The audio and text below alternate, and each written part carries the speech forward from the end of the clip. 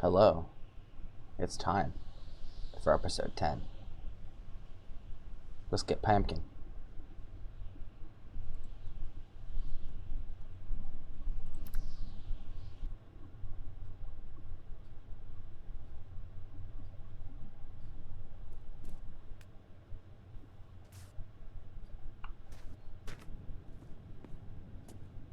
I haven't been playing this exactly every day like I was planning. I want to get as many pumpkins as possible. But, sometimes life happens. Stream elements. But here we are now.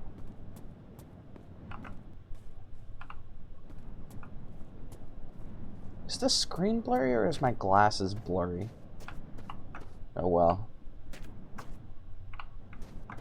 I'll deal with it either way. I wanted to move these kind of like to the other side of here so you can see them better when you're driving. When I can see them better when I'm driving? Yeah.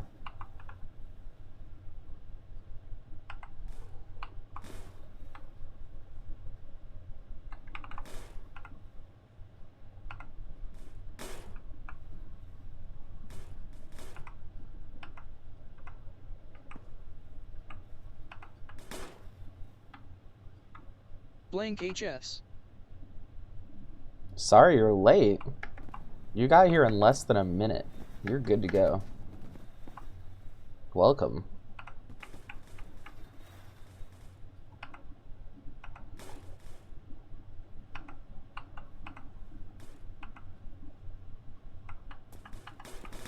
I'm just messing around with some decorations. Today is going to be pumpkin collecting day.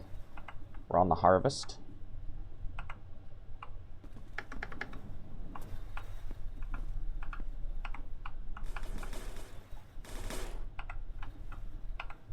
You know, it's funny, it's like in game, I'm like, oh yeah, we gotta get these pumpkins, gotta eat your vegetables, we gotta do fall stuff. But then like yesterday when I was at the grocery store, they were selling pumpkins for making pie out of. And I'm like, I don't know. Seems like a lot of work. And I didn't get a pumpkin at the store. I should have. I should have eaten a pumpkin. Blank HS. You changed since last time I saw you? What happened last time you saw me? Was I using the spooky avatar?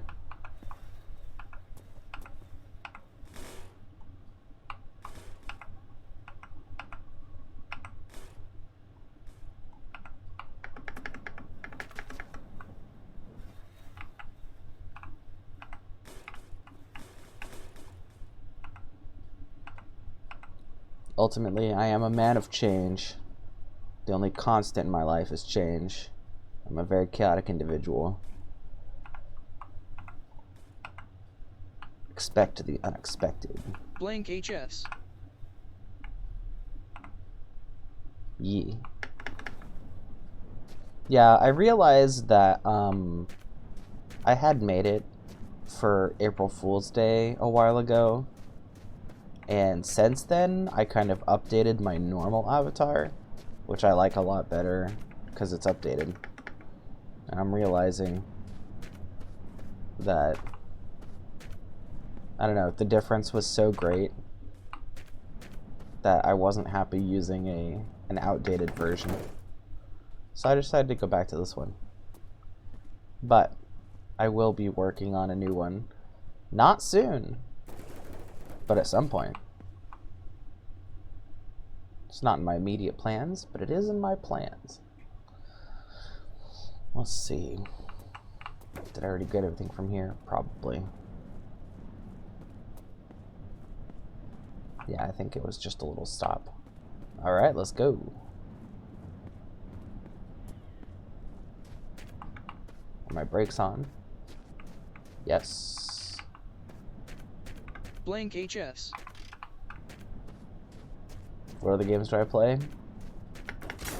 After the Halloween event is over in this game, I'm probably going to do some Sims 4 since it just came out as free. I haven't done Sims yet. You can see my YouTube for other stuff I've done. I was starting out by doing a lot of Minecraft, doing some Roblox, that kind of stuff. I was doing Apex Legends for a little bit. It's pretty much just whatever. It's essentially whatever games I can get for cheap or free, or that other people want to play with me specifically, or things that I buy for myself because I'm interested in them. It's very random. I'm a random channel.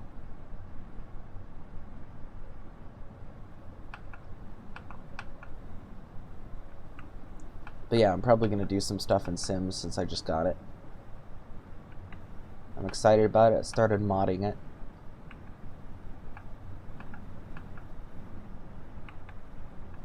Just little stuff.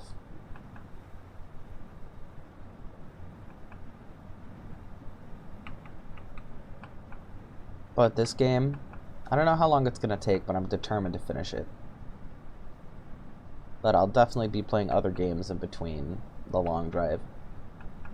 Because it truly is just such a long drive. I might even do some Genshin.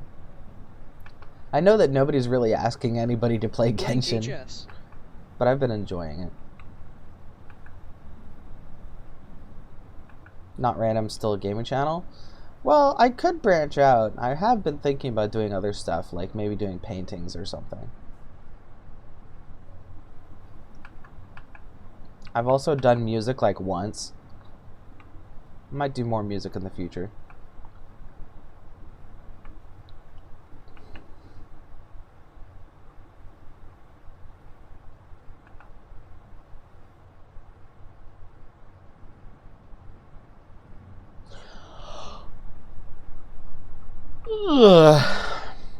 I'm one of those ukulele scrubs.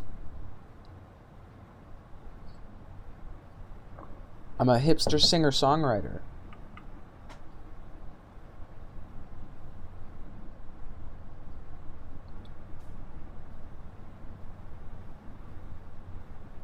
I was really mad when my friends started a band and didn't invite me. They're like, it's a punk band. And I'm like, I can be punk. And they're like, it's a band specifically for trans women. And I'm like, I can be a trans woman? They're like, no, you can't. I'm like, yeah, you're right.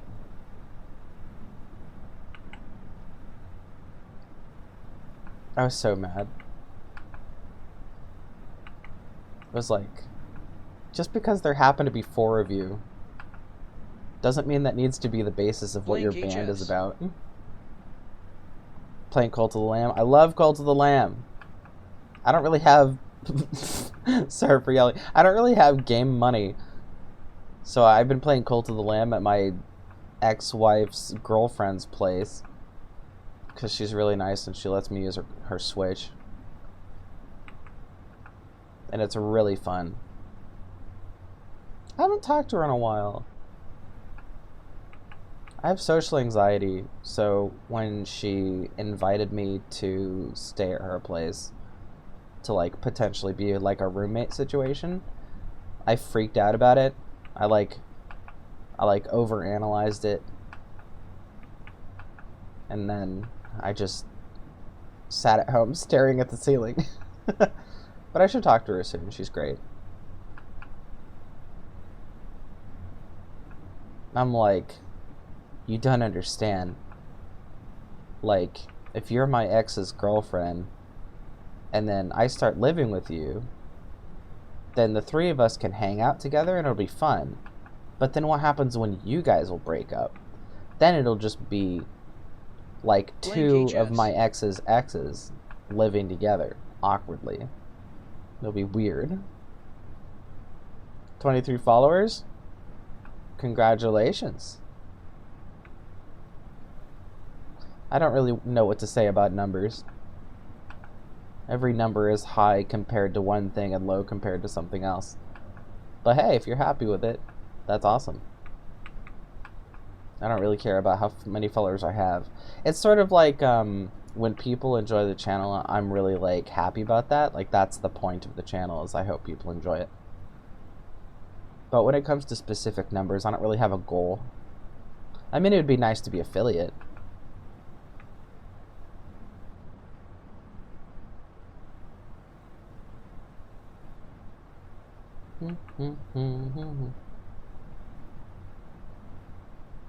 Honestly, just do this because I have nothing better to do. And from basically the day I was born, people have been trying to push me into doing entertainment as a career, so I thought, well, might as well do something. Blank HS. Oh, of course. See, I don't know why, but every time somebody says something, I always assume the incorrect context. I'm very bad at context. 23 followers in Cult of the Lamb is pretty good.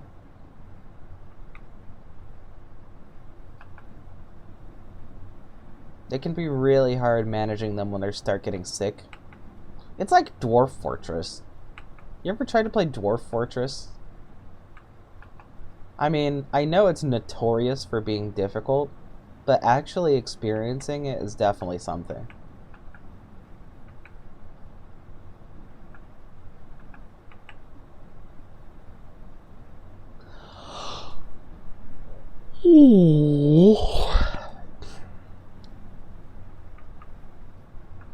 I like how players in Dwarf Fortress are like, you will fail.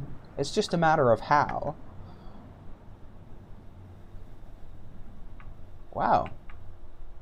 Two bus stops / stations in a row. That's pretty cool. But does this one Blank have a HS. pumpkin?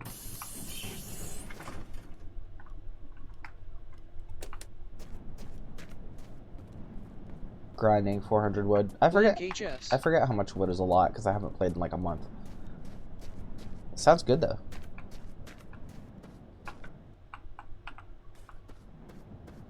I remember being pretty proud. I was keeping my followers really happy. I don't think I've killed any of them yet. Some of them have died, I just haven't killed anybody.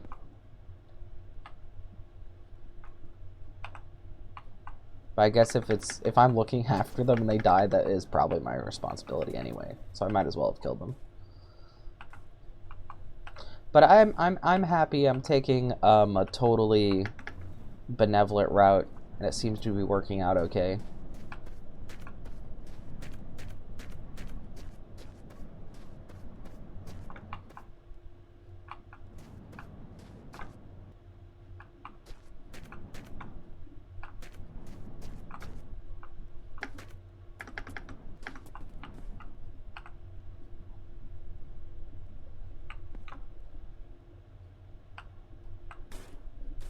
Hahaha.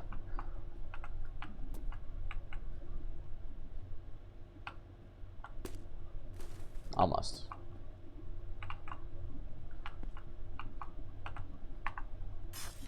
Oops. Not what I meant to do. Oh. Did it break? That's nice. Oh, a bike.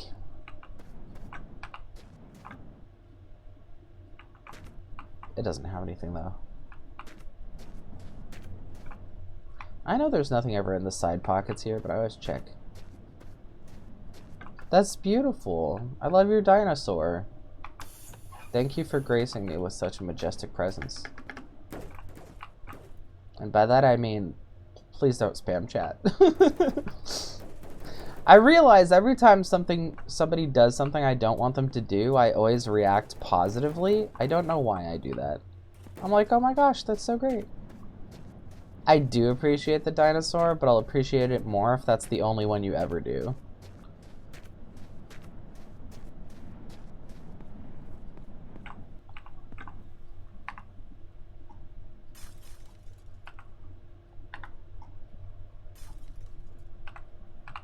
I'm like one of those, like, principals at school who's just like, I like it, don't do it again.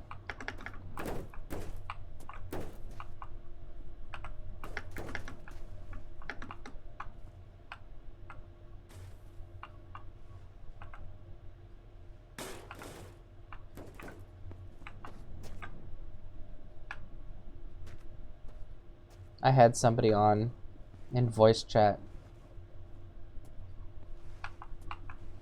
and like they ended up doing some stuff that was against the rules. I wasn't mad about it. It was still fine. It was still enjoyable and stuff.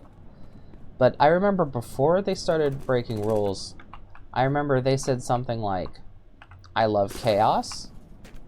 And then I said something like, great, you're in the right place then.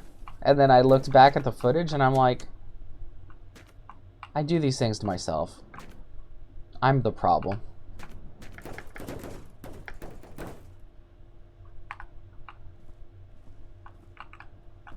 Hehehe. Cowboy Pumpkin. I just learned about Stingy Jack. I think that's cool. It's a cool story. I probably saw it off of the same Tumblr post or whatever as everybody else. So my recollection of it is pretty hazy, and it might not even be the correct version of it.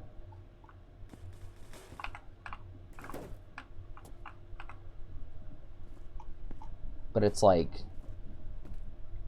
the person who is originally like the Santa Claus of Halloween, the person who Jack Skellington is based on, was apparently this mythological figure called Stingy Jack. Blank HS. Just learned about it. Yeah, see, you did another one because I said thanks for the dinosaur. I encouraged you. I gave you positive reinforcement. That's the problem. I'm always doing that.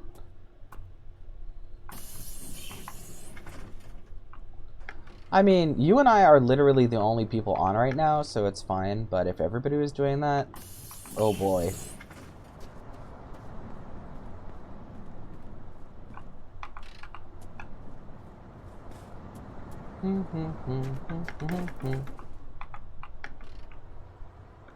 BKY. Hey! Thanks for lurking. So the story of Stingy Jack, I guess I'll just tell that. As I vaguely remember it from someone who is probably paraphrasing it from someone else who's probably paraphrasing it from someone else. But you know, isn't that the heart of folklore anyway? So apparently there's this guy named Stingy Jack. He's a town drunk, and it's his time to die. So the devil comes for him, and the devil says, I'm here for your soul. And Stingy Jack says, could I have just like one favor before I die? And the devil's like, sure, what? And he goes, I'd like to buy one last beer before I die, so could I have a coin for it? And the devil's like, sure. You know, I don't carry money, but I can turn into a coin. So the devil turns into a coin for him. And Stingy Jack puts it in his pocket where there's a crucifix in it. And he's like, ha, I trapped you. And the devil can't change back out from a coin.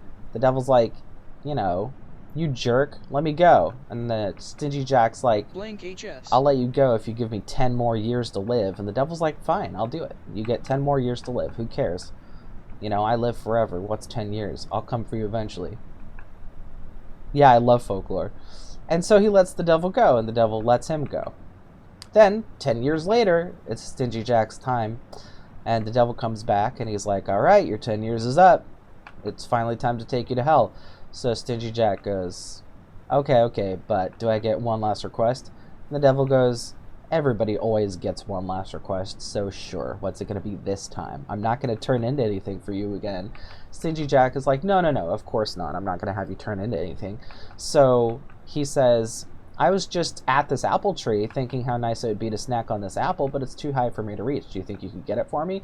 The devil's like, yes, obviously, easy. I'm the devil. Of course I can climb a tree for you. So the devil goes up the tree to grab this apple. Lo and behold, Stingy Jack has put a ring of crucifixes around the tree before the devil came for him. So now the devil's stuck in the tree. The devil's like, you little so-and-so. So he's like, what do you want this time? So Stingy Jack is like, well, I learned my lesson. I wasn't so smart last time, but this time I know what to ask for. I will let you go if you never come for my soul ever again, if you never, ever claim me to hell. And the devil's like, no, that's stupid. You belong in hell. I'm going to get your soul. And Stingy Jack is like, well, okay, I'm just going to leave you in the tree then. And the devil thinks about it. He's like, wait. Because he knows that if Stingy Jack walks away, he's functionally immortal anyway. Stingy Jack has no incentive to rescue the devil from the tree. So the devil's like, fine, I'll never take you into hell. And Stingy Jack is like, score! So he lets the devil go. They both keep their promise. And so later, Stingy Jack dies of natural causes. It's not the devil coming for him, he just dies. And so his soul goes to heaven. And he's at the gates, and St. Peter says, what are you doing here? You're not supposed to be here. Stingy Jack is like, well, I'm not going to hell, so I'm going to heaven, right? And St. Peter goes, no, we're not taking you into heaven. You have to leave. So Stingy Jack is like, oh crap. So he goes to hell, and he visits the devil. And the devil's like, what are you doing here? I thought we had an agreement. And Stingy Jack is like, well, they want to take me to heaven, so I have to go to hell. And the devil says, no, we made an agreement, and I don't go back on my deals. You're not allowed in hell. And so the only place Stingy Jack can go to is back to the mortal realm to hang out as like a weird soul or something. But getting back to the mortal realm is something that's not usually possible. So he says, all right, listen, I know that I've asked for a lot of things, but do you think you could just give me some of your fire to light my way so I can find my way back to the mortal realm? And the devil goes, this literally cannot come back to bite me in the butt, so sure, go for it. And he hands him a little bit of hellfire so he can see his way back to the mortal realm. But Stingy Jack couldn't hold it, so they decided to put it in a lantern for him. So they put it in a vegetable. For some it's a turnip, for some it's an onion, and for some it's a pumpkin. So they gave him a little pumpkin lantern and carved a face out of it so the light could shine through, and he made his way back to the mortal realm. And that's the legend of Stingy Jack. That's basically what I know about it. Everything else is stuff that I remember even less strongly, so I can only sort of guess. It was something like, now people use jack-o'-lanterns to help him find his way around, because that's the only way for him to navigate the mortal realm. Things like that. I think there was even some legends about some other spirit that people use the lanterns to trap him inside of. There's like a bunch of different stuff. But I do know that some people celebrate with a turnip or an onion, and they carve a face out of those instead.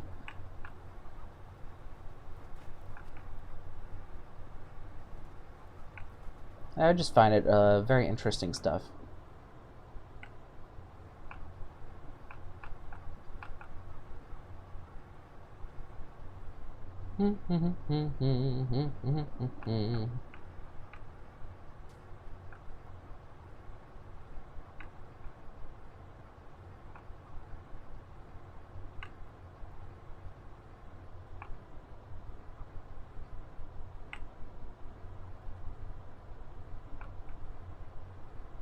Blank HS. That was smart, Satan, and you are on your way. Yeah, honestly, I think that the devil probably just sort of lets people do it. I think he ultimately thinks it's probably funny or pitiable or something, so he just doesn't mind it and lets it go. I mean, because if bad people really do go to hell, then that means that Satan is constantly encountering, like, con artists and manipulators and liars all the time. So he's probably used to it.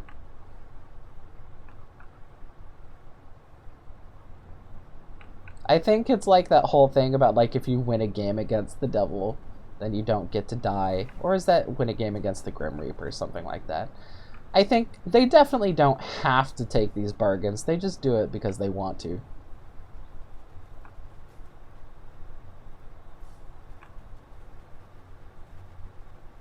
Like, I don't think this was a folktale. I think this was just a story somebody wrote recently. But there was, I think it was a webcomic, actually, about this guy who bargained giving 1/3 of his soul at a time in exchange for superpowers, basically. And it's like, why would the devil ever agree to taking 1/3 of somebody's soul? It's like they're clearly up to something. But you know, he's probably busy. Too busy to deal with shenanigans. I mean, like, realistically speaking, how many people die at the same time every day, you know? It's like, he's probably dealing with, like, 30 people at once. I actually don't know what the stats are on that, so it's probably higher. I don't actually know how many people die every day. That's probably a lot.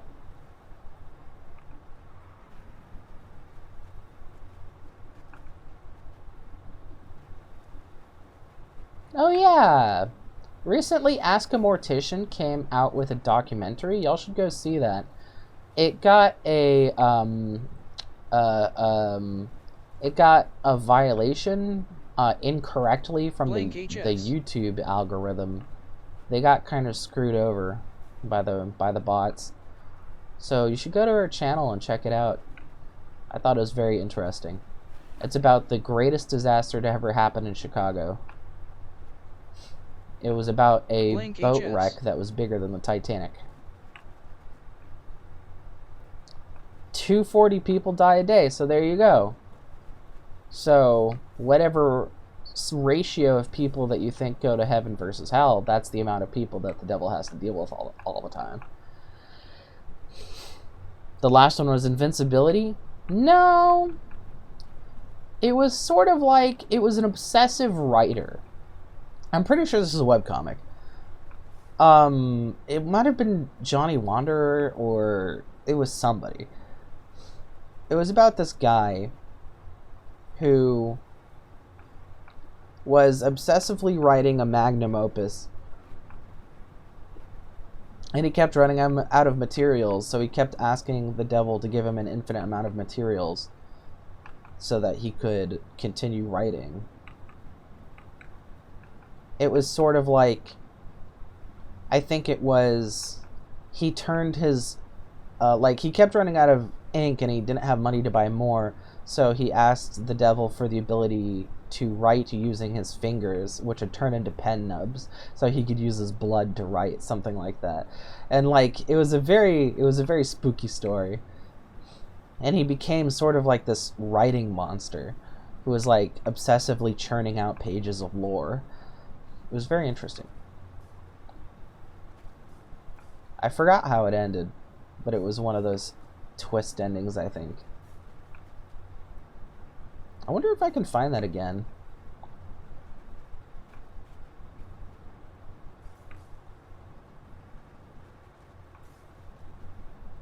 I love half-remembered stories.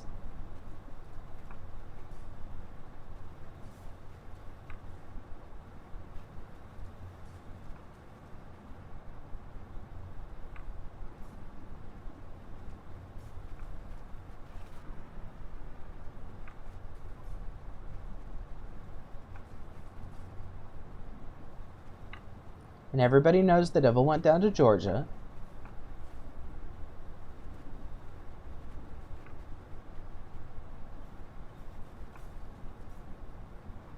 I'm not doing this for a reason, by the way. The wiggling back and forth. I just think it's fun. Actually, if I'm going up a super steep hill, taking a corner can help a lot. But we're like totally flat here, so it doesn't matter.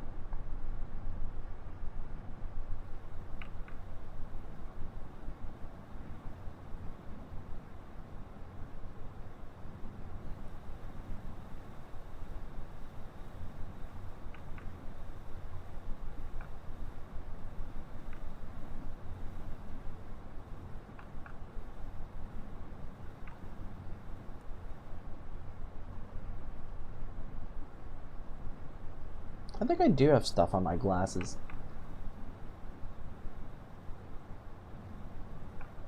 It's really hard to keep my glasses clean because my eyelashes are long. They keep smearing grease on the lenses. Did you know some people trim their eyelashes? The longer people's eyelashes are, the more likely they're probably going to try to trim them. There's even like special scissors you can use.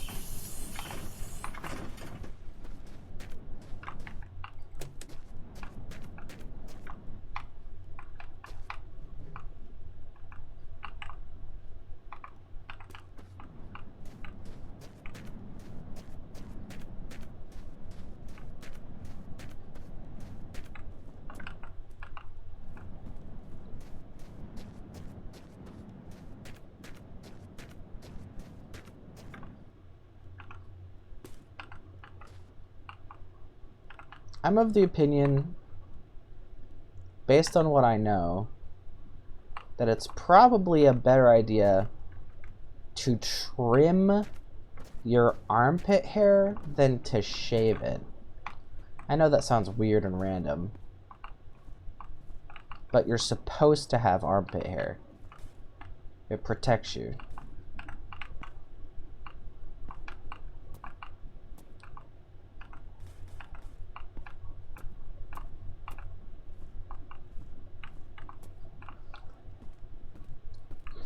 It's really sad because there's like, you know, there's millions of people constantly getting razor burn on one of the most sensitive areas on the body.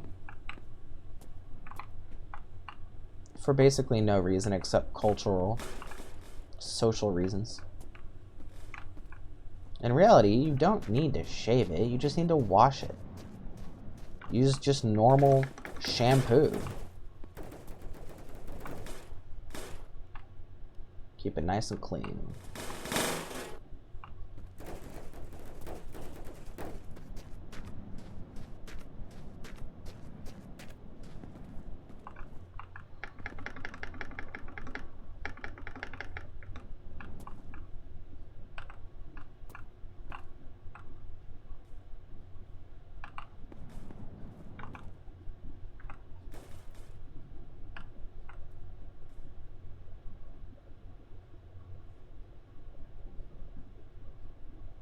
Where's the moon? I'm gonna sleep.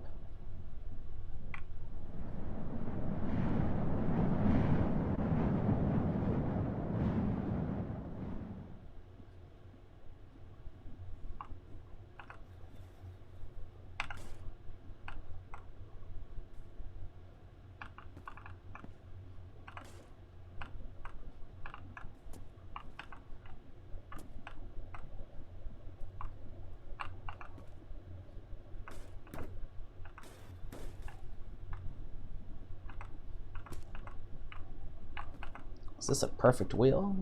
I think it is.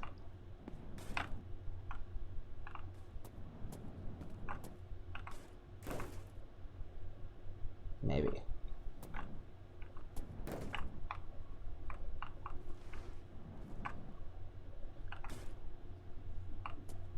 Perfect hubcap? It's either perfect or almost perfect.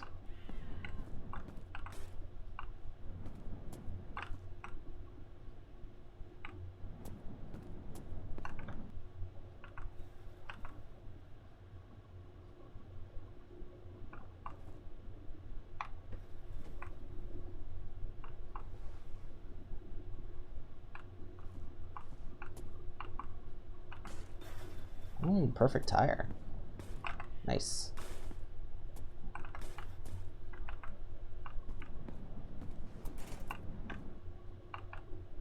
I was hoarding tires and then I decided I'll only take them if they're perfect. Definitely saves on space. That's a pretty good looking back seat. Blank HS.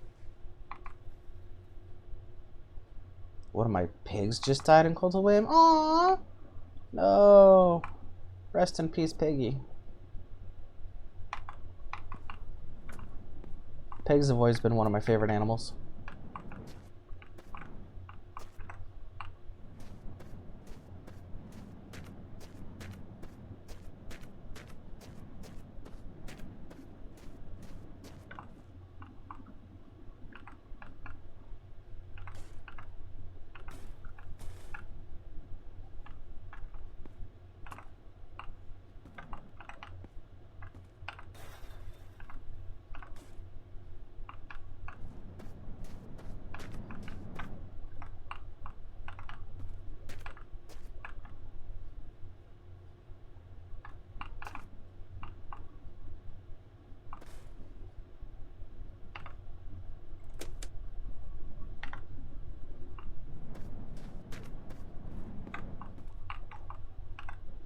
No time for organizing. I'm on the hunt for pumpkins. These are just gonna get thrown in.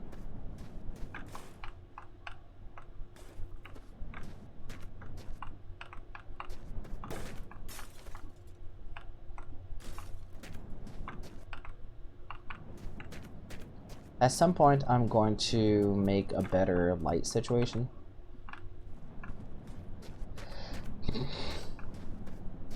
I thought I was ahead of the game on lights for a bit. It was because I had figured out a trick for lighting that nobody else had figured out. Just turns out that it didn't work the way I thought it did. Play any Pokemon games? I certainly used to. Pokemon was my first game ever, and it'll always have a special place in my heart. You'll never believe this, but I stopped playing. Well, one, because of cost. You know, every time a game came out, it was like, you know, how much is it actually worth getting?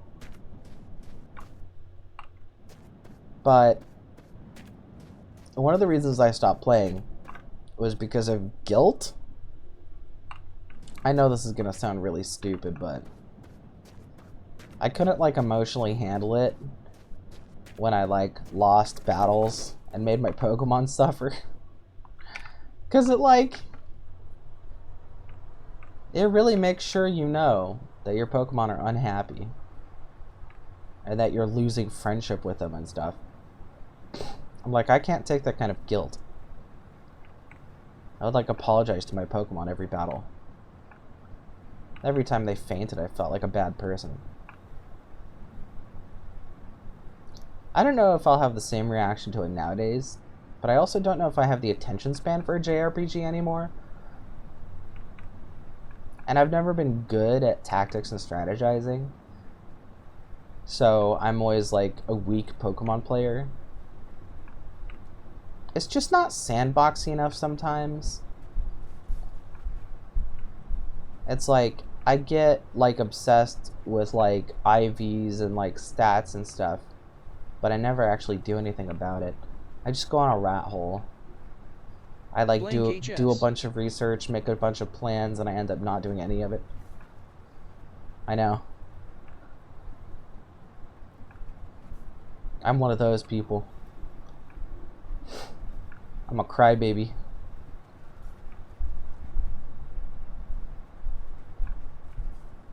I'm a Melanie Martinez crybaby.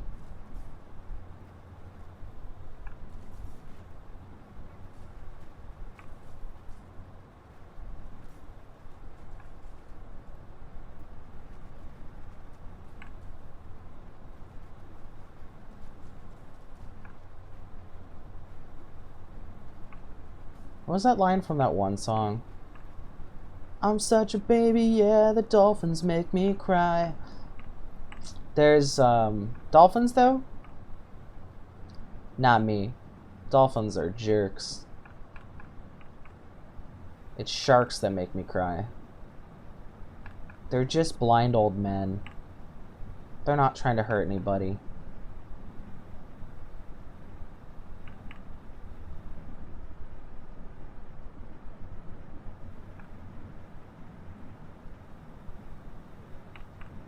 I went to the zoo recently. We went to the shark tank. It was really cool. Blank HS. You can pet the dogs and cult of the lamb? That's so great. I love that.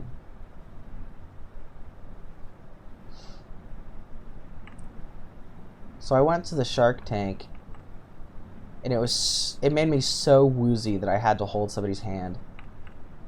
Like, I have a fear of deep water. So, like, the tank itself scared me to the point of wanting to faint. But the sharks, I had no problem with.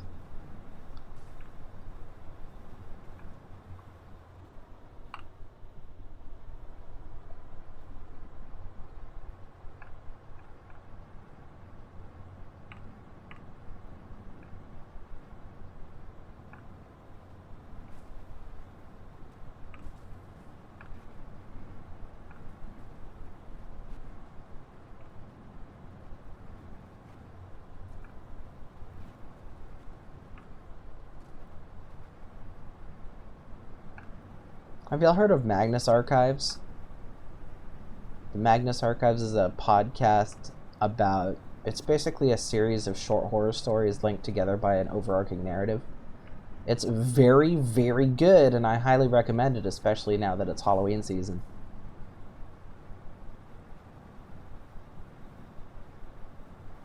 I don't want to spoil too much, but like, I definitely know which creature is going to take me out.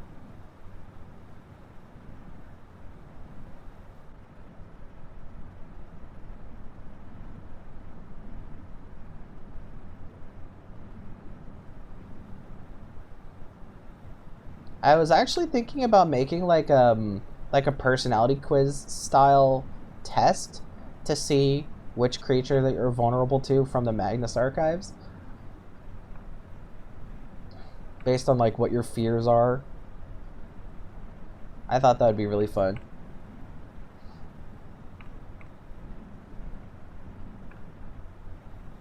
I was like obsessively listening to the show, so I had kind of like intimate knowledge about how it worked. So I was using that to make the quiz. But at some point I took a break and the knowledge left me. So now I don't know anymore. So I was thinking about getting back into it. I especially want to since I haven't seen how it ends yet. And if you're watching me, that means that you're probably a queer ally. And let me just say that the Magnus Archives is also a queer ally, so it's very nice.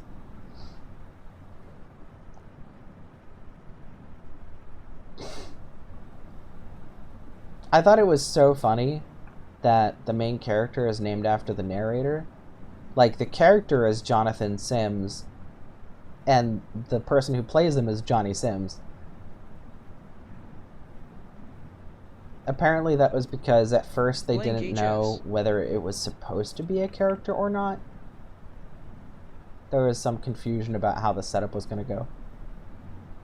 There's a glitch in Cult of the Lamb that gives you incredible reach. That's awesome. Do you mean for like item placement and pickup? Or for like combat?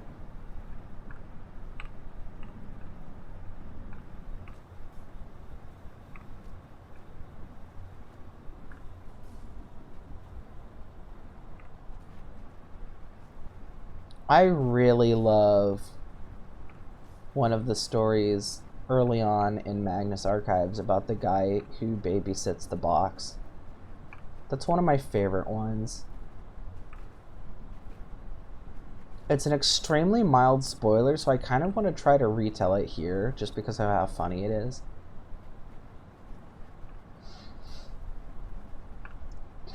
There's this guy who... Blank HS. Combat and interactions? That's nice. There's this guy who agreed to do an odd job for a shady person he met out in the middle of nowhere. Well, in the middle of town, I guess. He just like randomly met this guy who was like, hey, do you want to do a job for me? It pays well. So the guy's like, sure. So it's like, you know, just take this money up front, and then later somebody will deliver something to you, and you have to babysit it for a while. And he's thinking, oh, well, this is probably something illegal like drugs or whatever, but fine, this sounds, you know, this sounds doable. So he takes the money, and he spends it. So he's like, they're either gonna come angry or they're gonna come with the job at some point. And they did. They drop off a box at his place. It was a box the size of a table. It was clearly human proportions. So it must have been some sort of coffin, maybe. So he's like, okay, that's fine. I'll deal with it.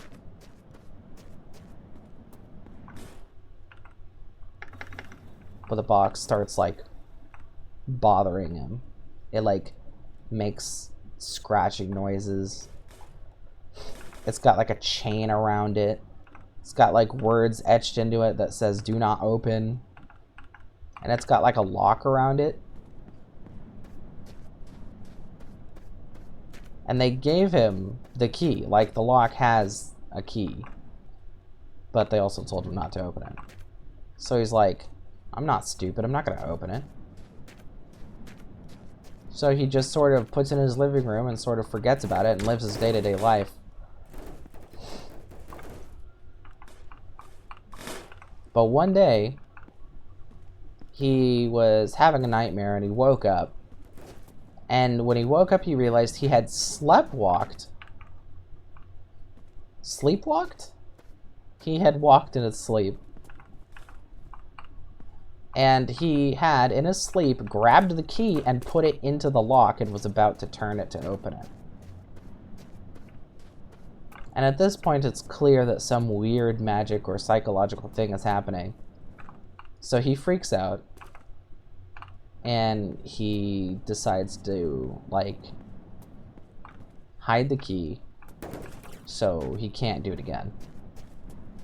So he hides the key somewhere, but lo and behold, he sleepwalks again. And this just sort of keeps happening. I'm sure I'm messing this up or missing some details, but this is kind of how the story went. So eventually, there seems to be this sort of implication that at some point he was supposed to have opened the box. Like they were trying to trick him into opening the box. That's why they had it delivered to him, because they wanted him to open it. But he had a system, and he completely refused. And at some point, he got a knock on his door. The people who hired him were back. When they saw him, they were surprised to see him. And when they asked about the box, he showed them. He, in a very grumpy mood, he walked over to his refrigerator. He pulled out a bowl that was full of ice. And he dropped it on the ground.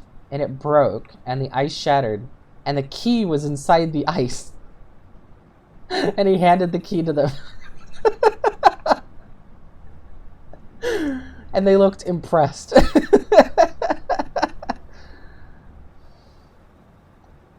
It's like you can't put a key in a lock if your sleepwalking self can't bust through a block of ice. He refused to be victimized by a paranormal event through sheer willpower, and I love that.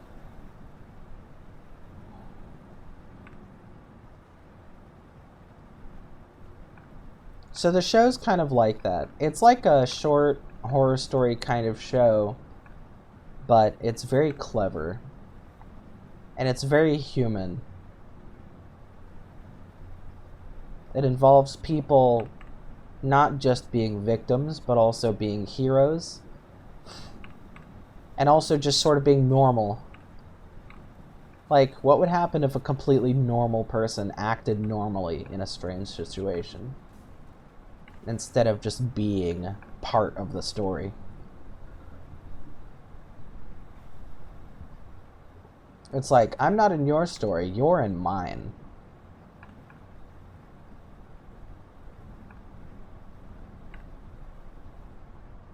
Anyway, it's an amazing podcast, and you should definitely check it out.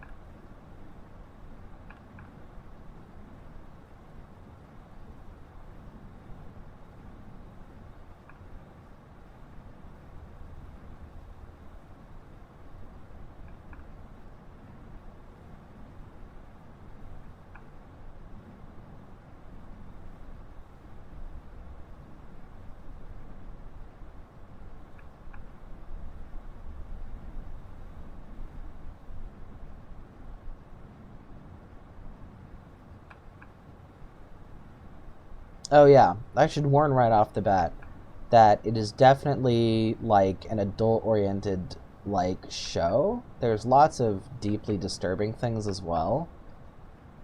So it definitely counts as sensitive content, so be warned. I think they actually do have I can't remember if they do or how they do it, but I think they also have content warnings for individual episodes. Very helpful.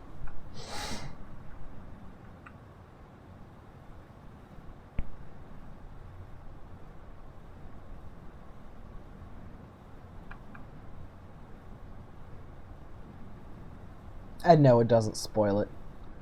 People worry that it acts as a spoiler, but it doesn't.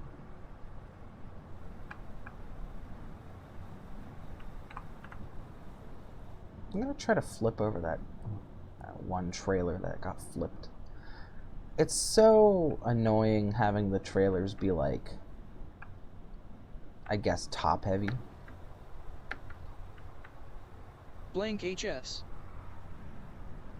Sorry, I wasn't talking. I was in anchor deep and doing a run. Not a problem.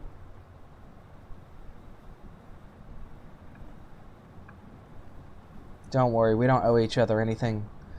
I don't have to talk to you. You don't have to talk to me. It's okay if it doesn't happen. And when it does happen, that's nice too. It's all just what we want to do.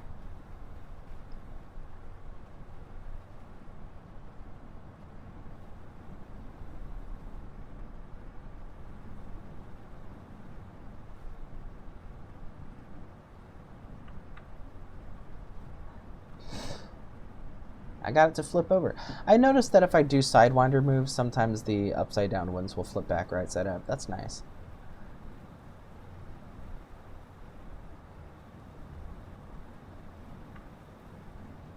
Blank HS. Third boss finally. Nice, nice, nice. I've only played the beginning of the game. Ooh. I think I've defeated the first boss.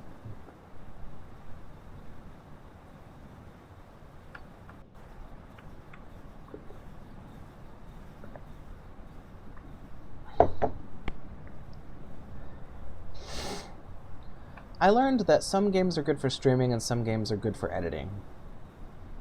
I was trying to play that Fallen London game,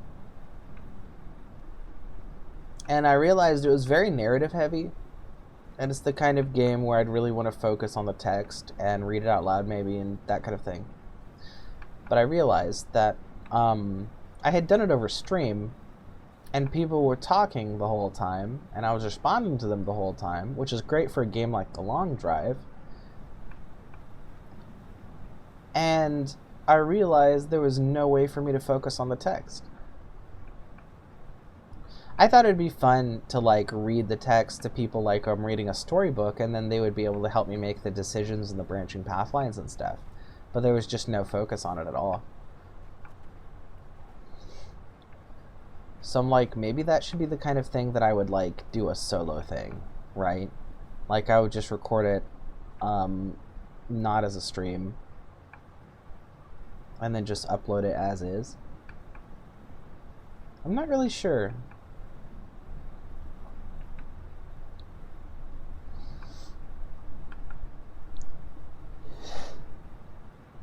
I really love the idea of being able to read stuff to people like a story, but I also want people to be able to talk about whatever they want to.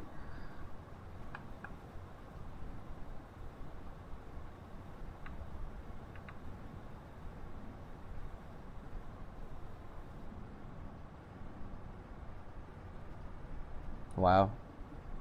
Imagine that this bus was actually slower when I still had all those good gold bars in the back. This is actually my bus when it's at a pretty high speed. That's kind of sad. And I've got a great engine too. It's not a bad engine.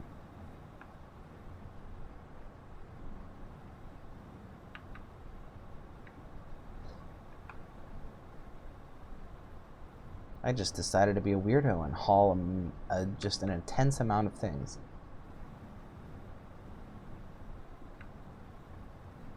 Maybe I should get rid of more of the liquid. Or more of the tires.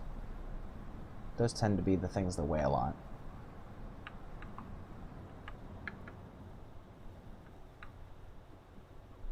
I honestly don't really need the tires. I should probably just keep the ones that I'm actually swapping in and out. Any pumpkins? This is the pumpkin inspector. Inspecting the place for pumpkins. Any pumpkins in here? If you're a pumpkin, you have to tell me. It's the law. Well, there's a fridge. Probably no pumpkin.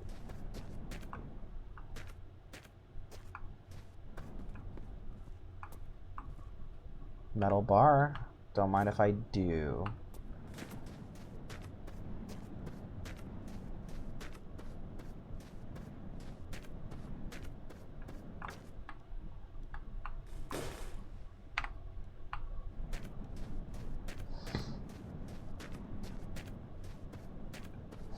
Oh yeah, good luck with the boss, by the way. I hope it's very fun. The combat in that game is pretty awesome. I also like that it has the sort of roguelite sort of experience of being able to pick different abilities per run. It definitely helps encourage branching out and trying different tactics and stuff. I always have that problem in games. I'm just like, no, I want it exactly a specific way and I want it to never change. But then sometimes that ends up being something that's frustrating or that I didn't think through very well.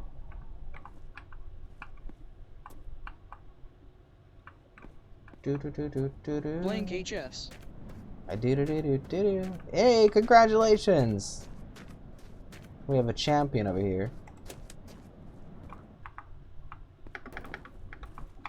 There were no pumpkins. Terrible. Moving on.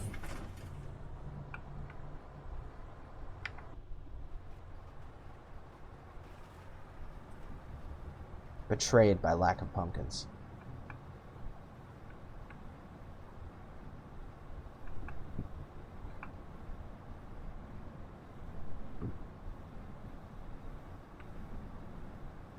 It's too bad the bus isn't more powerful. It's like, what's the point of trailers if you can't put anything in them? I know it doesn't make any sense at all, but it would be great if there's some way to increase the power of the vehicles. Most of the vehicles don't need it.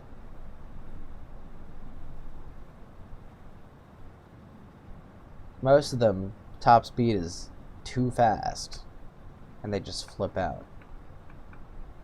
But for the bus, I mean, look at this thing. I have my foot pressing down the pedal all the way to the floor 100% of the time, and it's like this. I want to be able to carry a million things behind me. I want to be like a whole freaking city. I want to be like a giant RV. Maybe they'll let us have like double-decker buses or something like that. That'd be fun. Just some big, huge, ridiculous vehicle. I mean, to be honest, if I had a double-decker bus, I would probably still have a million trailers behind it, because that's my gameplay style. But just something more powerful, like a tank. It doesn't really make sense for tanks to be in this game, but something with either more pulling power or something that didn't get slowed down as much by trailers. I don't know.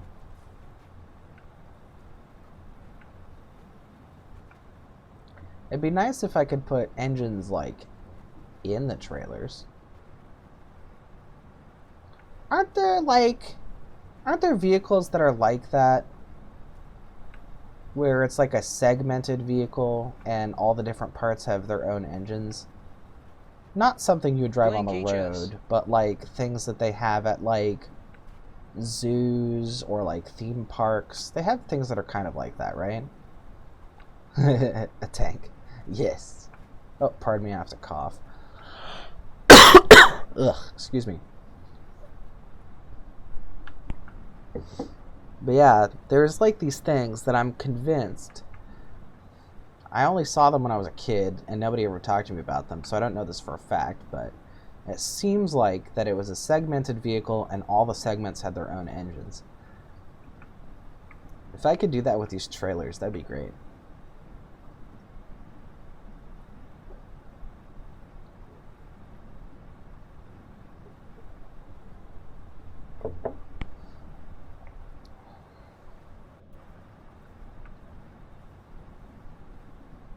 I know this is a very silly thing for me to say, but like, well, actually, somebody's probably tried it.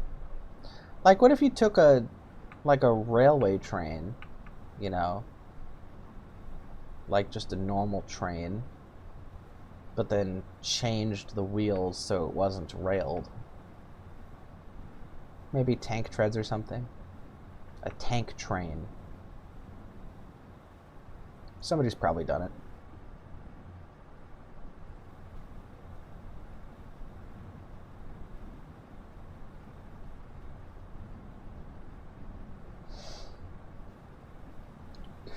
You know, honestly, I don't know why I'm complaining.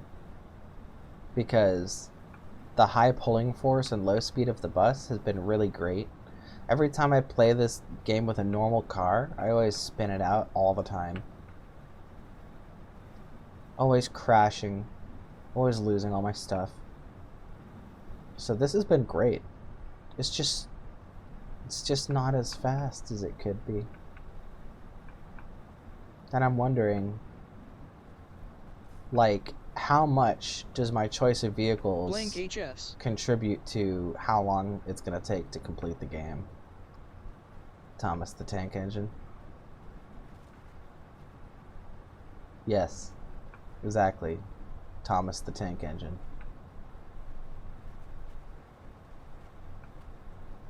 But like tank. Thomas the War Machine.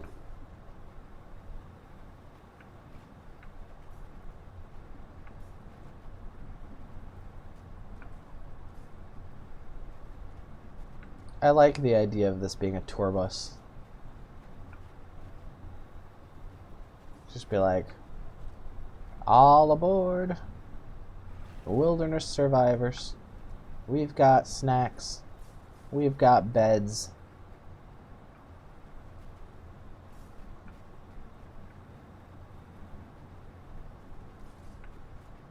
Just having it be like a passenger train.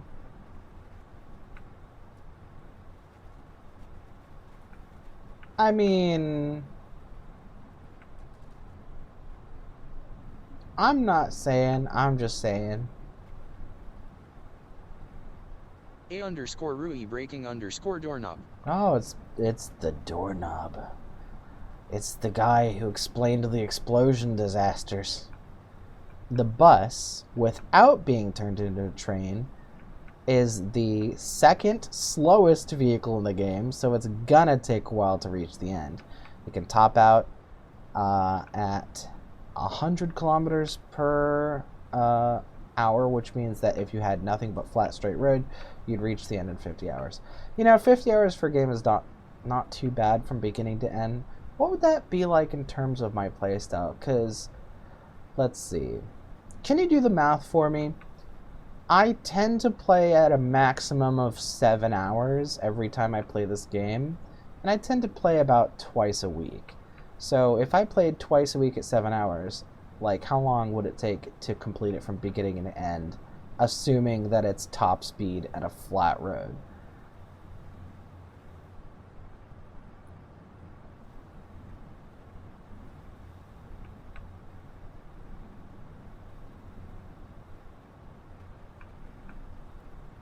I'll have to wait a full minute before I know if anybody bothered answering. You guys are right, the lag is really bad. I don't even know what to do about it. But thank you for that answer. It's very useful information.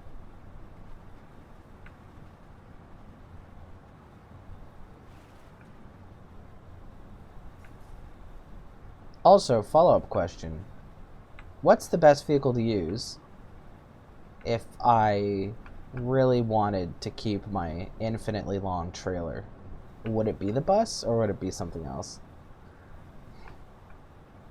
As far as making it farther faster. A_Rui breaking doorknob. Road breaking doorknob says, for sessions of 7 hours each, it would take 7.1 sessions. So playing twice a week is 3.5 weeks. I see. So honestly, not too bad. Whoops. In optimal conditions, that's only a month. I can just have this be the thing I do as the longest series I have. That's probably fine.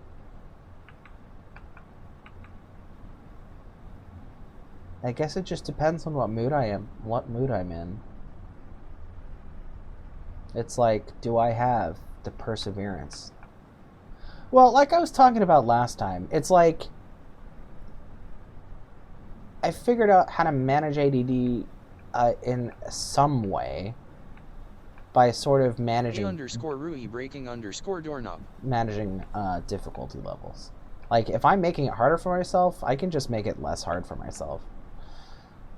That's ideal conditions. You've got hills to deal with, and you've got to stop for loot occasionally. That's true.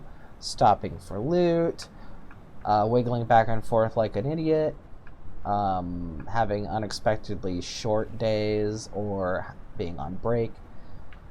And if I intersperse other games, my upload schedule probably won't be different, so that means it'll have to share time with other games. So yeah, all in all, it could take significantly longer than 1 month.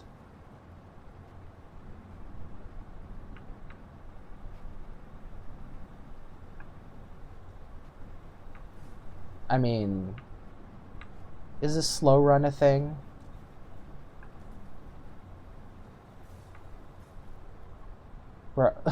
Is there a speedrun category for this, but it's like the opposite of a speedrun? Probably not. I'm just joking. Still though, ultimately, my goal is to simply reach the end at all. So as long as I do that, it's fine. So I guess right now, my attention span is one of the resources I have to manage. So if it's between my attention span and having a bunch of trailers, I can probably make a decision to lighten the load a bit.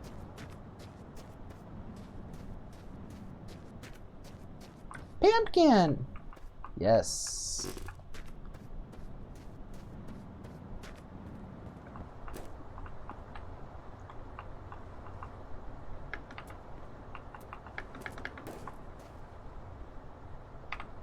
Yes.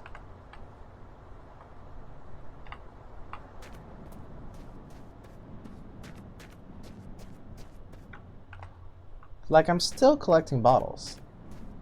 I'm not going to use these for anything. I'm just doing it to do it. But it's making my trailers heavier.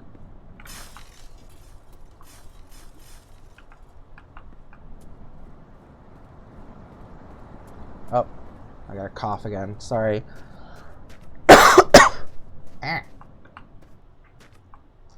You know what?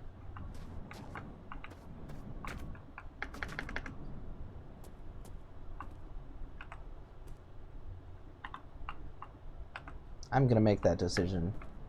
I'm gonna stop collecting things automatically for no reason, and only collect things that I've actually decided matter. Because I've got plenty of time to change my mind as well. Like, if I wanted to have more stuff again, I could just do it. Also, do you guys like that I trapped a tumbleweed in here, and it's like a tumbleweed using the bathroom? And it means nothing and it has no point, but I love it. Also, at this point, I've got 3 magic lamps and all this food. Okay, I'm gonna stop collecting food. I'm gonna stop collecting bottles because I clearly have enough of both. Alright, I'm just gonna call those concluded. Doorknob says, using myself as an example. No, you had to kill your deer because of the boss. Oh no. I'm so sorry. Doorknob says, using myself as an example, since I have a much larger sample size of data, I've done a total of 8,600 kilometers across all my save files combined, and I've played for 260 hours, which means that I've averaged around 33 kilometers per hour, and at that speed, it would take 151 hours to reach the end. Okay, so that's compared to the 50 you said before. So that's 300%. That's not too bad.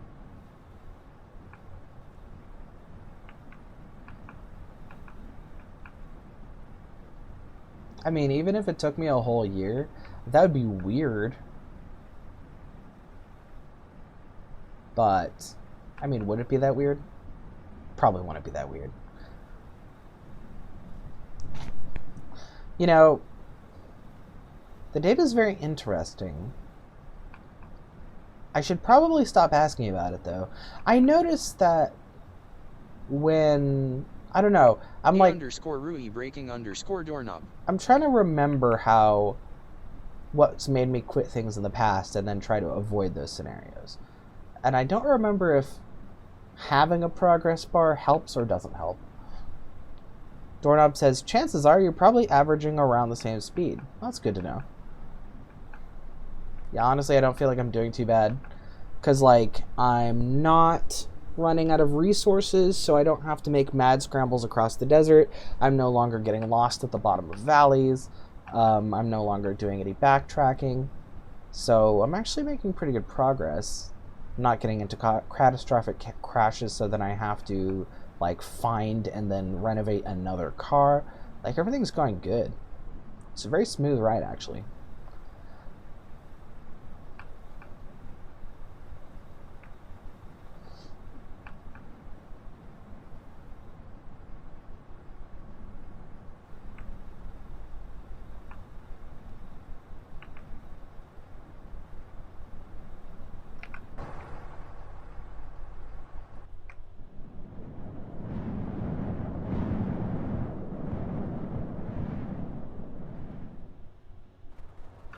A underscore Rui breaking underscore doorknob.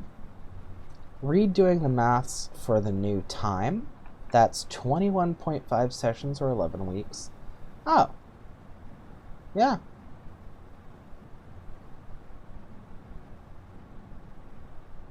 So about 3 months. Yeah, that's about a 300% increase.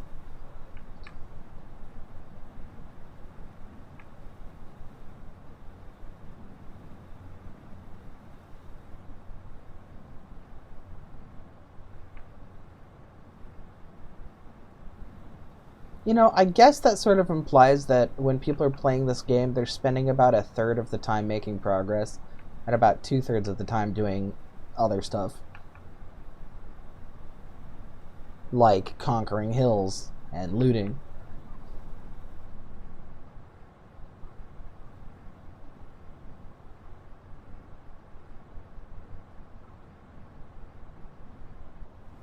Or going slow. Because they have too much stuff on their bus, again. I do like my, like, rainbow streamer idea, so I don't want to get rid of those specific 6 trailers.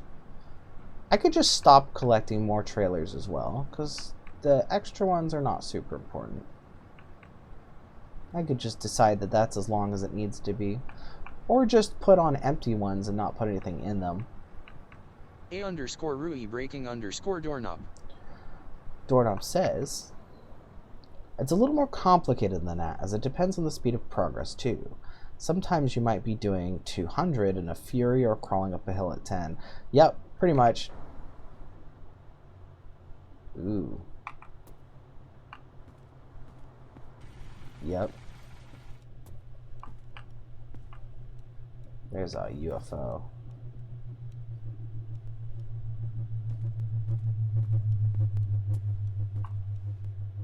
I still don't know what it's like to actually... Oh, I didn't know that. They make the compass spin. That's interesting.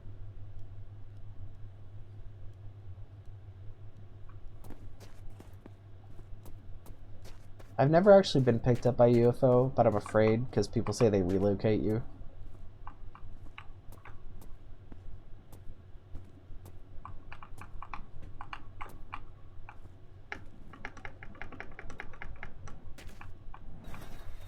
Right. I'm still collecting baskets, bike mirrors, and cleaning supplies.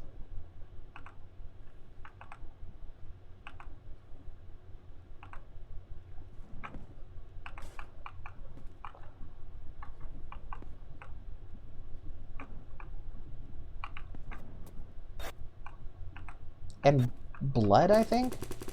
I think I'm not done with blood yet.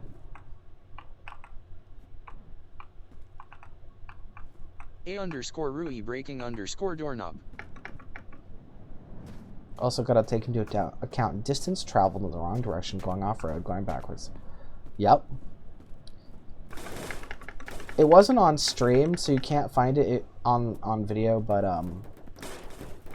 in this gameplay, in this run, I definitely wasted a lot of time lost at the bottom of a valley.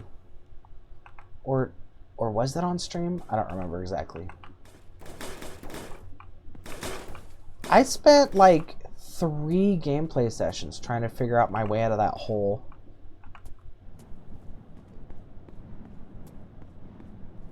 I think I got extremely lucky at some point and found a good engine. Because I was driving a bus with a 2-stroke. And it just couldn't make it anywhere. It could not physically go up even the slightest incline.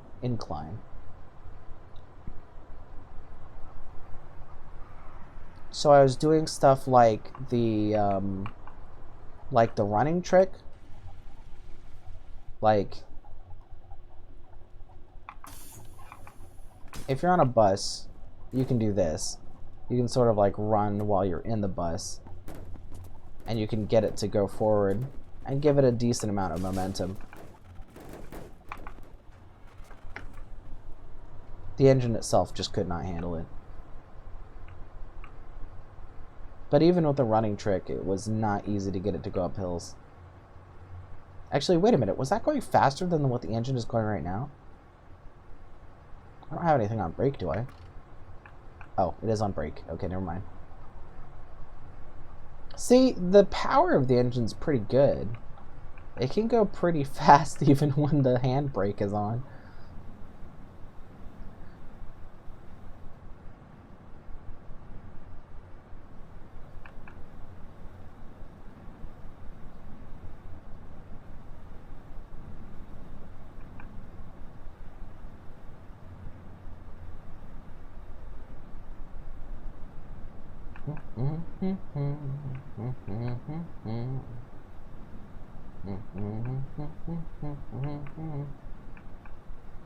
You know what I might do is I might move the barrels off of the flatbed into the back of the bus and then get rid of the flatbed. I might do that. It's been more of an annoyance than a utility.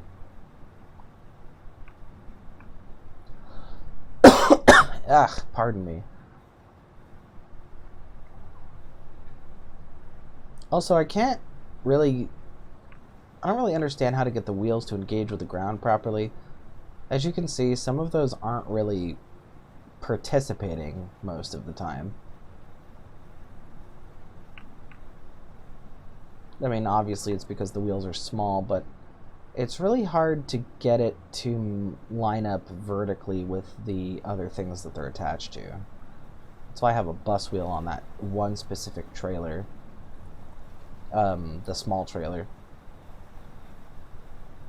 Just so it wouldn't, like, it would create like this up and down accordion effect.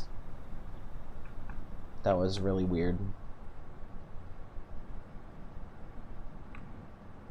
So I gave them alternating wheel sizes to try to stop them from not being aligned. But I don't know enough about cars to know if I'm doing that right. It's weird. Maybe I should just get rid of my, like, small apartment thing back there. It was fun to build, but I don't really need it.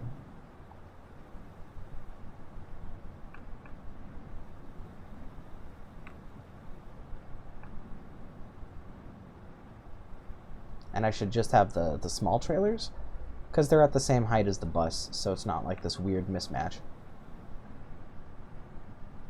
As it is, the trailer hitches go up, off of the bus, and then down to the lower trailers if they had properly sized wheels.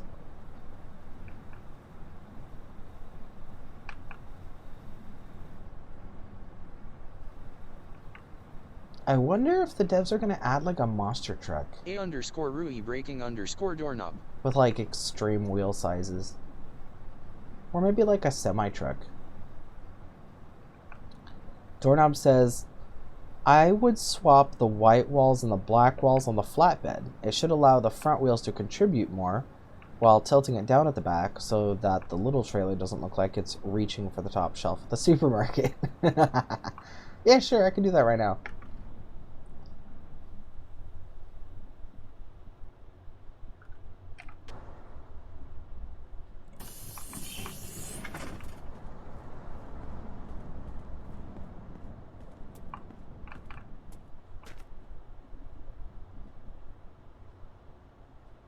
I think I had originally done it this way to stop the flatbed from being at an angle so that things wouldn't slide around on the inside or whatever, but I don't think that matters anymore. Let's see about it.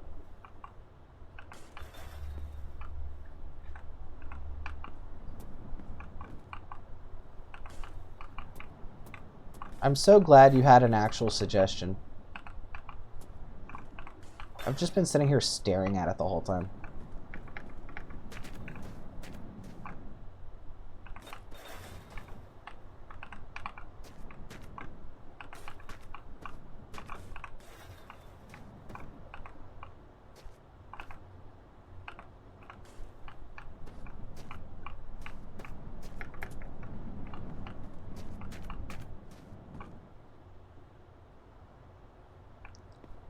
So currently, both the back and the front are hovering.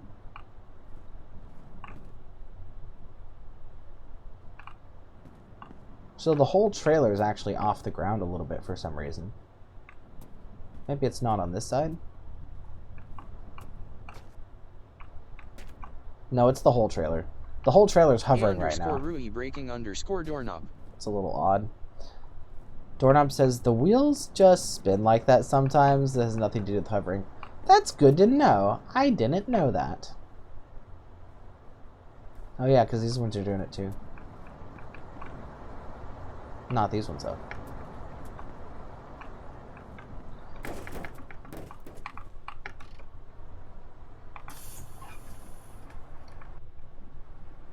Does that look any better? I think it does actually.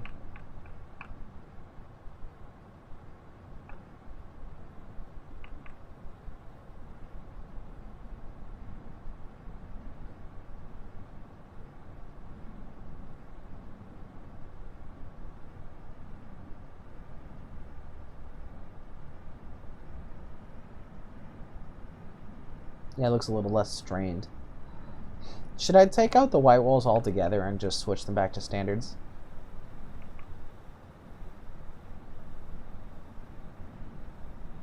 Although I guess it's irrelevant, because I'm probably just going to get rid of the flatbed.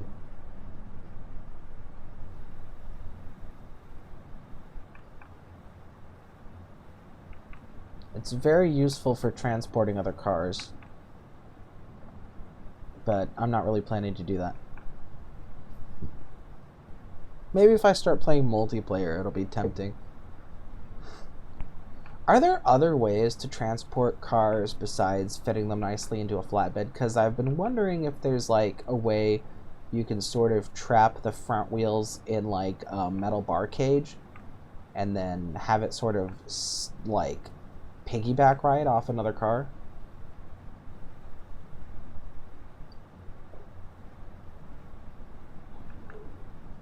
A_Rui breaking doorknob. Doorknob says, no, I think the flatbed does need them at the front here. It's already having to reach up to hitch onto the camper trailer. If you make it lower, it'll tilt even harder. Oh, I see. Actually, I don't. I sort of get it. It is a little confusing, but thank you. Whoopsie. I think it hit those bars I have on the side of the bus there. I think I get it.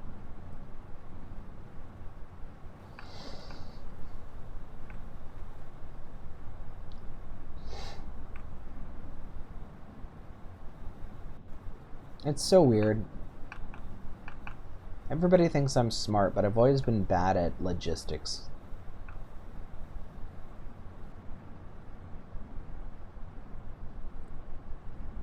What are those weird... Oh, that's like a tower? Doesn't have a roof on it. Is that normal? What is that? I don't know. I've been seeing what I thought were like tall rocks. Ooh, more pumpkins.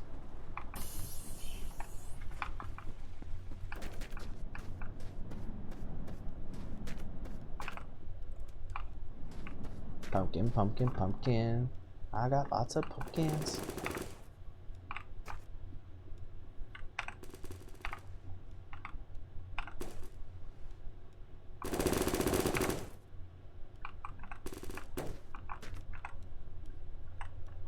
I think it matters which part you pick them up from.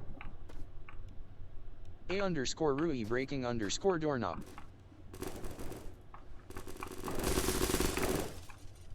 Not really. Doing some rough maths, it looks like you've got a 9.5 ton bus. There's two 1.5 ton trailers and what looks like 8 quarter ton trailers, so you're hauling 15.5 tons. Oh, it's definitely more than that, considering all the wheels and other stuff I have on here. I actually have 11 trailers total, I think. So there's like 1, 2, and then for these, there's 1, 2, 3, 4, 5, 6, 7, 8, 9. Oh, so you were close. There's one extra.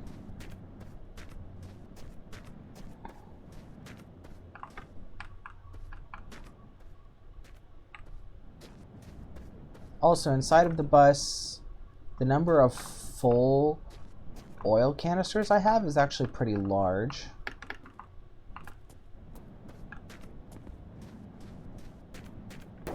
I don't know if the weight changes in this game based on what liquid it is. Plus all the barrels. You've got 8 of them in the flatbed. I think I saw 4 in the bus, assuming they're full, rounded up to 100 kilograms. That's another... Let's see. Okay, so full oil barrels, I have 1, 2, 3, 4, 5. This is like a half. 6. That's nothing. 7. That's nothing. So I have 7.5 in here. And about 3.5 in here actually, because half of these are empty. The blue ones are empty. Then I've got full, full, full, empty. Oh, right. I'm sorry. So these ones are actually 80 liters full, but the ones in the bus I capped them at 60 because that way I can pick them up.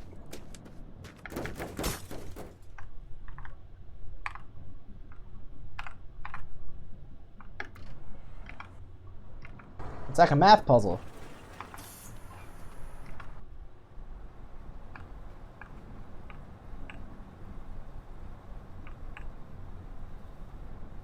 The pumpkins don't really help light up the outside, but they do make the bus a glowing bus, which is great.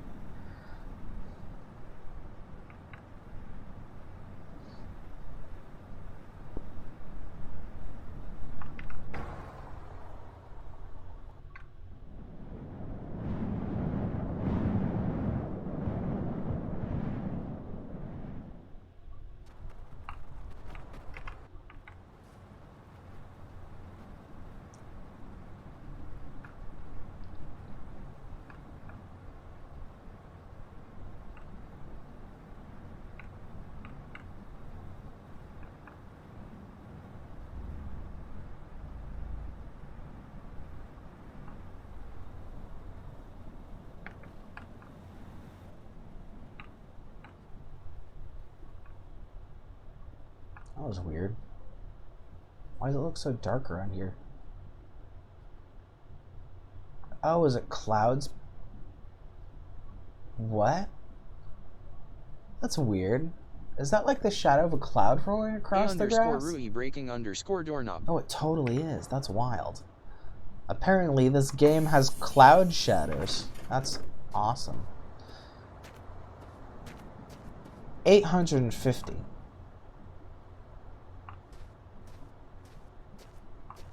Nice. I have an 850 kilogram bus. Ooh, a perfect tire.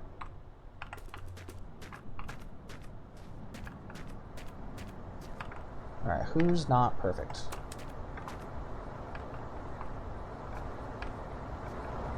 These are both perfect. These are perfect.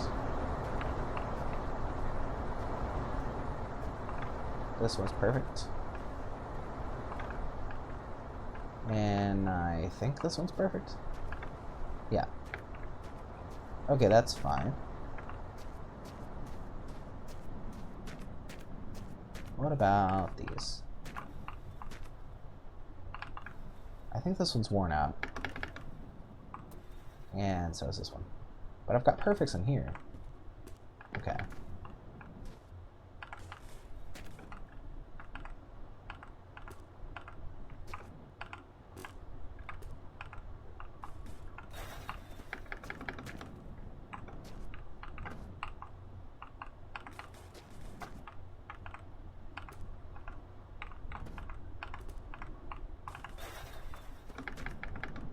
Yeah, I'm gonna toss these ones, the ones I'm not using. Although, that was not shined up, this one is, I think. Yeah. I'm just gonna swap all these out.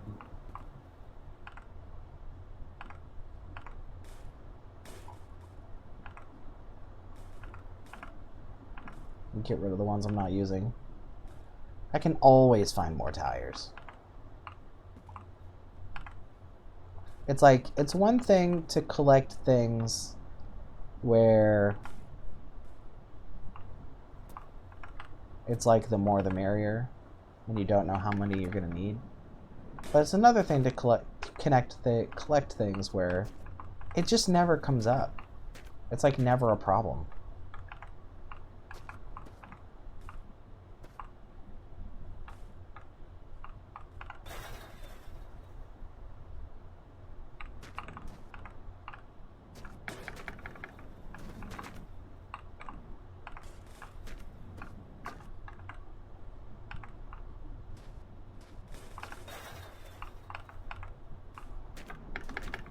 I've got a heavy bus. Time to make it less heavy. Like these, I don't even intend to fill these barrels. Rui breaking doorknob. Actually, I'll keep the empty ones for roleplay since they have nothing in them. Let's see. So that's not going to contribute to the weight factor. Let's see. This shouldn't be in here. Let's empty this out a little bit. What looks like 3 fridges. 50k each, so another 150k. Ooh. Yeah, the fridges are pretty heavy. Let's call all the random stuff like wheels, baskets, empty barrels, beams, lanterns, chairs, another 200k. It's probably more than that. I've got an insane amount of food on here. 16.7 tons. I don't know what the verdict of all these of all this number crunching is gonna be, like what implications this has on my gameplay, but I'm fascinated to find out. Look at this. Have you seen this? My like sort of like junk collections. I'm just doing this to myself. I have nobody to blame but me.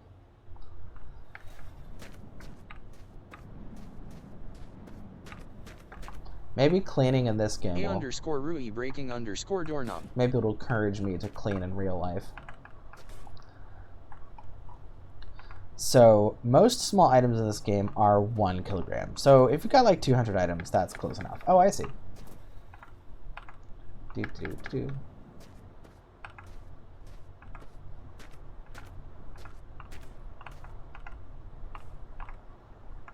All right.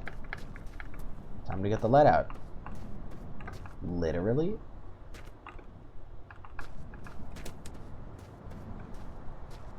I'm gonna put this pumpkin inside. They don't look quite right shoved halfway into the chassis.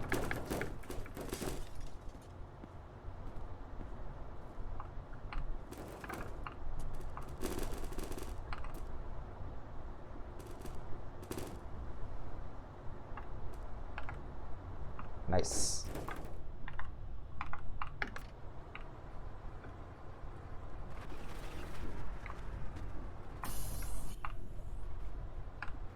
Beautiful. Yeah, maybe I'll empty some of the trailers out, but I still like the amount of trailers. Okay, so I do have a question about how much does an empty small trailer weigh?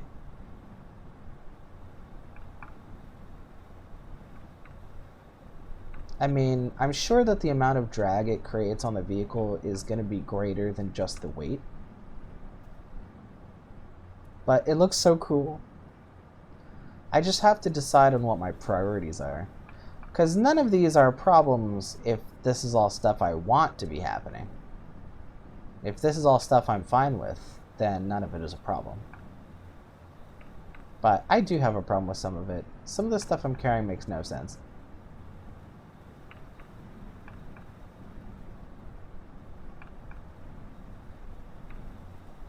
Or A_Rui breaking doorknob. You could think of it as like, first I made a rough draft, and now we're making a first draft. It'll be like,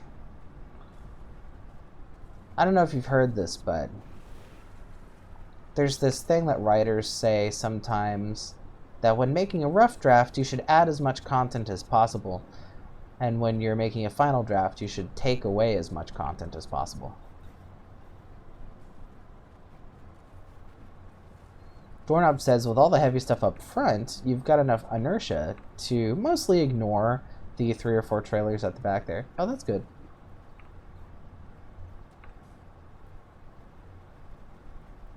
Yeah, I did kind of figure out, at first I was carrying the gold in the back trailers, and it was like, that's clearly the wrong move. So I moved them into the near the engine. There we go. I love that you can do that. If they ever get flipped over, you can just sort of drive in zigzags until they go back. A_Rui breaking doorknob. Doorknob says, once you've started moving anyway, when starting from stationary, they definitely add resistance. Oh, I see. Once they've started moving anyway. Yeah, that's not a problem. I don't mind how long it takes to get up to top speed. It's not that significant of a drain on gameplay time. Do do do do do. Do do do do do.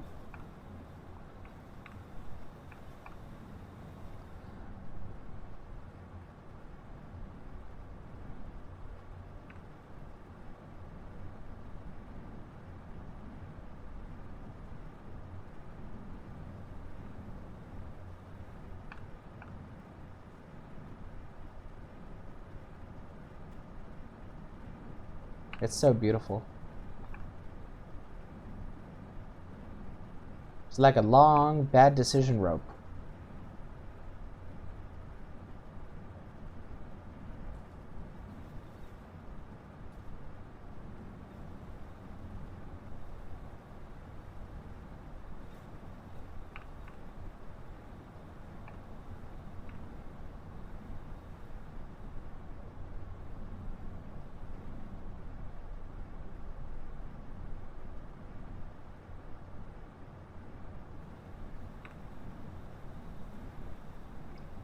You're a smart person, Doorknob. A very smart person. It's always handy to have somebody who's good at math.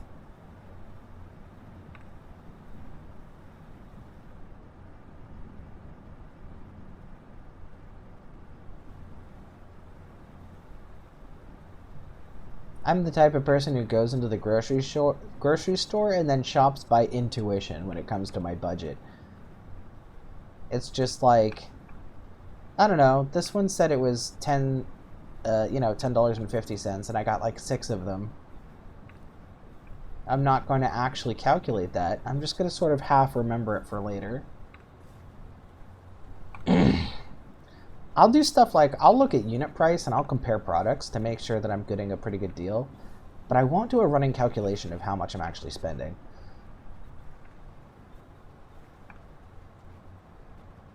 I get to the cashier and it's just a surprise.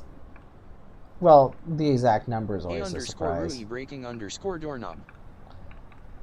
Doorknob says, if you want to go for the whole Pokedex of trailers, you can add a tanker trailer to the front of the chain, the closest to the bus, and fill it with 3,000 liters of a liquid of your choice for yet another 4.5 tons.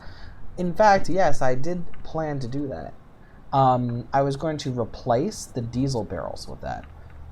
And, yes, the beginning of the chain of trailers would be the best place for that. Did you know that concept also kind of applies to backpacks? Like, a lot of people will have these backpacks filled with a whole bunch of stuff in it, and then they'll experience a lot of back pain and back issues because there's too much stuff in their backpack. What I found, way too late for it to be useful for me personally, but is still good knowledge to pass around, is that you should put the heavier stuff in your backpack closer to your back. It'll be way easier to carry. So if you have stuff like you put clothes in the big compartment, but then you put like textbooks after that, so that the textbooks are sort of sticking out, that's a lot harder to carry than if you put the textbooks first and then the clothes after. Not to mention, also keeping the straps short helps a lot. If it's closer to, like, you want the weight basically as close to your shoulders as possible. It helps so much.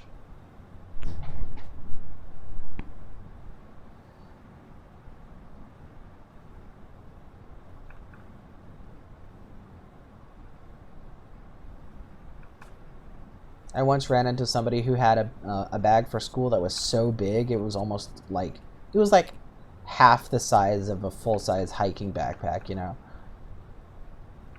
And I went in there and I arranged everything by weight, and it was like the actual total weight had gone down by half. That's what it felt like.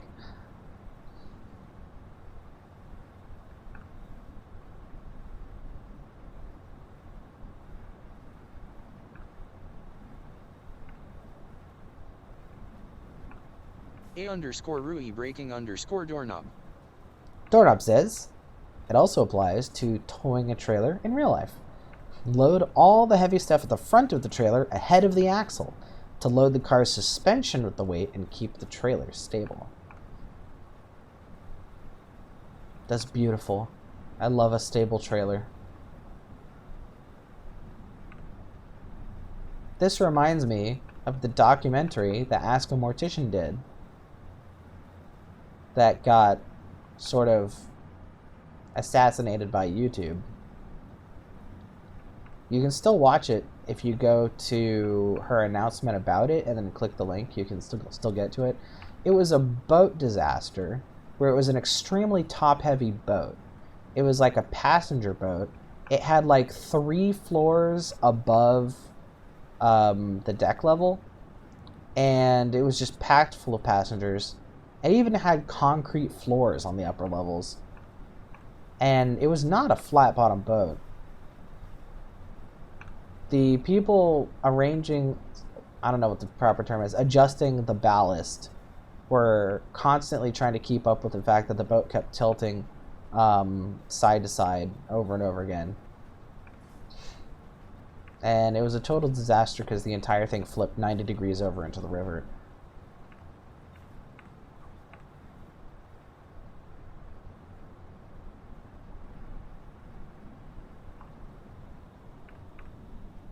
You should definitely check out the documentary. It's very interesting. And it's apparently something that people have been struggling really hard to get the public consciousness to actually acknowledge it, because it was the biggest single, like, disaster that had ever happened in Chicago as far as, like, lives lost in one event. And people forgot about it fairly quickly. In fact, it was kind of ironic because the Titanic happened first, and it kind of made it worse. Because after the Titanic, and the obvious problem with there not being enough lifeboats for everybody to actually leave on, it became a thing where people called for an appropriate amount of lifeboats on a boat, which makes sense. But they started adding them to this boat. I think it was called the East Side. Ooh, a trailer. You know I'm going to take this. They started adding more boats to the East Side without really checking to see if it could accommodate them weight-wise. People kept updating it and renovating it without really ever checking if it could handle it. There's a lot of negligence led to that disaster as well, and it ended up killing more people than the Titanic did. And it was in 20 feet of water. It was a totally avoidable problem.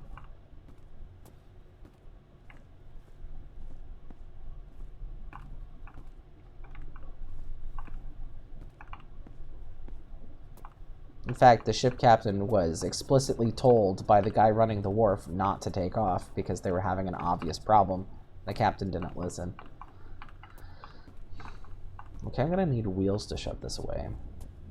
Let's see. This one I can just take, though.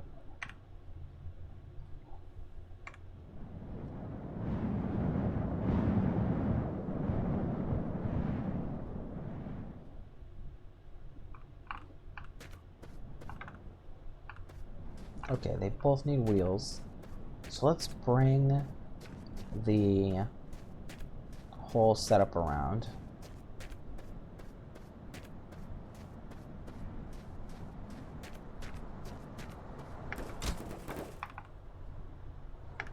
Definitely go to the YouTube channel Ask a Mortician and find their latest video. They definitely deserve to have it seen. They did a lot of work trying to uncover the situation, trying to get the accurate research.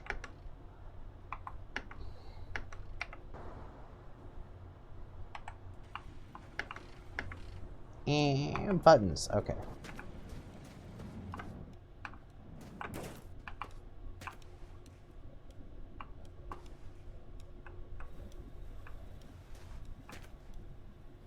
Someone is telling me that something in here is leaking.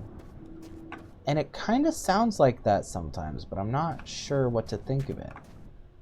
I'm thinking it's possible it might be the fuel tank, because I don't think the fuel tank actually closes in the bus because it's got that open part. Could be wrong. Now there's some actual use for some wheels. Of course, after I throw them all away, but that's okay. Usually these come with wheels. It's okay if they drag behind for a while. It really won't do much. Let's see.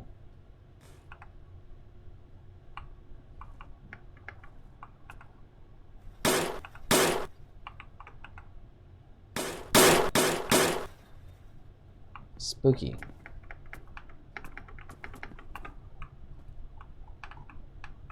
Now it just goes to show you should always care about the weight of your vehicle.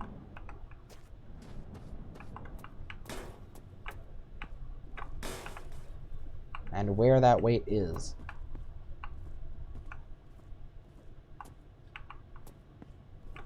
I remember trying to get a trailer out of one of these rooms before, and it was really tricky. It didn't really want to go. Oh, here it goes.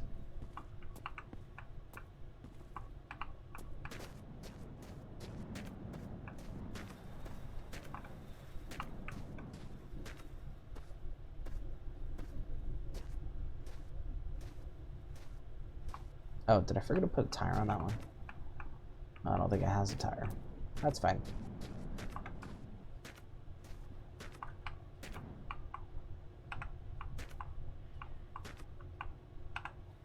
Yeah, they can just get tires whenever I find some.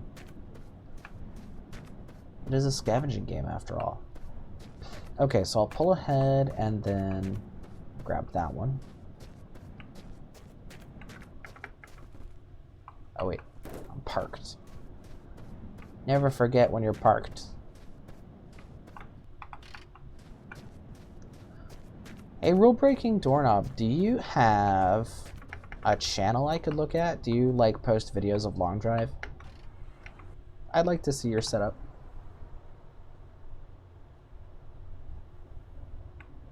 Maybe not exactly now, but I want to be able to check it later. Okay, this will probably have to do.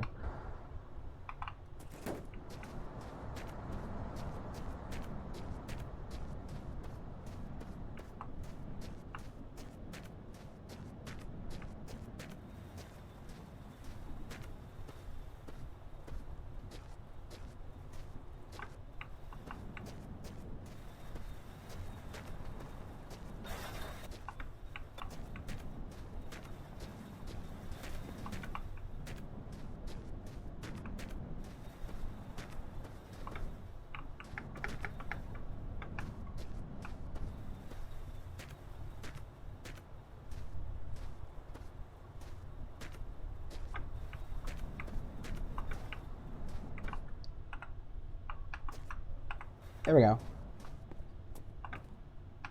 All right, perfect.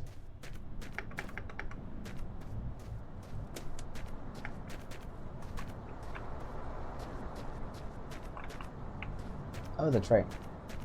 I have an extra light, so I'm gonna put it back here.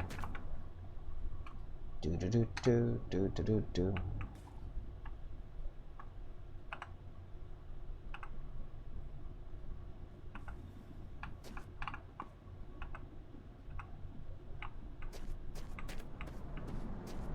I like to have lights on the back so I can see it wiggle around at night.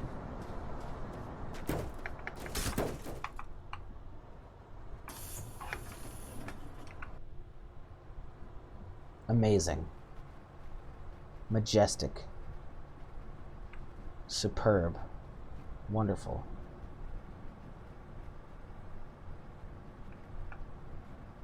Oh wait, wrong direction.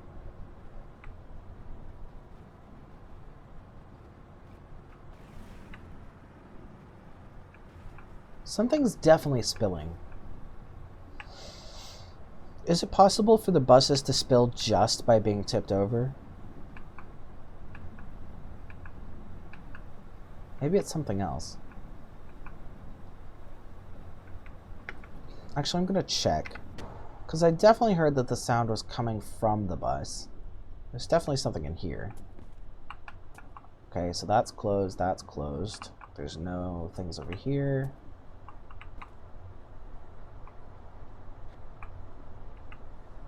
That's definitely closed. Nothing came out.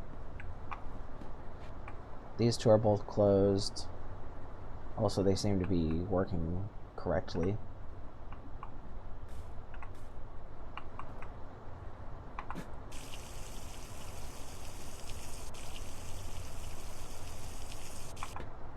In real life, you're probably not supposed to add oil to a running engine. Let's see, that's good to go. This is closed, this is closed, these are all closed, all of these are closed. The sound was coming from somewhere around this area. What about you? Do you have anything in you? This is empty.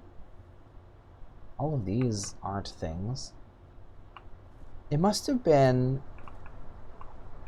Because you know how there's like this funnel thing, right? That leads directly to the fuel tank? Because that doesn't have a cap. Do you think stuff is spilling out of here? It does seem to use diesel at sometimes an unpredictable pattern. Maybe that's just what's happening.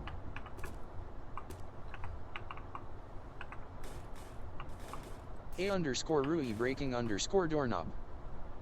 That cap can't leak? Interesting. Well, that's good. But then what's leaking?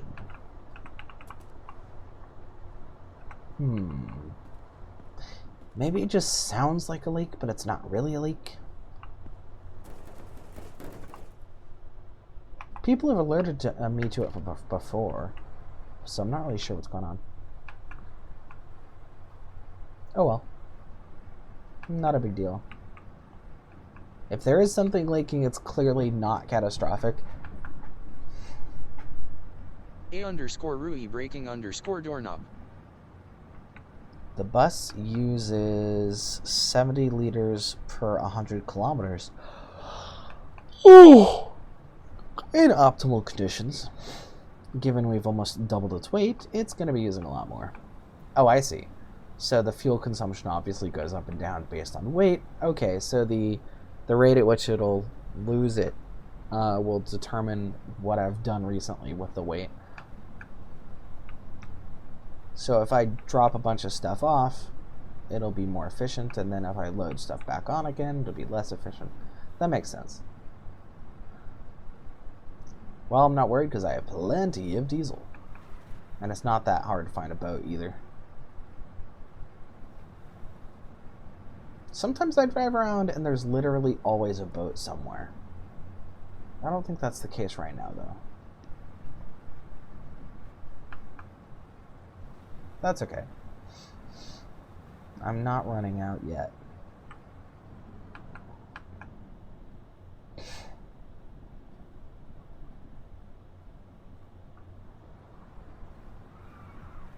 So if the bus uses what looks like a full barrel about every 100 kilometers, then that makes me wonder, do boats spawn at a rate similar to that? Or I guess that amount of diesel in the boats in pure form. I don't know. It probably does. I feel like diesel spawning definitely keeps up with diesel consumption.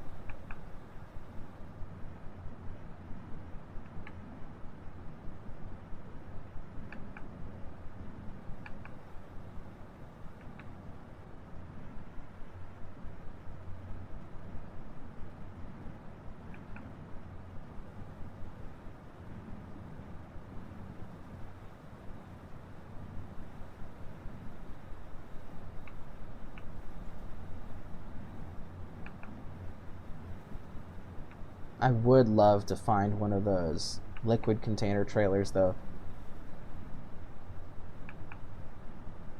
That'd be really nice.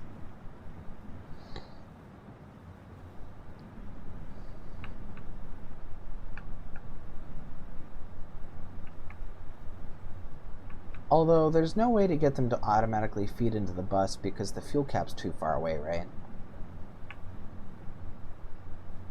That's fine, though. Actually, that makes me wonder. This is probably a very silly idea, but could you make an infinitely long siphon hose by chaining it with coolant tanks, since they have a top and bottom opening? Like, you could have it so that the liquid flows from one container into a pipe, into a coolant tank, out of the coolant tank, into a pipe, into another coolant tank, and out of the other coolant tank, into another pipe. I wonder if that's possible.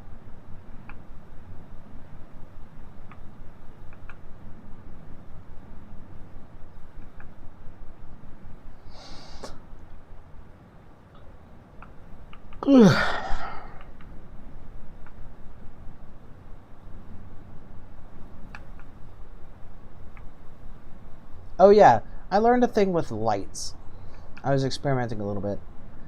It turns out that if you set up a light arrangement outside, so you put a light into a basket, put the basket on a pole, put the pole on a gauge, and then bring the whole thing in and put the gauge into the bus, the light will light up.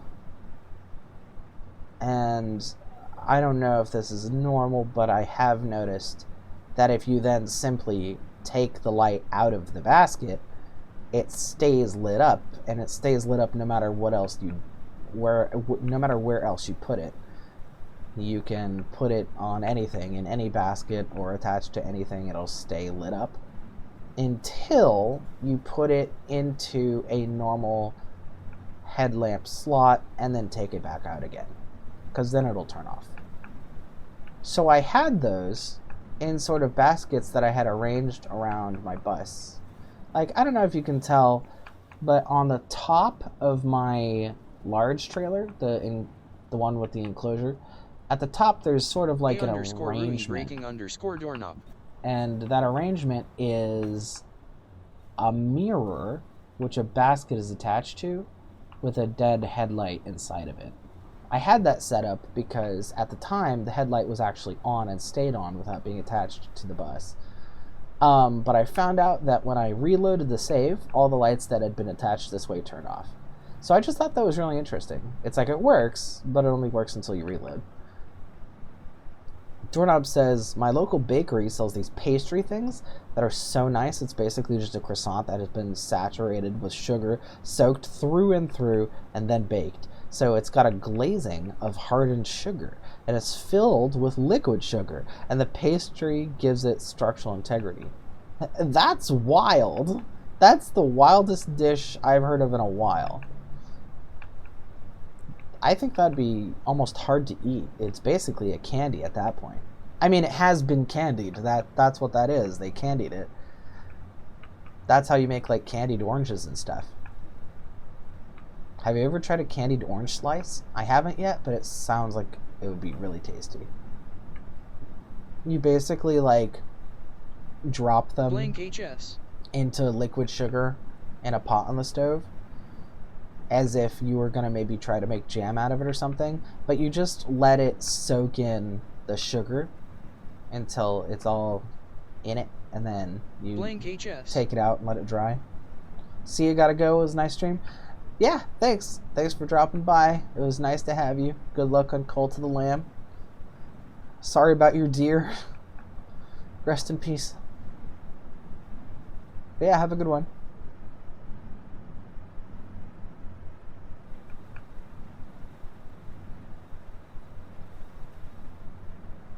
I can't remember what channel it was, but I saw somebody make a whole big thing with candied oranges, and it looked so good. It was orange slices. They sliced them up, and then they layered them, and like made a cake or a pie or something out of it. It looked so good.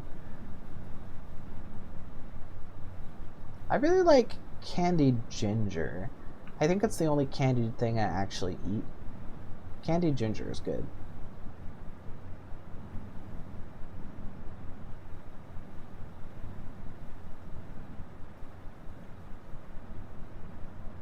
Whoa! Whoa! Okay, yeah, I do not understand this, but occasionally my bus will react as if I had held down the right hand control, and it'll just like veer wildly to the right for some reason. That just happened. It was just like, excuse me, I'm gonna dart off the road really quick. Actually, it was faster than that. It was like I hit something. That's really weird. I don't know why it does that. Pretty sure there wasn't a rock or anything. A_Rui breaking_doorknob. Doorknob says, I don't like ginger. It just tastes odd to me. I mean, ginger is very strong and unique, and it has medicinal properties. So it's more of a medicine herb than a food, so that's totally understandable. I personally really like ginger. I mean, the reason I eat it is for the medicinal effects anyway, so it's understandable for sure.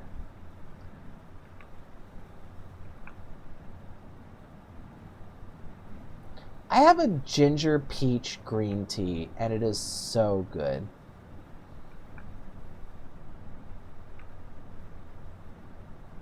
I think, like everything, you'll probably have different opinions or various opinions based on how it's used, what ingredients it's combined with, that kind of thing. One of the worst ways to eat ginger is to just eat it. I mean, you can. You can just bite into a fresh ginger root.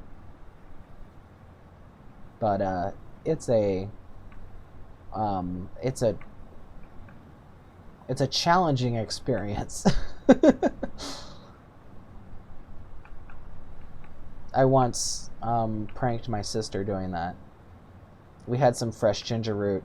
We're like, I wonder how it tastes just to eat a cube of it, you know? Just to dice it and pop one, right? So I'm like, okay, I dare you. If I do it, you have to do it. She's like, yeah, sure.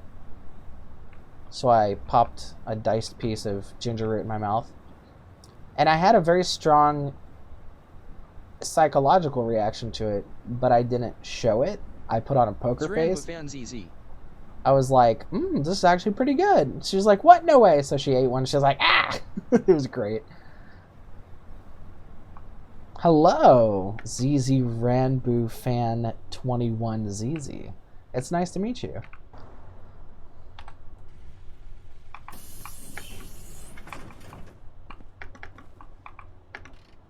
I can definitely respect a Ranboo fan. I haven't seen any of his stuff, but he seems really cool. Let's see. Ranboo fan ZZ. I'm not gay, but I'm a furry. Does it count? Yes. And if you're here, you're a temporary honorary gay, which means whatever you want it to mean. Let's see. Ranboo fan ZZ. Okay. Yeah. Don't worry about it. We're all comrades here. I don't know why I'm exploring a rust trap. It just kind of seems fun to walk around in it. Yep, nothing here. I'll let the squirrels get in it, so I can have a place to hide. Check it out, I got a trans rights bus. It's beautiful. Right now I'm collecting pumpkins because it's pumpkin season.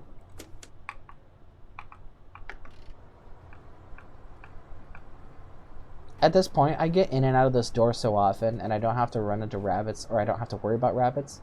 Like, there's one, but I'm on peaceful. So at this point, I just don't even bother closing that door. I'm like, whatever, it's more convenient to leave it open. If the demons are gonna come get me, then they can come get me. I'm lonely anyway.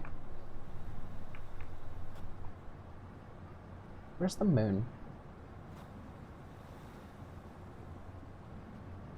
I was thinking about looking under the hill with the little camera glitch to see if I can find the moon. But now I'm afraid to. I don't want that to happen. I don't want to look under the ground and see the moon. That would freak me out. Oh, it's almost dawn anyway.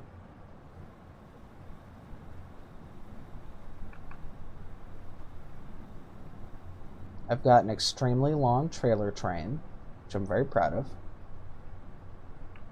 I have 12 trailers at this point. One for each of the Zodiac.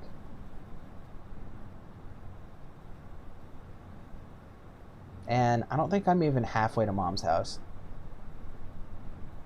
Rule breaking doorknob, do you know how far it is to Mom's house? Because I know there's not really a good way to check how far you've gone, but I also don't really remember how far it actually is. I think you actually said so in one of your comments, actually. Let me see.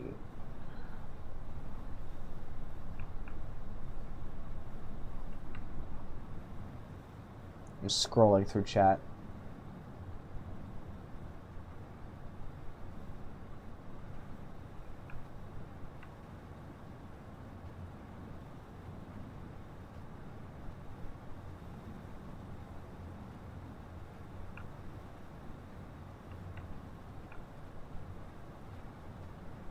I don't think you said explicitly, but you gave me enough information to figure it out if I use my brain. You said that at a speed of 100 kilometers per hour, you'd reach the end in 50 hours. All I have to do is use my brain, and I can figure this out. So if you go 100 every hour, and it takes 50 hours, then it takes, then the distance is 100 times 50, right? So that would be 5,000 kilometers. See, I've always been very slow when doing math. I'm gay, so I don't have to be good at it. You should have seen me when I was taking that stupid thing. I don't know how many of you are American, but I was taking the ASVAB, which is like a military placement test. You have to be sufficient at English and math. Is it the ASVAB? I think that's the one. Anyway, I got high marks on both.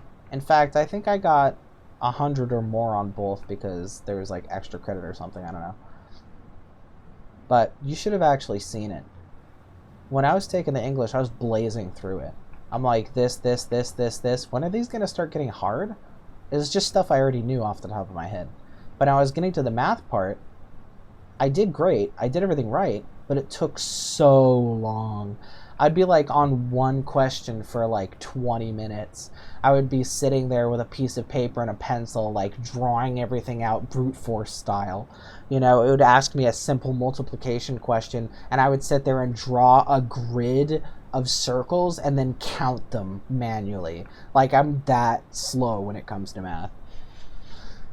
But I got all the answers right.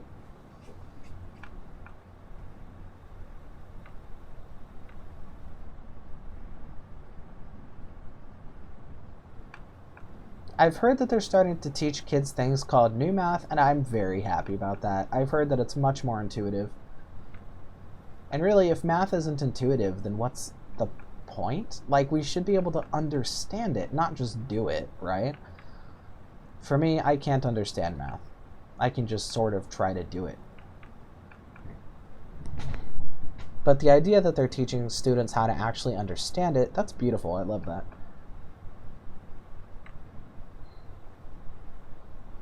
That's why I appreciate people like Vihart. If anybody doesn't know who Vihart is, go to YouTube, type in Vihart, and just watch videos. She's amazing.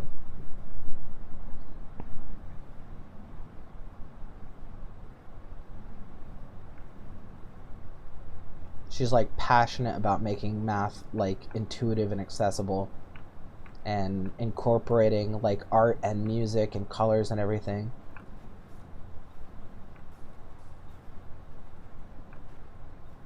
And not just incorporating those things as like a teaching method, but like showing how they're naturally part of math, right? Like how math is naturally part of like how your ears interpret sounds at different frequencies, and you know, just all this stuff. It's really cool.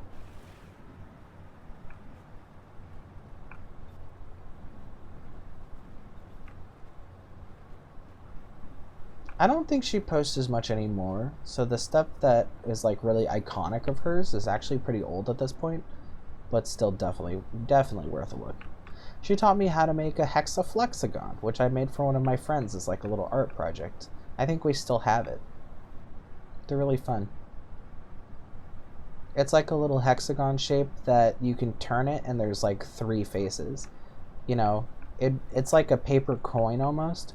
So it's like you expect it to have 2 faces, but because it folds in on itself in a certain way, it can have 3.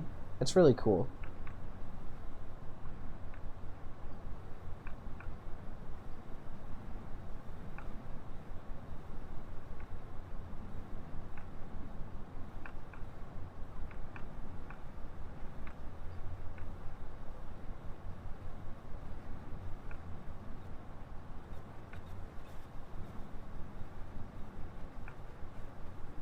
You can use hexaflexagons to hide secret notes.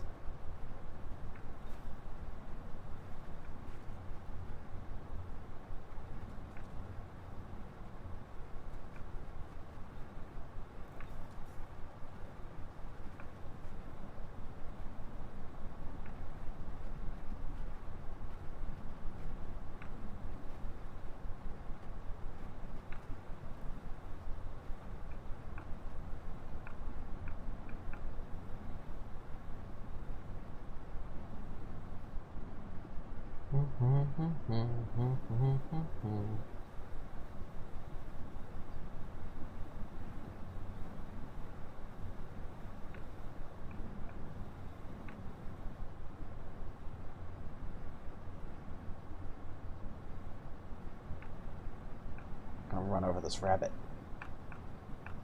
Come here, bunny. Ah, got away. Oh no!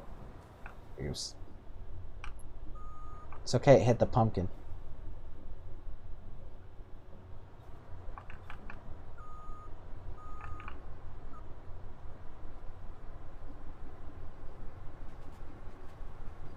You may be wondering, Apollo, how did you hit it head on, right in the middle of this huge rock? You had plenty of time to turn. And the answer is, I couldn't decide whether to go right or left. So while I was deciding, I hit it.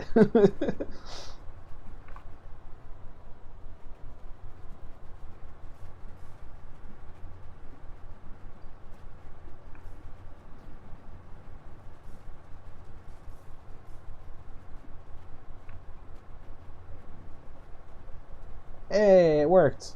Do you see that? The trailer flipped back to normal. All you have to do is go in a figure 8 until it flips. It's very nice. And for those who haven't noticed, or who I haven't mentioned it to yet, the first 6 small trailers I have are supposed to be the rainbow. Specifically, the gay rainbow.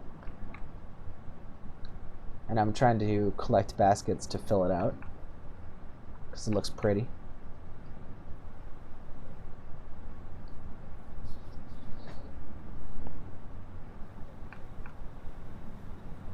I might get rid of my 2 big trailers. I haven't really decided. Is that a bus? It is.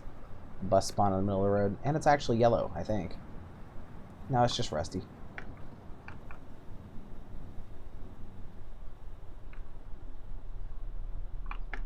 Actually, let's get a bit closer.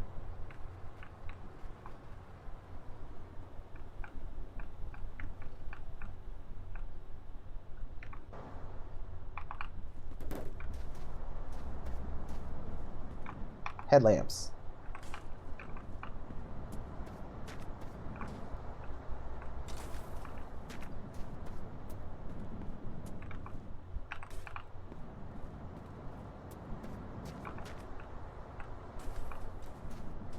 This bus is gonna be lit. That wasn't really for a reason.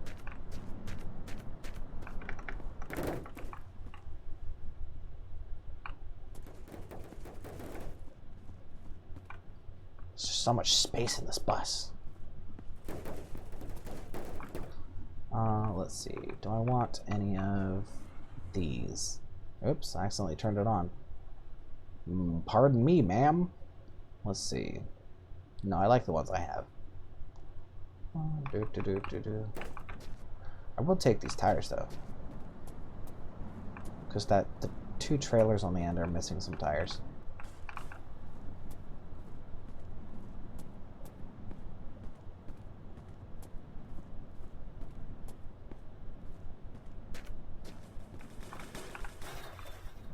Hopefully we'll make it drag less.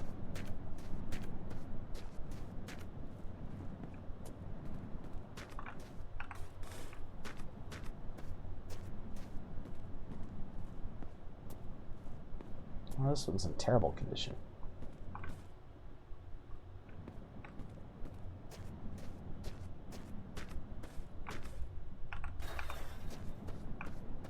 Let's see if there's any in good condition.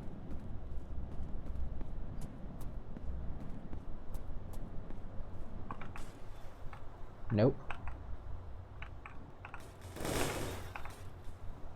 Nope.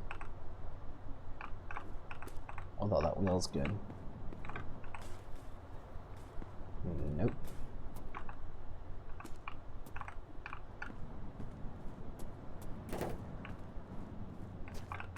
Here we go. This tire's good.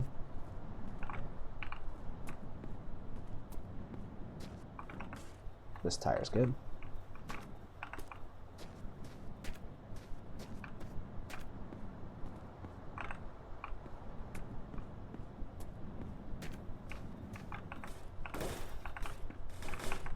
that one's crappy.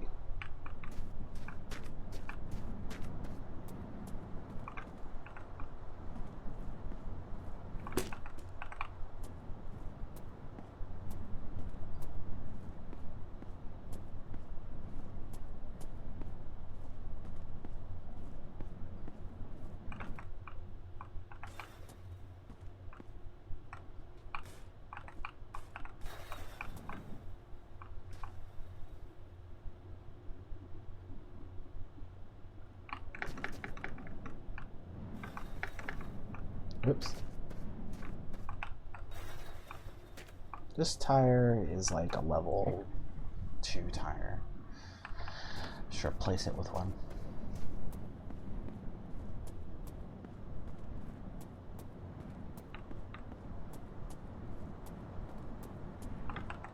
No pumpkins here, unfortunately.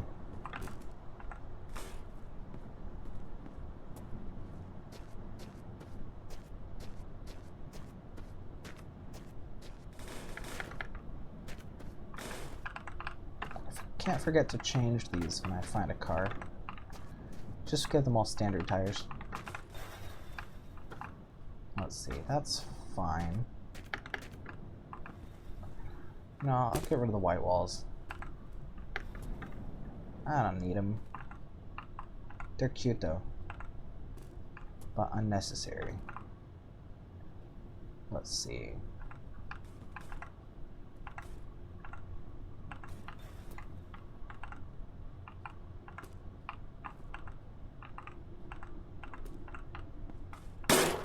Jesus. Well, I lost that one.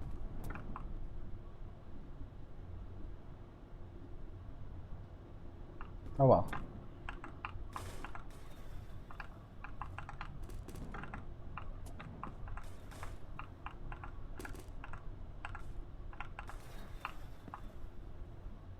Good enough. Actually.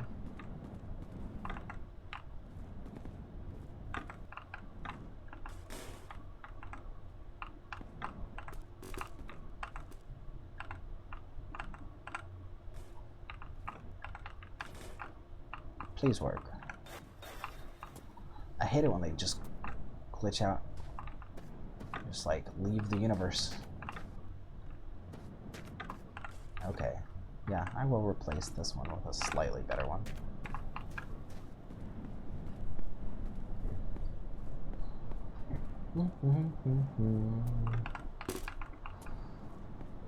Someone told me that hubcaps actually kind of protect the wheels in this game from collisions. Makes it less likely that they'll pop off during a crash. But I'm not really worried about that. So I probably shouldn't bother with hubcaps. Double check for pumpkins. Nope. Alright, let's go.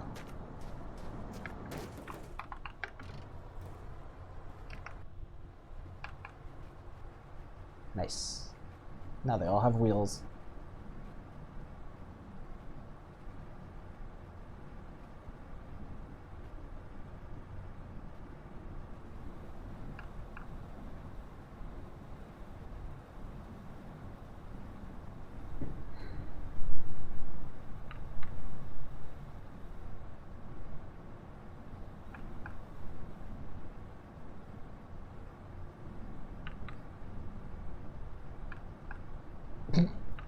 Oh wow, it's having a lot of fun back there.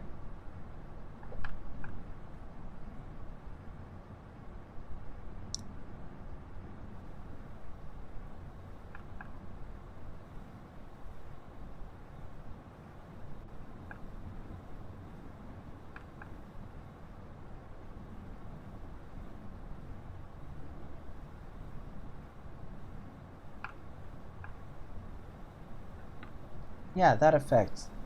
There's like a shadow going over the landscape. That happens in real life. This is one of the only games where it actually happens in game as well. I literally can't even think of any other game that does that.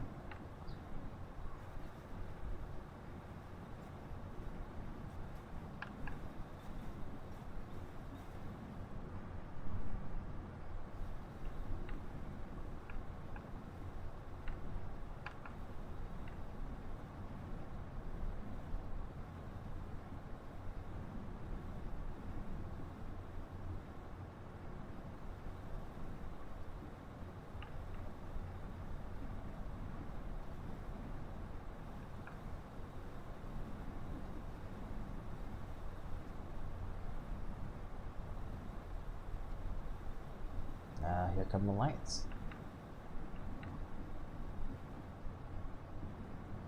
I wonder if I should be skipping lights.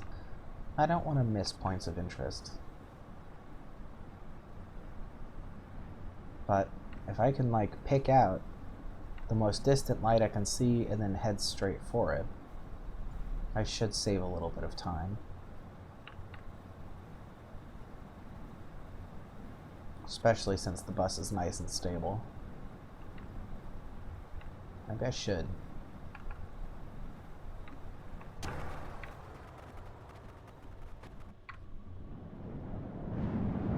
Stunt napping.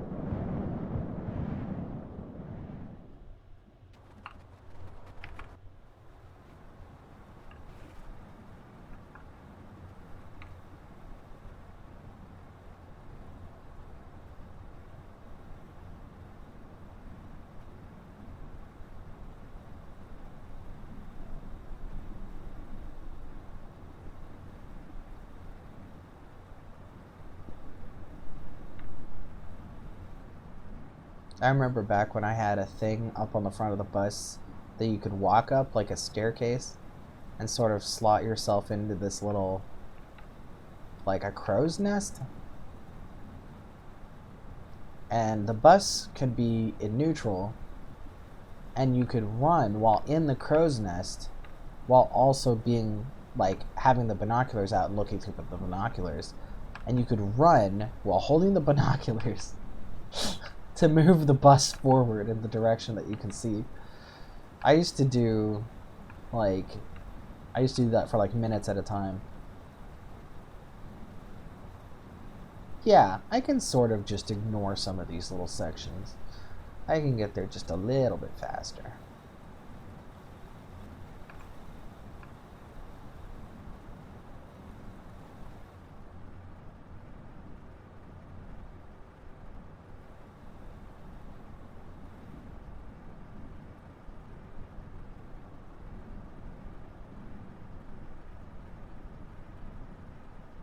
I wonder if I can get enough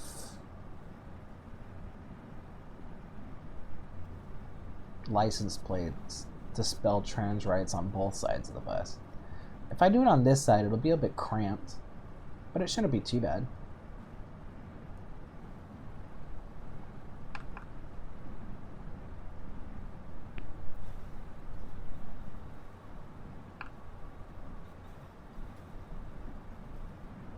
I'm certainly getting a good amount of license plates.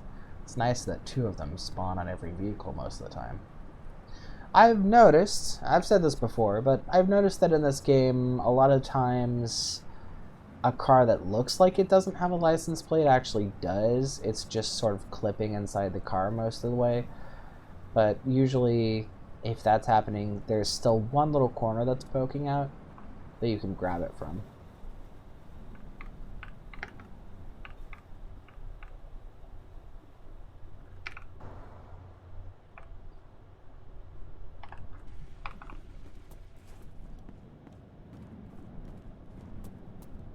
I'll put the park on here because this is probably going to be a long stop. 2 feet. Wow, this person sure exploded.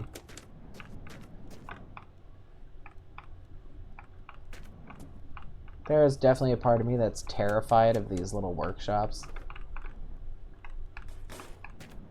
It's like, what's in there?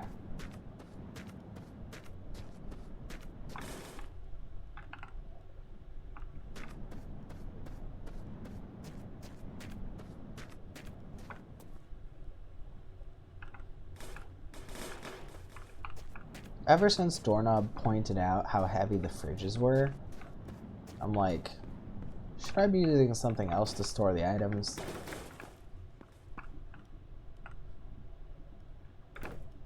Probably doesn't matter that much.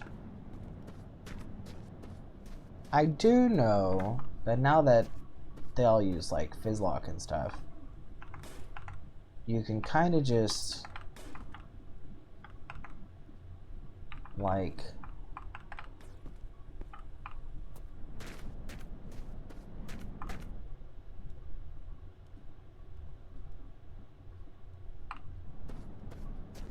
You can set them on a basket as if it's a shelf, and then remove the basket and they'll stay where you put them. So if you're doing like long-term storage, you can sort of, I guess it's kind of glitchy. You can like in a way sort of glitch them to be hanging along the side as if they were on like a pegboard or something. Like that's definitely a thing you can do.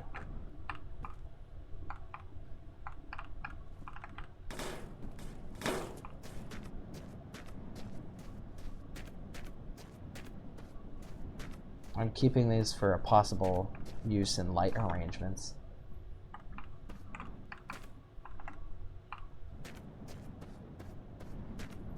Not sure what I'm going to do with the lights yet, and I don't want to leave stuff that I might want to use for that until I've figured it out.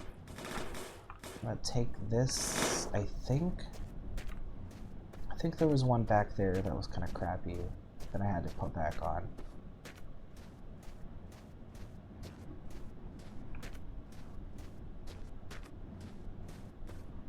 No, they're all fine. This one's the same as that. Never mind. Actually, I'm gonna pause really quick and look at... Oh. I was checking how many people are watching, and apparently there's exactly one. So whoever you are, thank you. I guess when I'm talking to you specifically. Isn't that fun? Let's see. Still don't know how many paints I'm gonna need.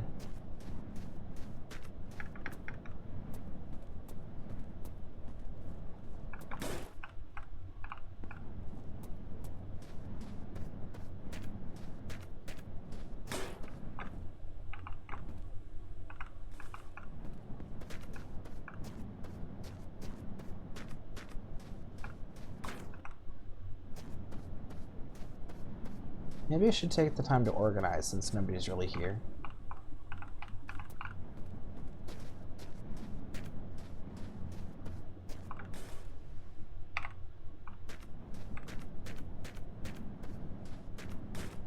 Oh, green glasses.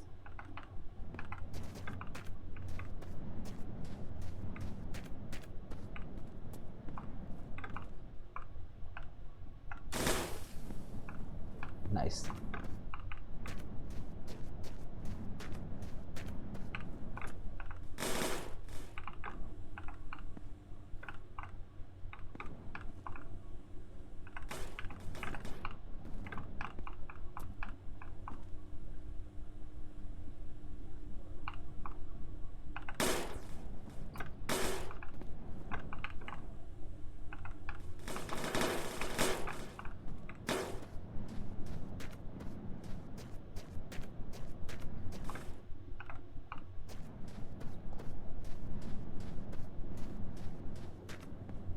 I should probably stop throwing those loose into the trailers and start picking like one spot to sort of mount them all to.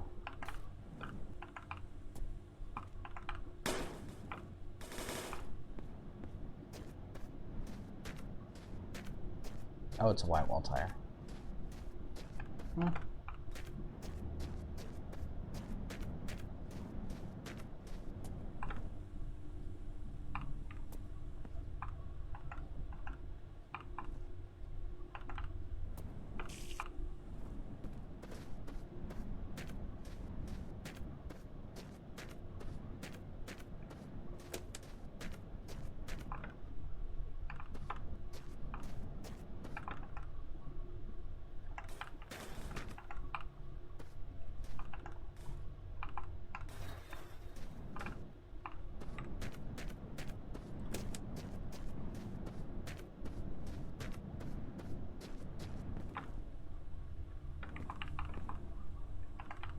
It's not blood. It's not interesting.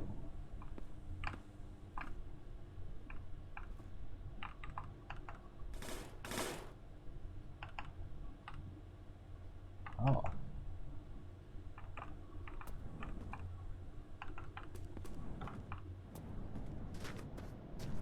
Magazines for mother. Oh. You can use magazines as posters. They're small. But if you mount a basket to the wall, then set the magazine gingerly on top of the basket, and then remove the basket, you'll essentially have a magazine mounted to the wall, so it's like a poster. And if they're different on the back than they are on the front, then you can have a significant amount of them. And I know they're supposed to be like, you know, adult magazines, but it's the only artwork in the game that comes in that kind of format.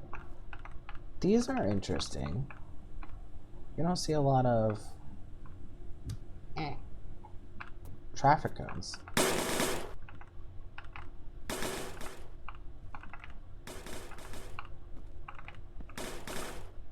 I'm definitely using this as the horn for the bus. I almost never see these. Are these new?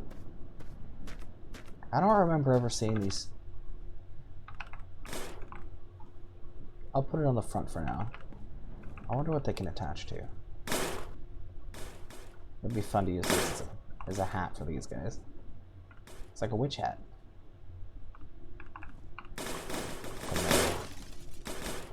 They can't really just mount to the bus. I'll probably have to put them in a basket. I'll keep them so I can put one of them in a basket up there. That'd be great. Just one though. I don't need more than one. As much as it would be fun to give the bus like a spiked mohawk, it wouldn't really work out that way.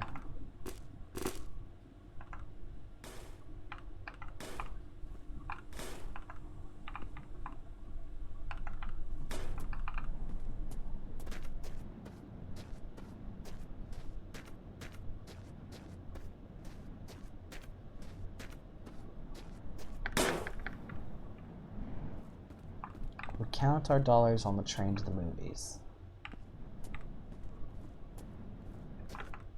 And everyone who knows us knows.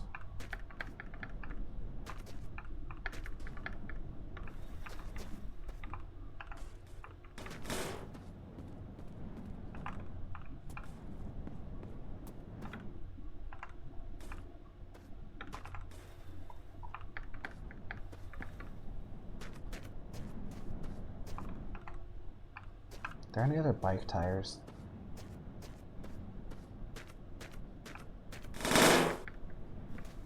No, these are all fine. Okay. I'm gonna replace those when I can. Actually, I can use this for now.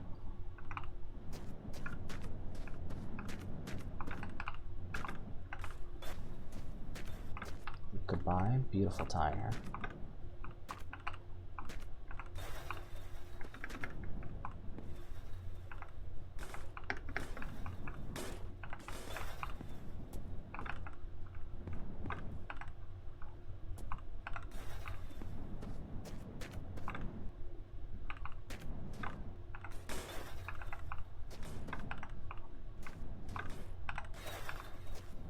Beautiful.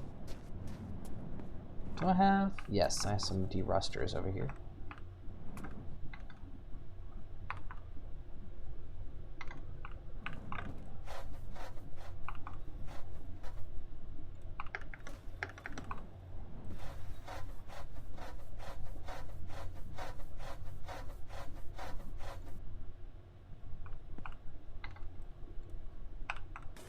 And a spooch.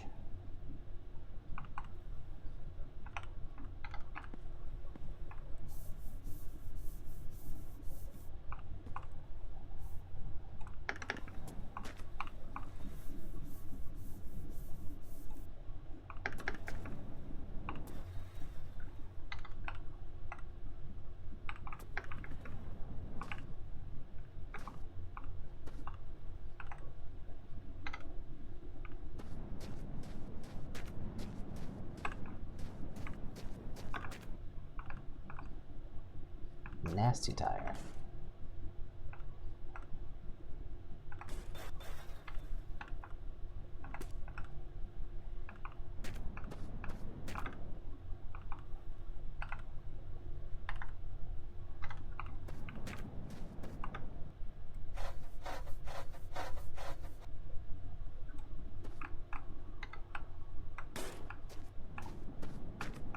These things run out so quickly.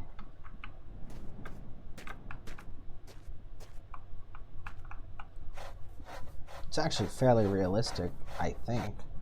Not the speed at which you can use them, but the efficiency. Although I've never actually used these in real life, so I'm just guessing.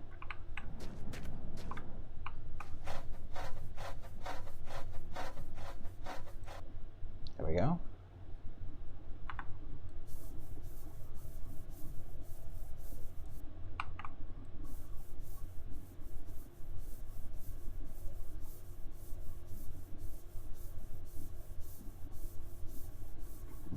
It doesn't work on them.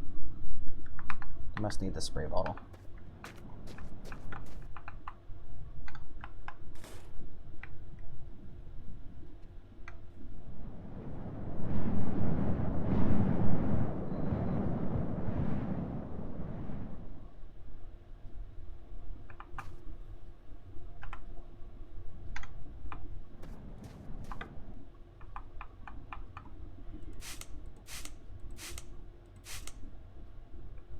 Is that a perfect tire?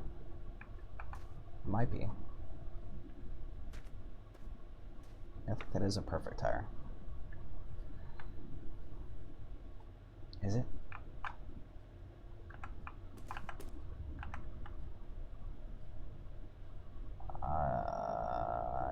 Yes.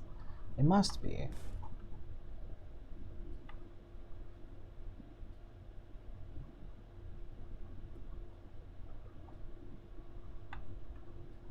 Let's compare it to some of the other tires.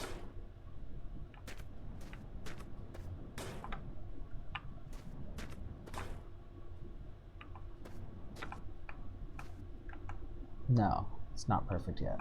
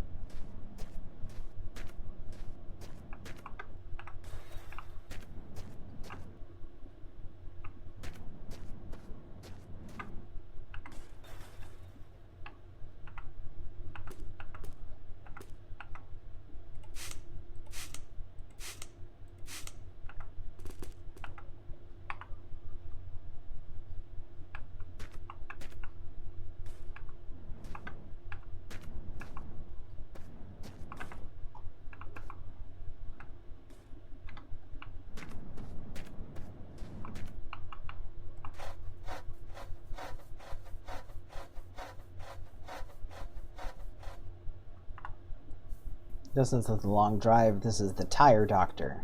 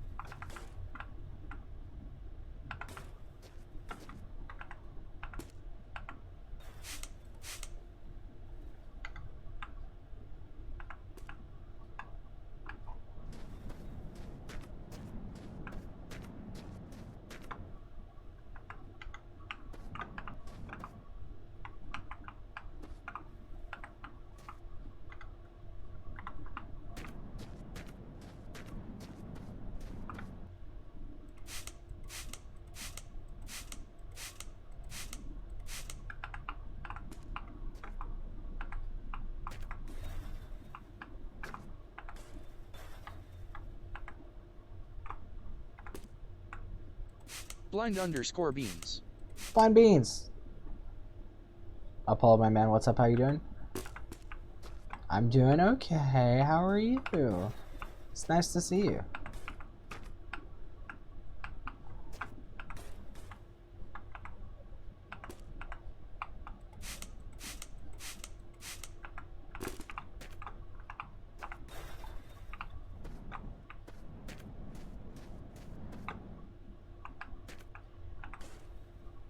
I am doing some tire doctoring.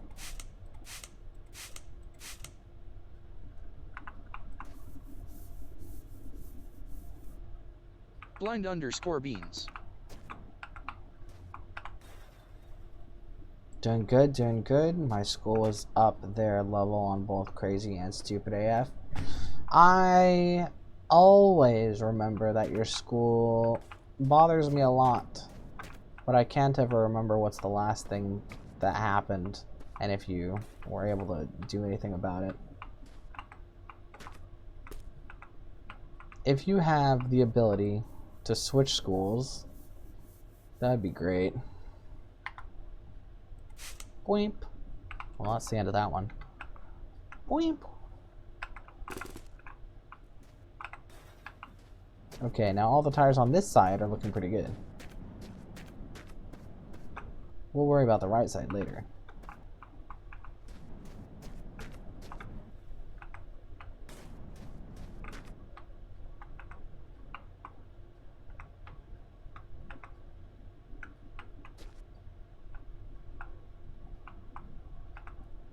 You know, if I wanted to, I could turn the cookies into like wallpaper.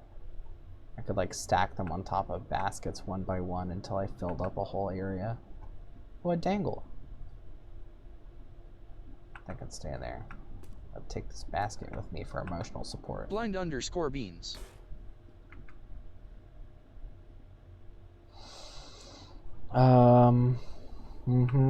Somebody spread poo in the boys' bathroom. Made the whole hallway smell.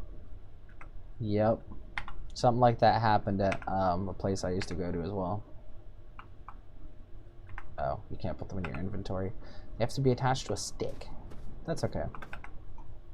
Yeah. People... Blind_beans. It's definitely not good to do, but people do that in places where there's high stress.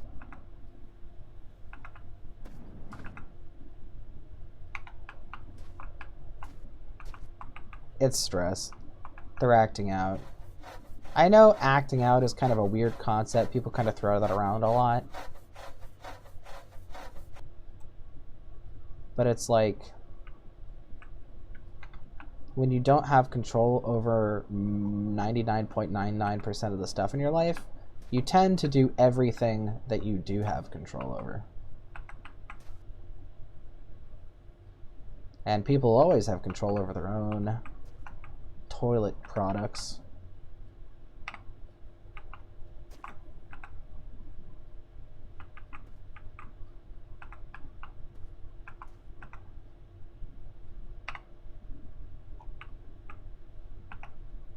There, now it can fit my inventory.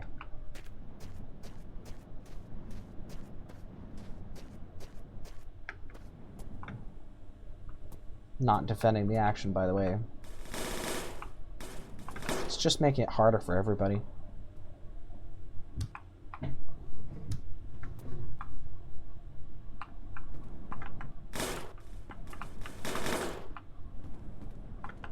In times of stress, it's much better to be the person who's trying to encourage mutual help and stuff. So when people work together, it really does get better.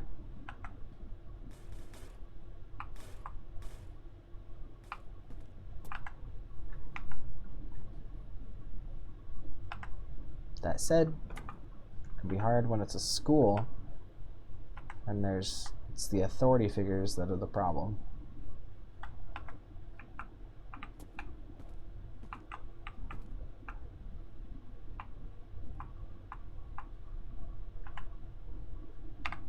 Do you have the ability to change schools? Blind_beans. We probably already talked about this, but you know how my memory is. Which is to say, it's very bad. It's one of my core personality traits. Thought I attached that. On a brother note, there's a school Halloween dance tomorrow, so I'm happy about that. Sad thing is that you're not going, because none of your friends are going, so there's no point in going alone. Couldn't go last year because Soup was in the hospital. I was helping him by doing all his schoolwork. You can still go. It doesn't matter if other people aren't going. There would be a point, because the point is that you're excited about it and it'd be fun. You could go just to go. I mean, like, you like hanging out with your friends, obviously, because everybody likes hanging out with their friends. But that doesn't mean that you can't have fun on your own.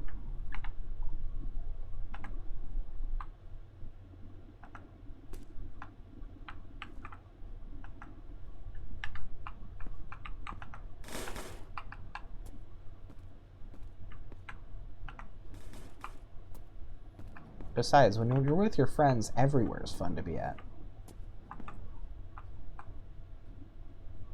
Or at least anywhere can be.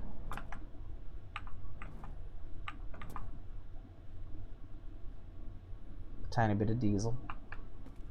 Not that worried about it. Blind_beans. It wouldn't be fun for me because I would just sit there on the bleachers watching couples dance and friends party. I'd get depressed because I'd be there and I don't want to be like that. And you can't move schools. That sucks. I mean, it actually still might be fun even if you're not dancing and if you're not with somebody. Because, I mean, it's a dance. There's going to be music. There's probably going to be food. You get to laugh at people when they do awkward dance moves. Or you can be the one doing the awkward dance moves. I mean, obviously, you know, don't go if you don't want to go. But I've had fun at that kind of stuff before as just kind of like an observer. Just because it was a fun atmosphere.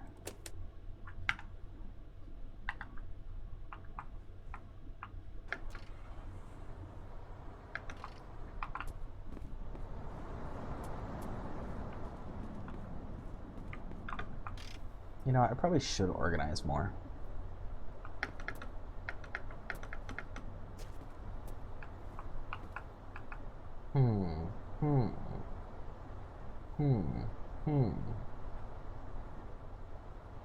I like this little area.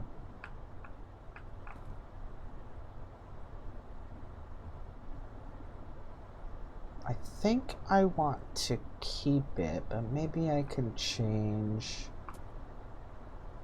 the sort of situation in here. Blind_beans.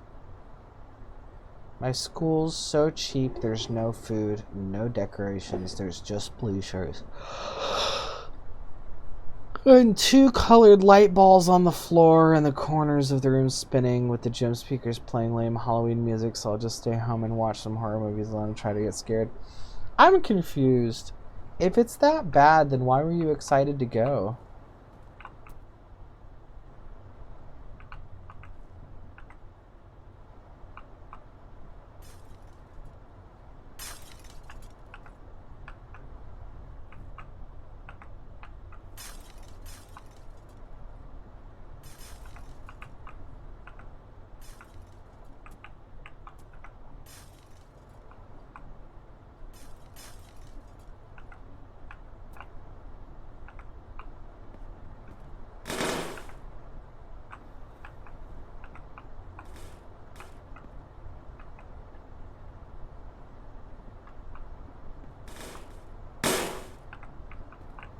I have no idea why I'm doing this.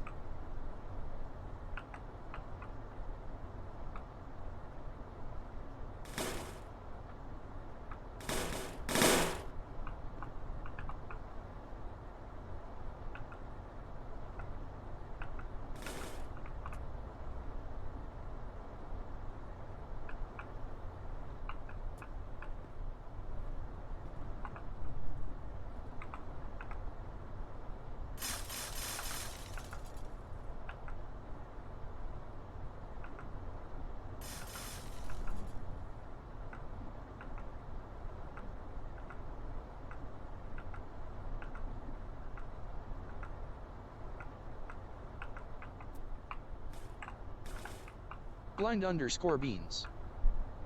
I was excited because me and my friends planned on going with all the matching costumes, but then they bailed saying that's boring, and I went last year. I'm staying home, so I didn't go last year.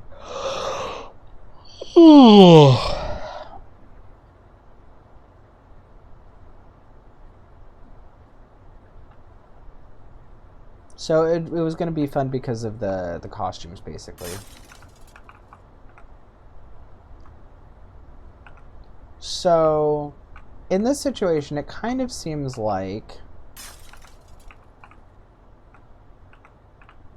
that the party wasn't cool enough for the plans that you had for the party.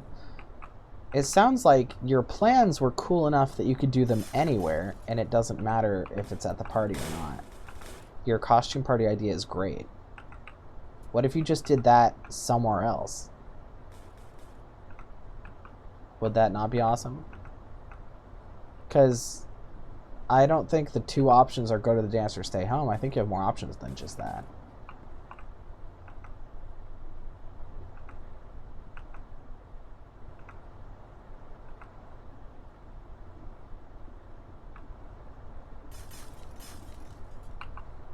Like, me and my friends, when we were in high school, we would have anti-dances, which is to say that we got in our, like, prom dresses and tuxes and stuff, and then we would, like, went out to the supermarket to have burgers. You know? It's like we got ready for the prom, but then we refused to go. And we went out and we, like, caught a movie in, like, fancy dress. It'd be like 6 of us, and like we'd all be at the theater together, or just like doing something like really boring and normal, like having like a picnic at the park or something. And it was fun because we're all dressed up. That kind of stuff is always possible. Honestly, the biggest issue here is that you're sad that you're not doing stuff with your friends, right? It seems like you could let them know that you want to do stuff with them, and maybe they'll come up with an idea.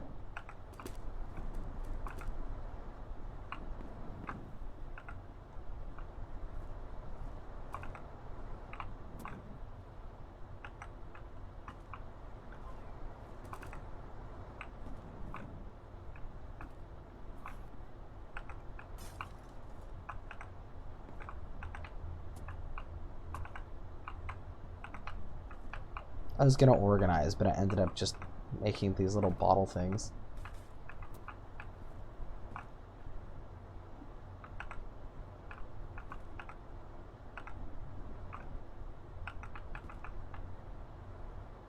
I mean, if I wanted to, I could just fill the flatbed with broken bottle glass.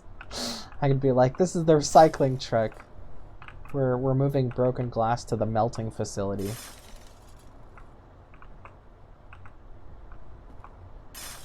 See, this is why I can't play games. Blind_beans. I can't play sandboxes because they have too many options.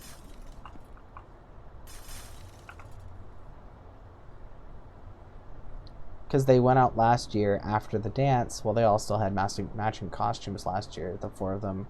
And so they don't want to go out again. They're not into it this year at all. I let them have, like, many options of what to do instead, like 15 different things, but they're like, nah.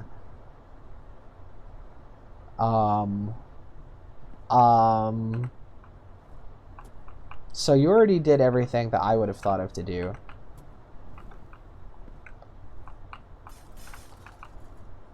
I don't want to be rude, but your friends are boring. They decided to stay home 3 years in a row while you've been constantly wanting to go out and do something? Why don't you hang out with somebody who actually wants to hang out?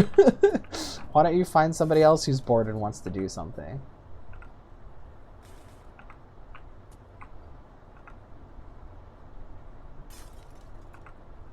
I mean, like, you're clearly getting nowhere waiting for them to be fun, right? You don't have to try to that specific group of people if it's clear that they're always going to be like that.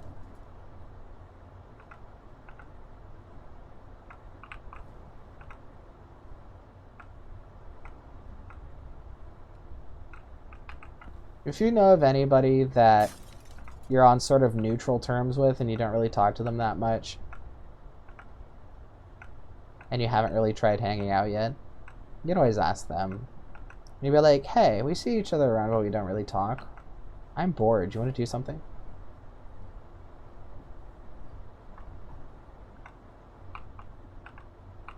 That can end Blind_beans. That can end up pretty good. I don't know any other people, and it takes me like 3 months to even talk to a new person.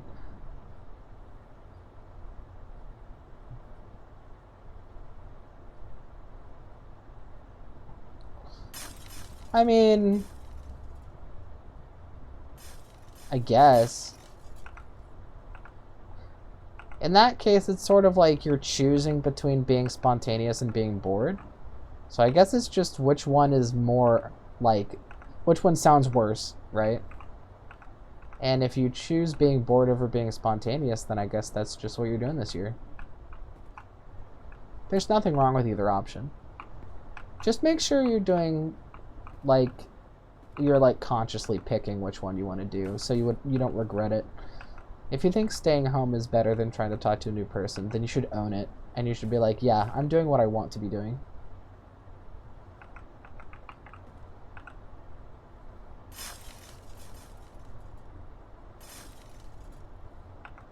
I learned a long time ago that if I sit around and wait for other people, they never deliver.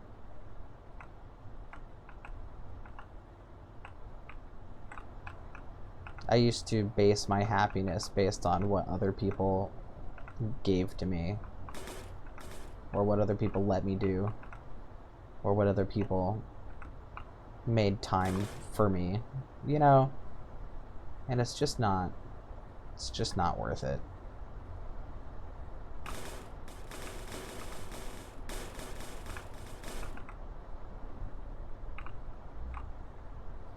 I want to go out and I want to do things, but I have no one to do them with. AFK.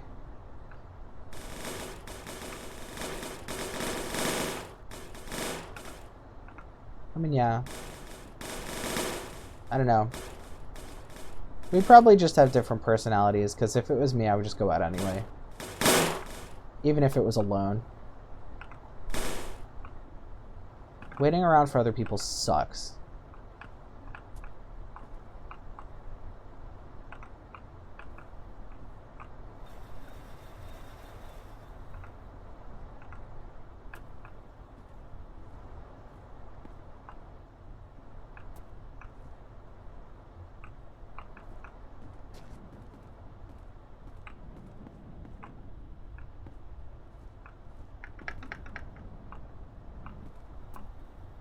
I'm not going to collect bottles anymore.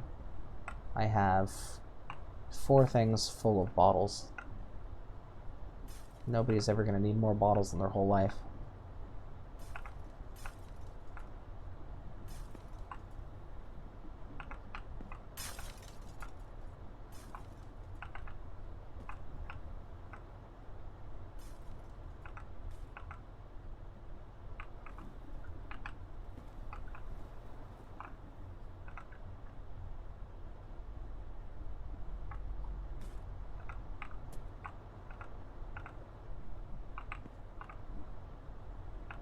Oh, this one has blood. I could fill this one up.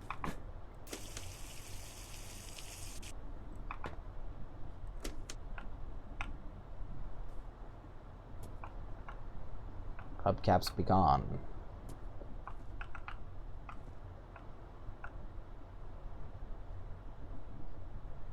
I keep going back and forth on whether I actually want hubcaps. It's like, whether they make the tires look better or not is kind of like hard to decide.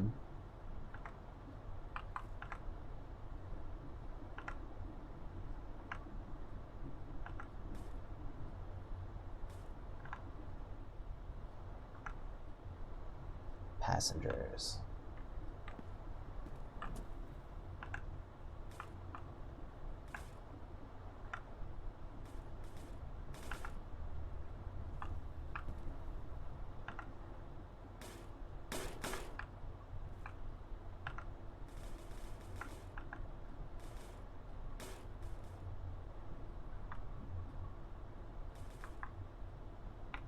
Oops.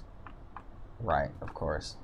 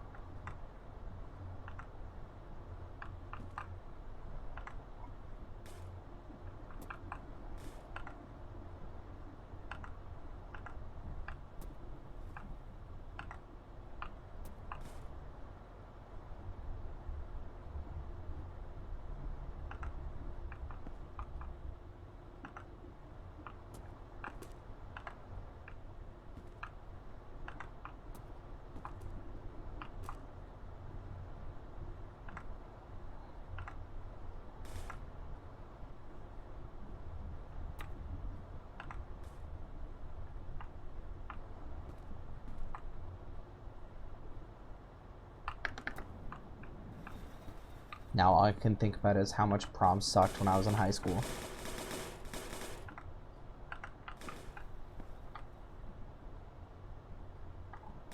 But at least we had snacks.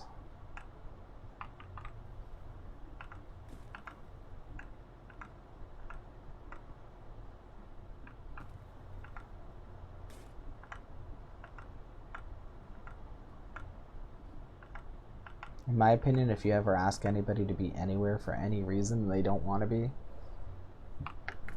feeding them is only right.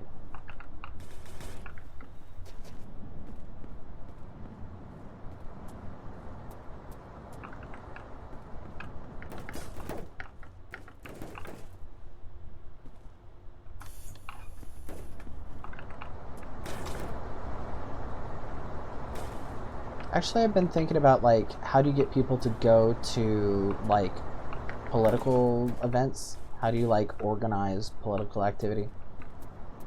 And I think that people severely underutilize the concept of free coffee. It doesn't matter how bad the free coffee is. It doesn't matter how cheap it is. It doesn't matter what brand. It doesn't matter how watered down it is. It doesn't matter how badly burnt it is or how bad it tastes. If there's free coffee, I'm pretty sure turnout rises like 200%.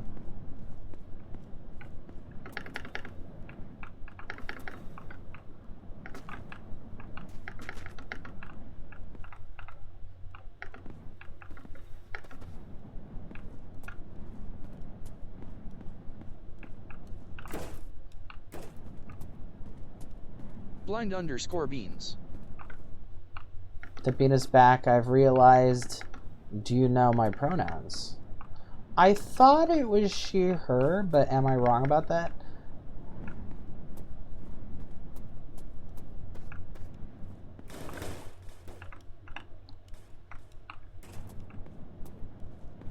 Did you change them recently?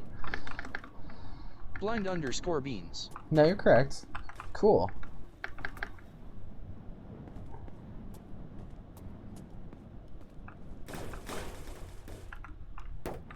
It's always nice being able to come out, being able to have your pronouns respected.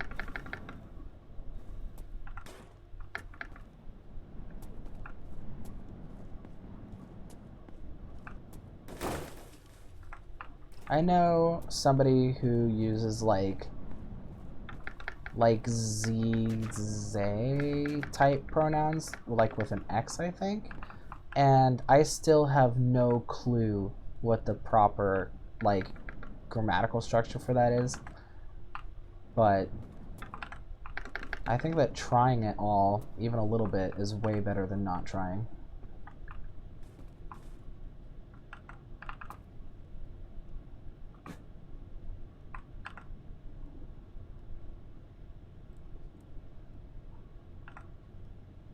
What's that noise? It's a weird noise.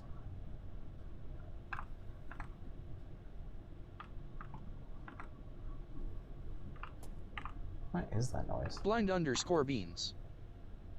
Made some hot cocoa, making pulled pork and coleslaw. It's gonna be a good night. It's gonna be nom nom. That sounds freaking delicious.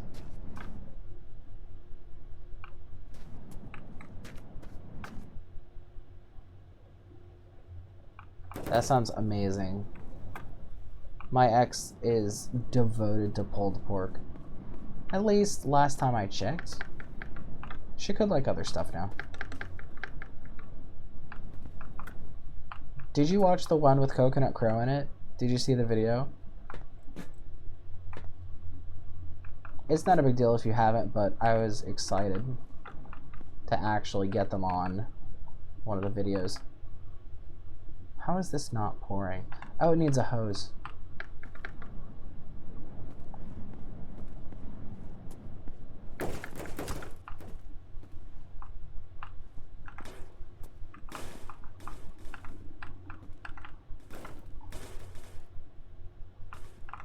Blind_beans.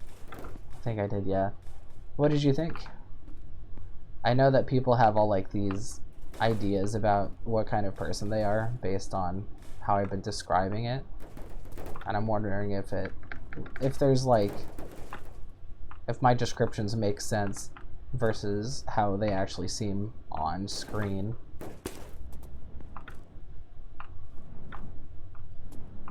Or if it's like, are you sure this is the person you've been talking about? Do do do do do.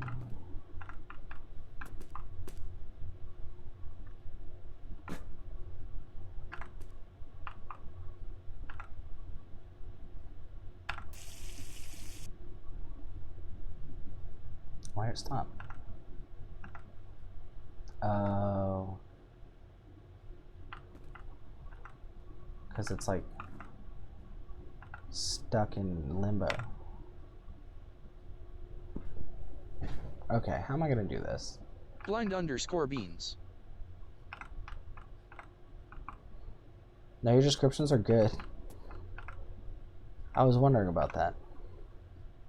Not really for any particular reason. I'm just curious. Let's see. I'll use a basket real quick. Actually, I'll just open this.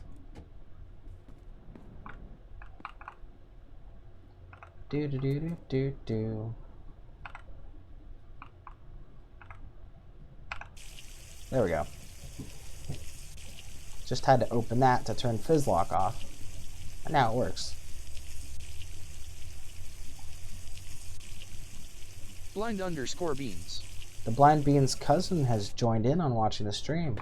Thank you very much. I very appreciate it.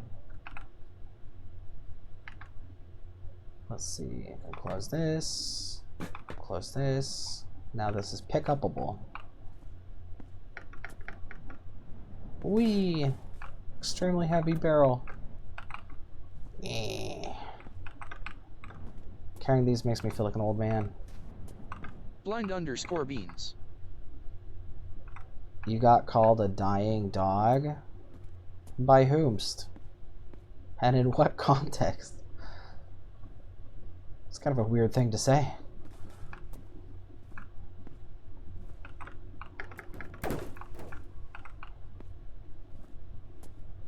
Sometimes I got told that I smelled like wet dog. So I guess sometimes maybe I did smell like wet dog. That's weird. I didn't know you could do this. My cousin... your cousin says that your laugh sounds like a dying dog? Wow. You have a very judgmental cousin. Yeah. Oops. Never gonna break to you. It's always somebody with some sort of opinion or problem.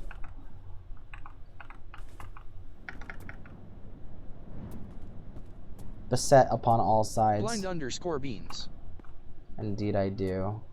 She agrees with that statement, right?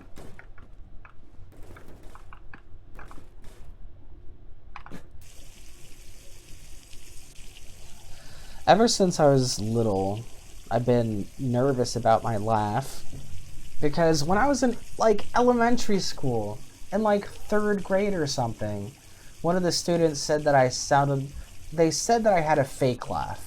They didn't say that I sounded like I had a fake laugh. They were convinced that I was fake laughing every time I laughed. And I was like, what are you talking about? I'm actually laughing.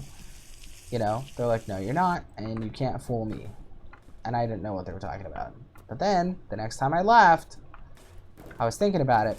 And then I laughed again, and then I realized I laugh a different way every time I laugh. Or at least that was true at the time. They thought I had a fake laugh because my laugh was very inconsistent. It'd always be different. And it's like, great, what am I supposed to do about that? So then I just like, whoa, boy. So I was like overthinking it from that point forward. Basically my whole life. Your laugh sounds fine, it's all good. Thank you. I don't know why I needed to remember that, because I'm just going to be thinking about it constantly. Even if everybody says it's fine. I don't even know what just happened in game. I guess we'll find out. I haven't saved the whole time I've been streaming, which is my bad. So that's going to be more backtracking. I did this last time too. Last time I was streaming, I had to backtrack for the entire length of the stream because something happened. Wow. Is it frozen for you guys too? Yep. Wow. Okay. I got the prompt that says it's not responding.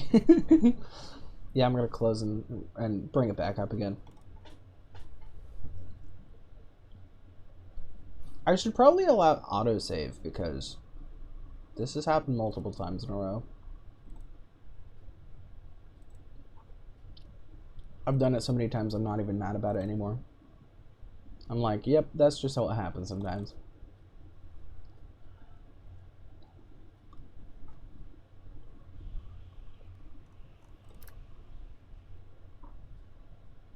You know what? I will turn on autosave. I had autosave off because I was afraid that it would trigger glitches. But if I'm going to have this problem anyway, it doesn't really matter.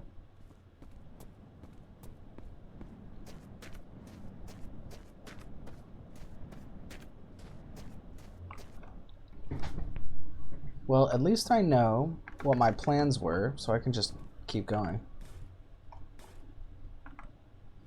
Blind_beans.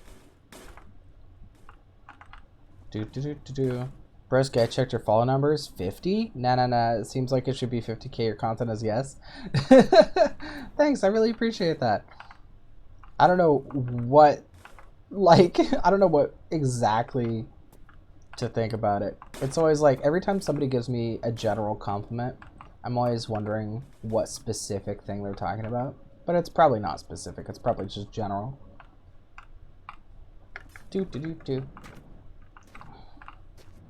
But thank you so much. That's really nice. Let's see.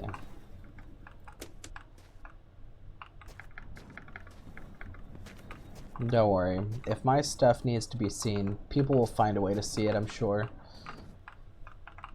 Maybe today it'll be 50, maybe tomorrow it'll be 51, who knows?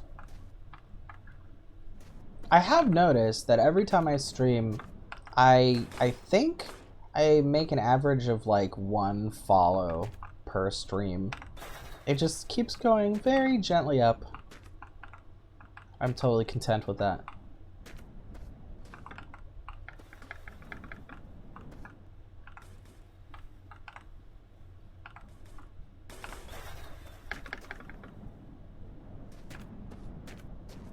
Blind_beans. Gonna head out. Give some follows to small content creators. You're like a superhero. Goodbye. Godspeed. I hope you have a good Halloween. And I know you will, because you'll make it good. I believe in you.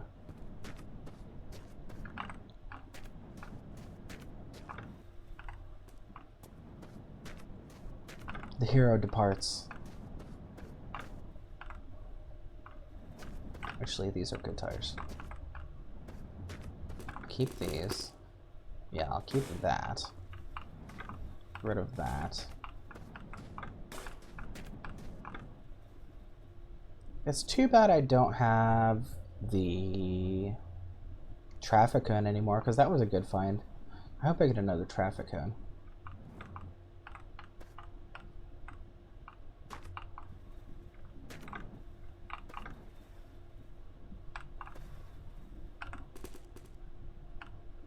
Really don't need more food. In fact, I don't need any of the food.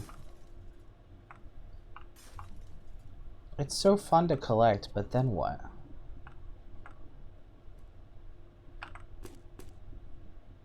Make a bun pyramid. But then what? What would I do after I made the bun pyramid?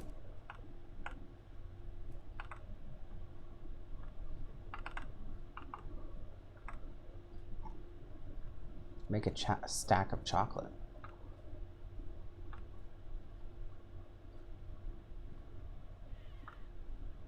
Milk chocolate.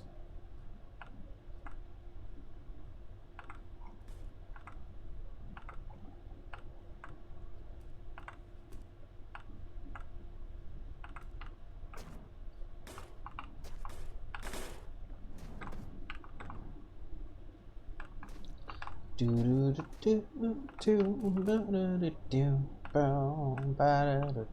do do do do do. Ba da da da bum bum bum bum bum. Don't tell the government I'm humming. They're gonna find me.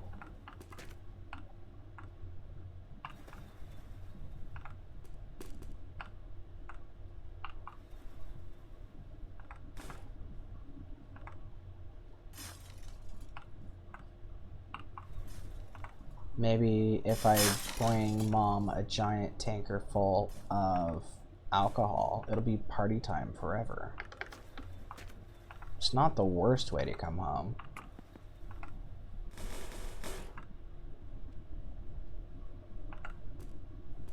Although there's limited stuff we can do with it, because if we tried to drink it all, we'd get freaking cancer. Let's see.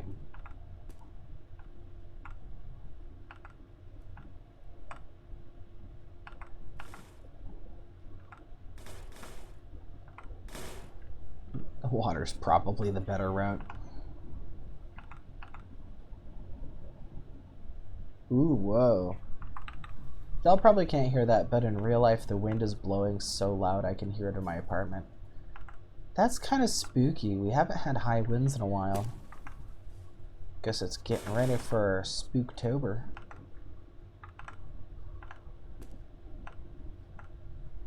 Oh, there might be a power outage at some point.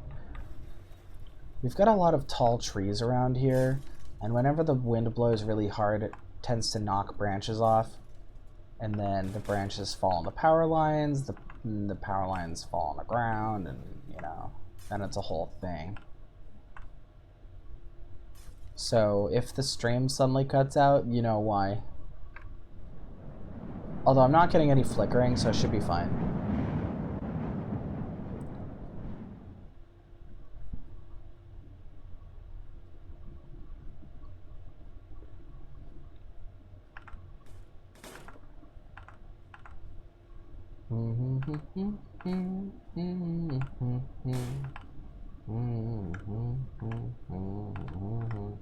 Right now it's just ambiance.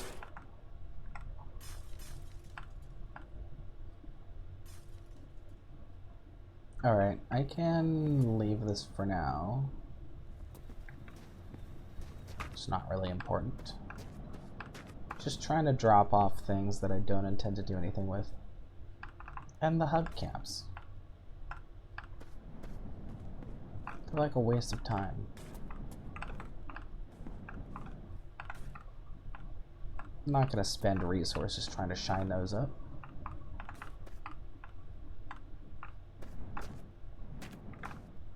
Seems like just too much stuff to worry about with the hubcaps. I don't know, they look kind of good, but like... I don't know. I don't know about hubcaps, guys.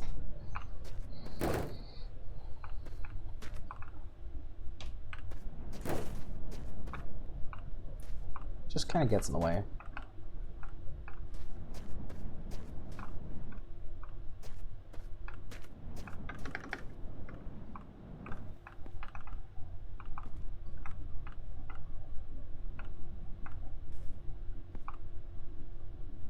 Right, I was trying to get all this stuff moved out of this trailer so I can take the trailer off and leave it behind. I don't really need it.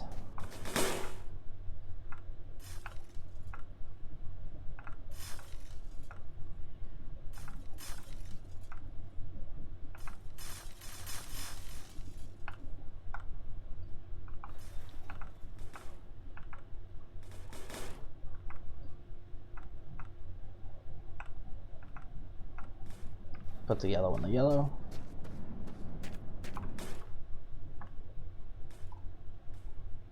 Oh, I've got 2 yellow.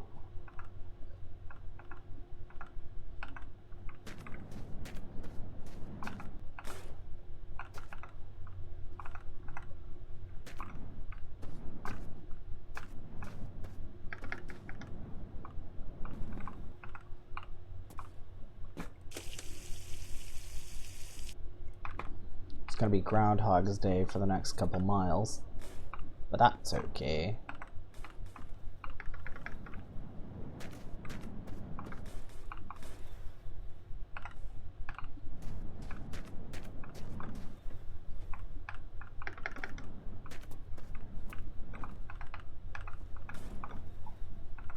Do do do do do.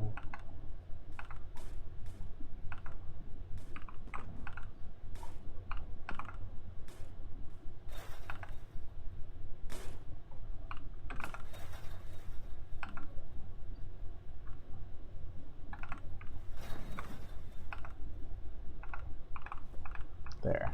Now we're gonna roll off.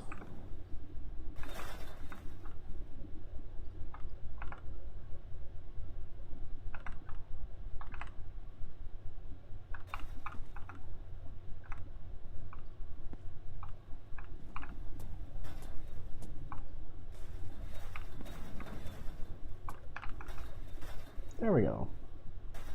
Nice, nice, nice.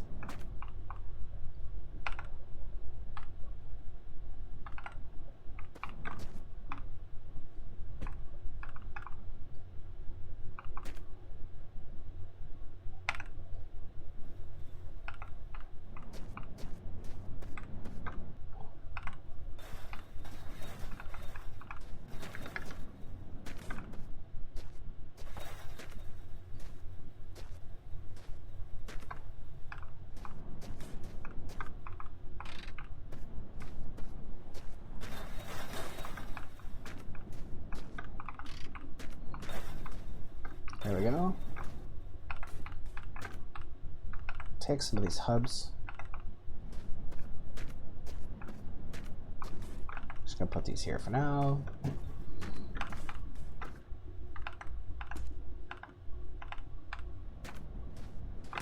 These are for when I get more trailers.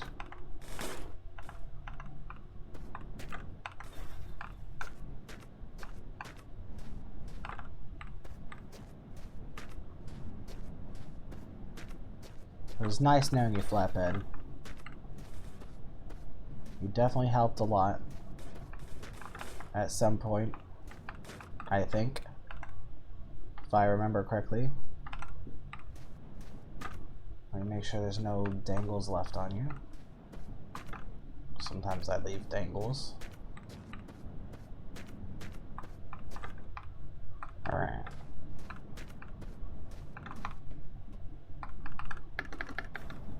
Yep, totally empty. Alright, sweet.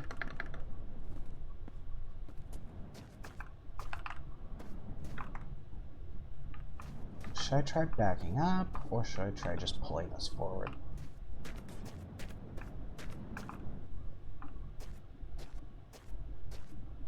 Maybe I can just push it forward. Yeah, that's not too bad.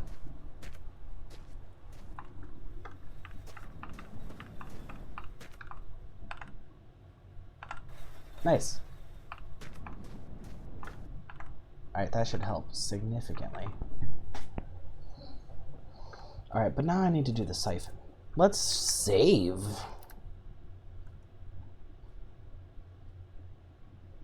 So yeah, the latest one has been 9. So we're gonna do 10. Is episode 10 gonna come before 9?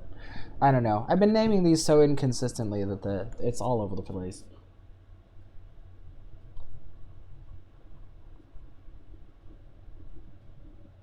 I might want to come up with a better name this game.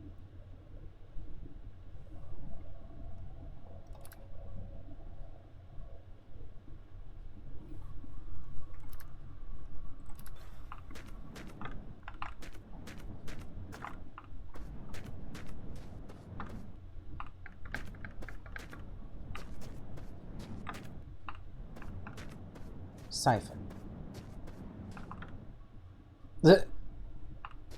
Nice. Oh, menu glitch.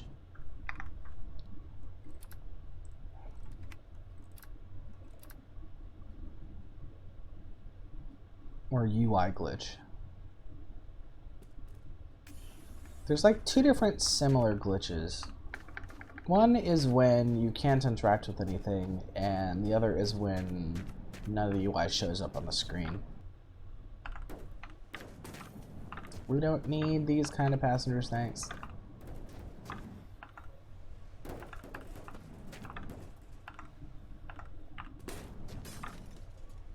Ugh. Sir, please don't die in the bus.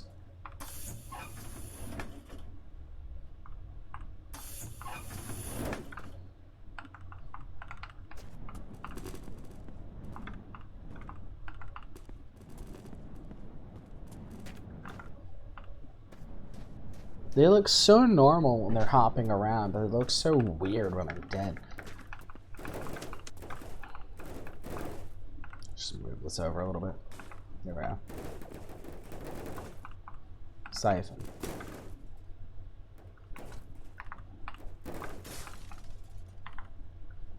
Got the siphon. Got the jerry can.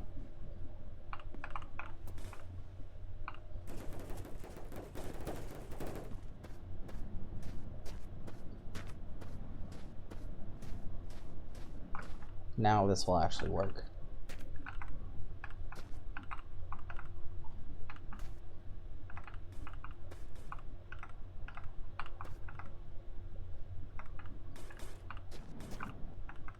Wait, these are empty as well? Okay, those are all the empty ones, those are the full ones, right? Gotta do that. Here we go.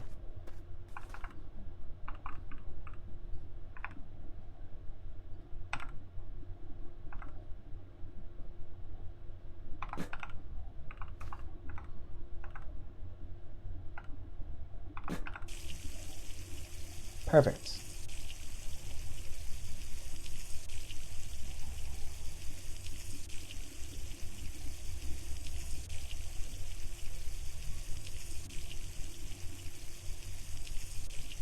Boop. Boop.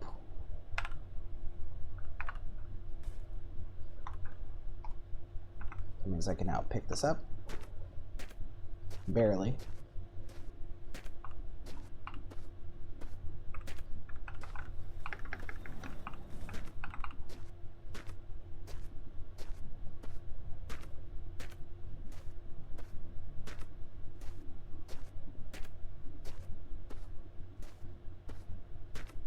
This is excruciating.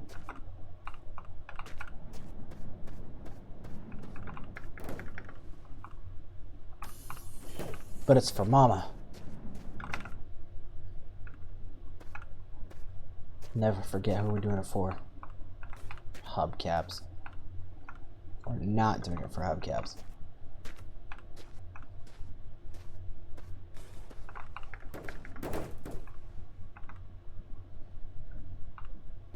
Now that nobody's here, there's something I've been meaning to talk about.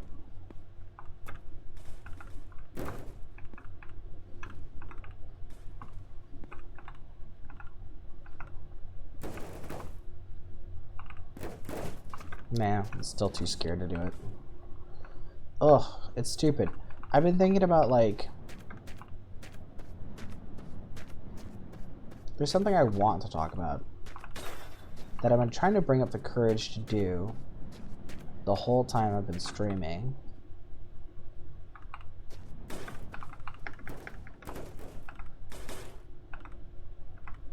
But I can never decide if it's a good idea or not. It's not even really that big of a deal. It's just something that makes me nervous.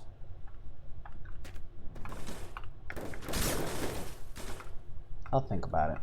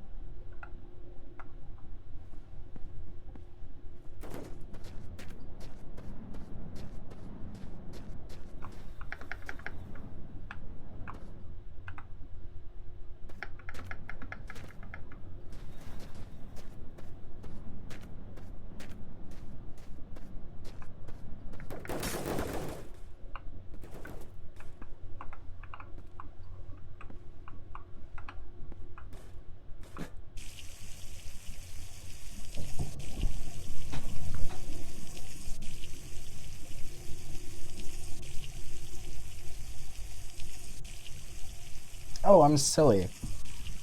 I wouldn't have had to use the siphon at all if I had just used an empty barrel instead of an empty jerry can. Actually, what's the point of a jerry can anyway?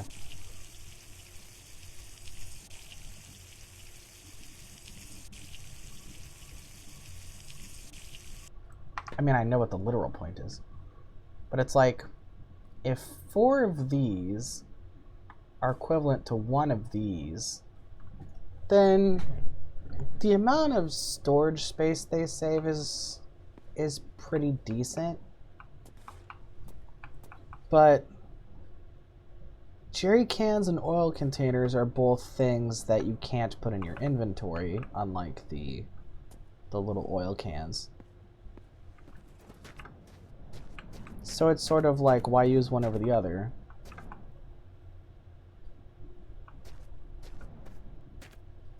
Because, like, now I'm thinking it's like, you can pour liquid directly from one barrel to another, but you can't pour liquid directly from a barrel to a jerry can. So, like, why am I even bothering with jerry cans?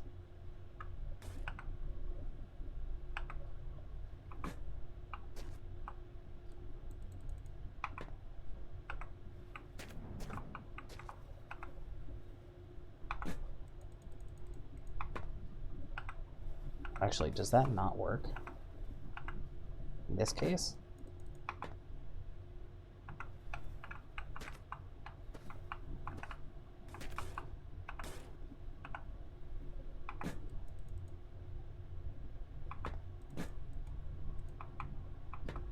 It's weird. This has definitely worked before, right? I don't know.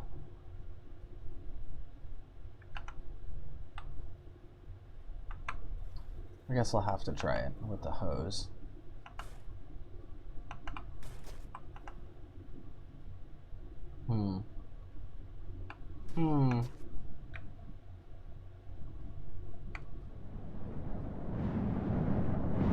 Can't believe it's only 5. I've been waking up at weird times lately, so I guess it makes sense.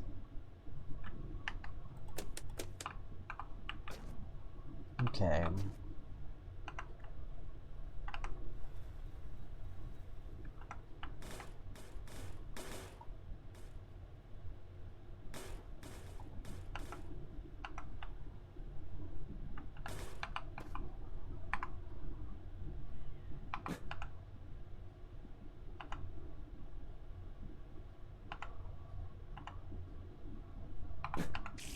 There we go.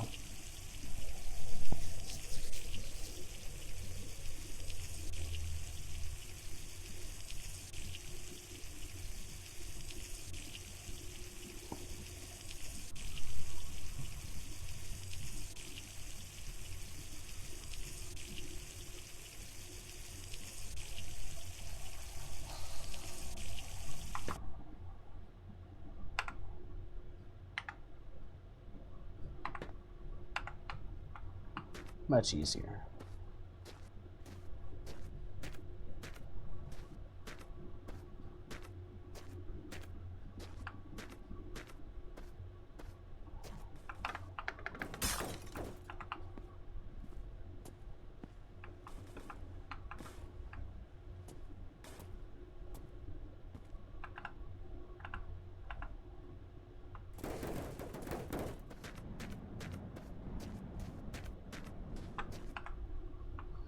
I thought you could for sure pour one barrel into the other. Maybe they took that out.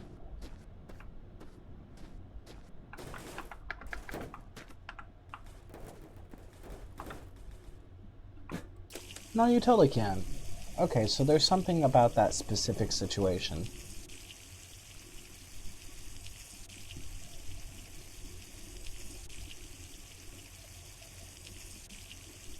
It wasn't height, otherwise this wouldn't work. Maybe it has something to do with carrying strength.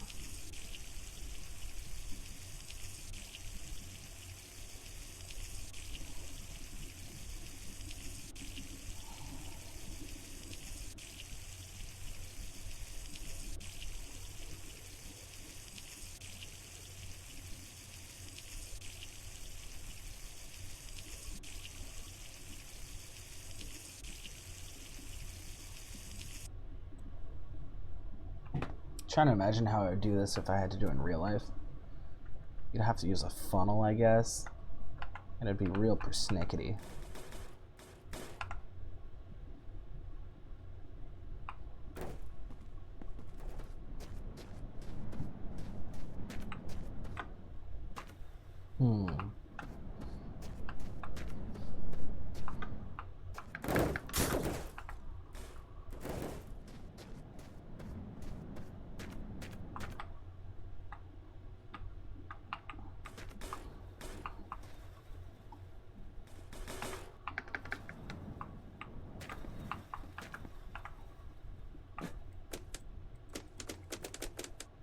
How come that doesn't work?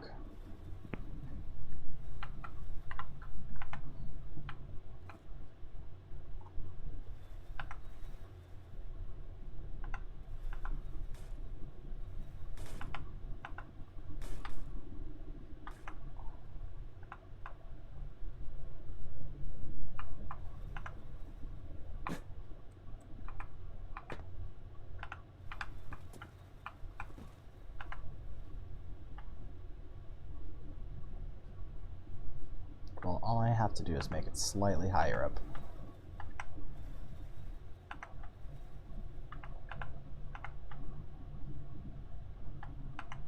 So that should work. Oh, I accidentally hummed and it really startled me. I'm like, who's here? Yeah, there's humming in this game. There we go.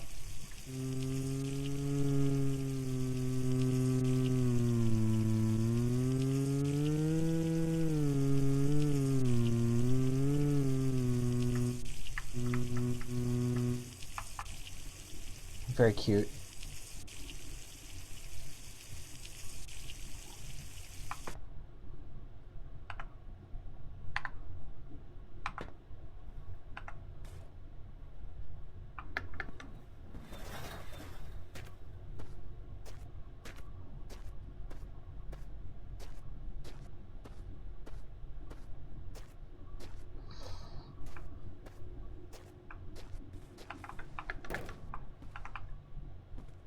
Yeah, it's that noise again. I definitely am hearing like a spilling noise occasionally.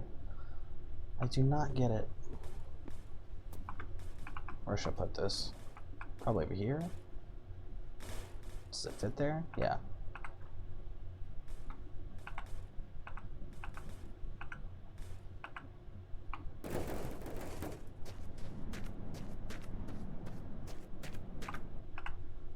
At least I saved recently. I really want to end this session with more pumpkins than when I started. But I'm not there yet.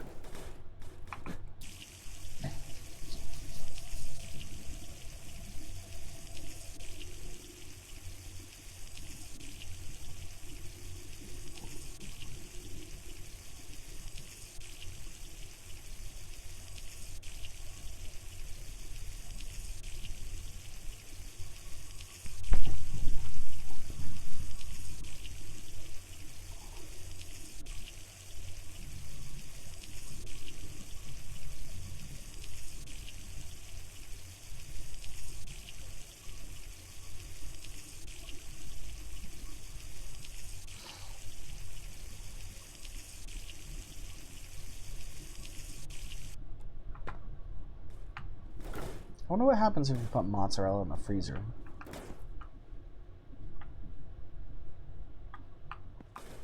I've never tried it.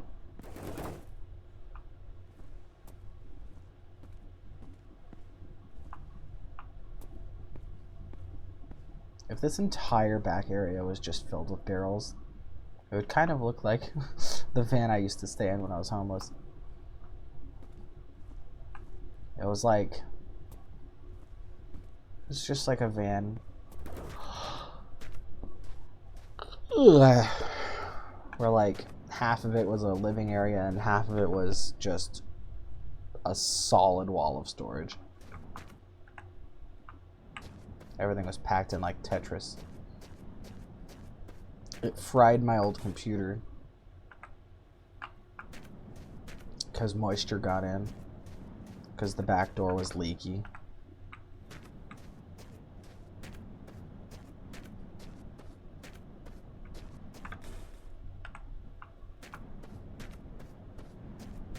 Which also meant it was a very cold place.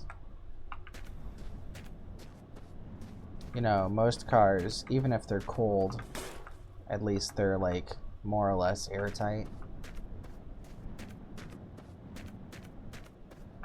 The van was not.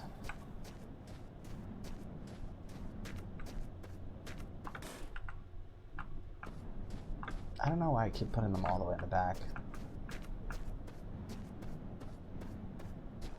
Well, it looks like we're good to go, basically. There's other stuff I could do organization-wise, but let's hit the road first. We definitely did a lot.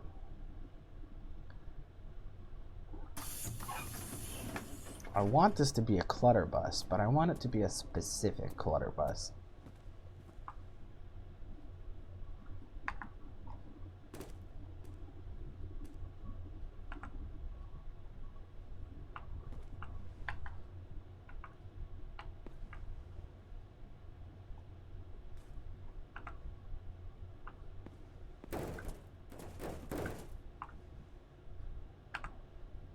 Actually, let's see. Let's hop out and save.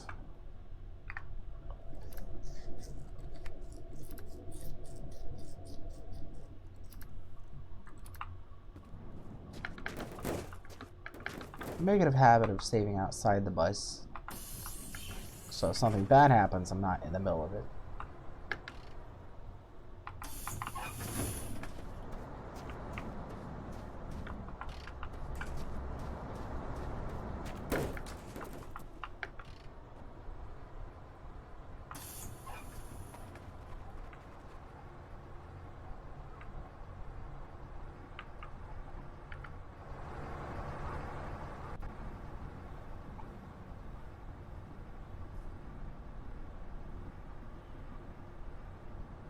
Oh wow, this is even back before I reorganized the colors in the trailers. Interesting.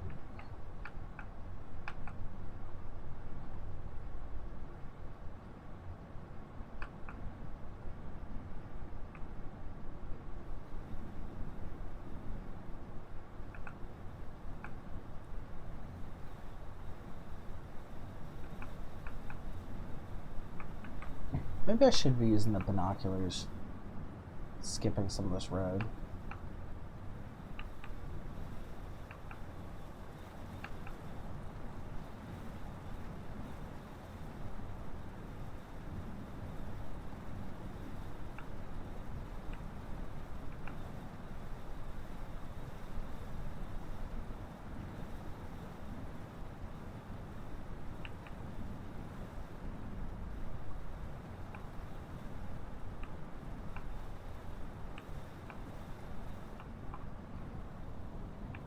Rider bidder chider. Hi, Rider Biter Chider. How you doing?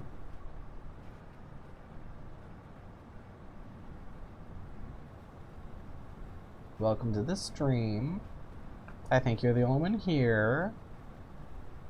I'm doing the long drive.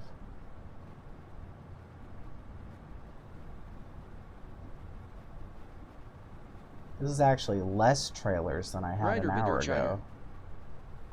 Good, how about me? I'm doing alright. There is a lag, sorry. Rider bidder chider. It's a very long bus. Yeah, this is shorter than it was an hour ago. By like 3 trailers. I figure long drive, long bus, am I right? The first 6 trailers are dedicated to being the gay flag. I also made the bus a trans rights bus. I have many passengers, including several explosive giraffes, and many, many dangle buddies. Rider bidder chider. Plus I have like an apartment back here. It's like a TV, a fridge, bunch of booze, a couch. You know, genie's lamps. Just the basics.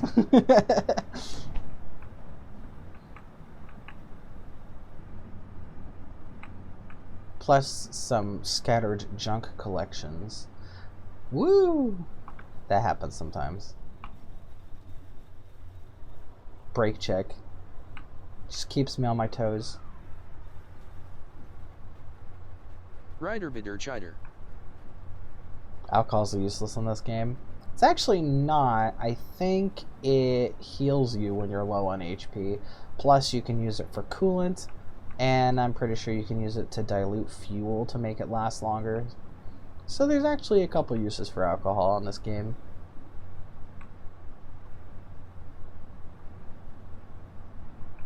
Besides, it's just roleplay alcohol. Those bottles are filled with whatever they had originally in them. It's not actually mostly alcohol. A lot of them are empty. A lot of them have fuel in them. I just left whatever was in them. Rider bidder chider. Yeah, if you come across alcohol and you don't already have all the other stuff you need, it can be useful. Rider bidder chider. For food, it's useless. It doesn't fill up your food bar, I don't think. But, like I said, I think it heals you. Somebody told me that anyway. So it can still be useful to actually drink it.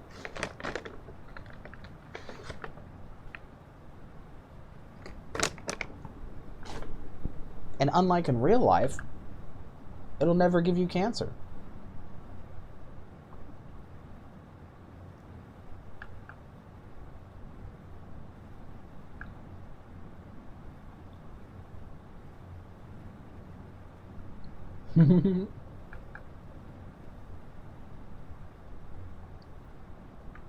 Beautiful emeralds. Rider bidder chider. Which is better, bottled water or sink water? Well, that's the reason that people have both. It's because it depends. I mean, with bottled water, the nice thing is that the quality is pretty consistent. There's not a lot of bottled water where it's actually something I wouldn't want to drink. But Rider bidder chider. It's also encased in plastic. And I don't like eating plastic. So, if my tap water is just fine, I always drink tap water. Of course, if there's a problem with the tap water, you definitely want the bottled water. Yeah, I'm a sink guy. Unless there's a reason for me not to drink from the sink, like if there's like been a problem with the pipes or something and the water's coming in with contaminants or whatever. Unless there's something like that, then I drink from the sink. Almost exclusively. Of course, there's also the Brita filter people, which is valid, I guess. They're like, I want to drink from the sink, but I want it to have less stuff in it. Then you kind of get the best of both worlds because you get to control the flavor, so it always tastes the same, the way you get with bottles. But on the other hand, you're still drinking plastic, so I'm not one of those. The sort of secondary nice effect of the Brita filter method is that the water's always nice and chilly when you drink it. Whereas with tap water, some people's comes in real nice, real crisp. And then some people's comes in kind of warm.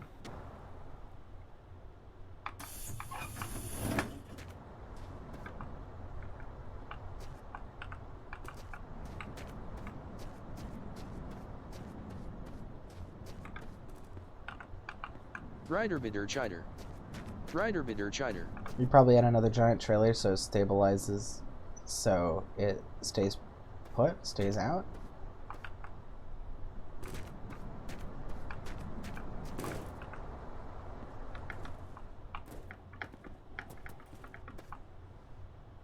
Oh, stables out. You mean like at the end? I'm not worried about the fishtailing. I kept trying to figure out how to make it go away until I realized it's basically not a problem. It just kind of does that, and that's fine with me. It does get caught on things occasionally, but that's very rare.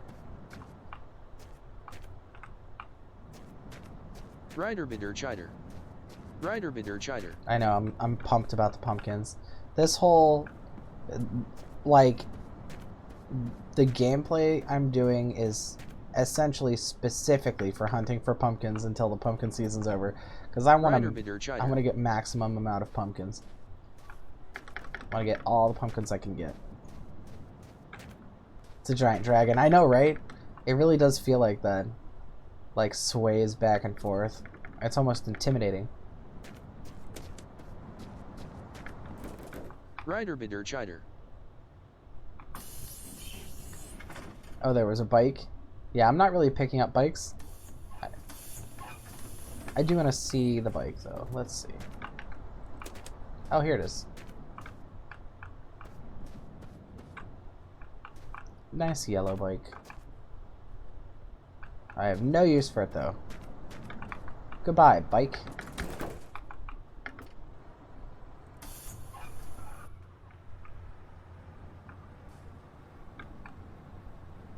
Oh, look at those pretty lights.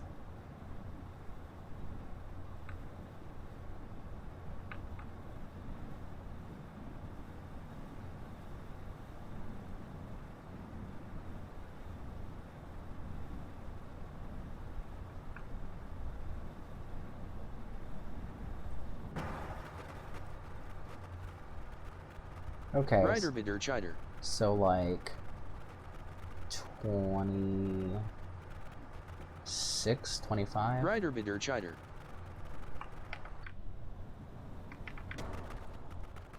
Sleep you must.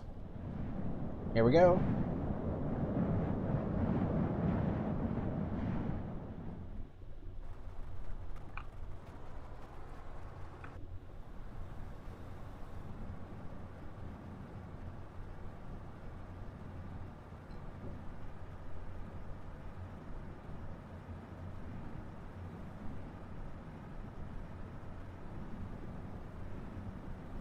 I'm skipping a little bit of the road by heading directly to the farthest light I could see.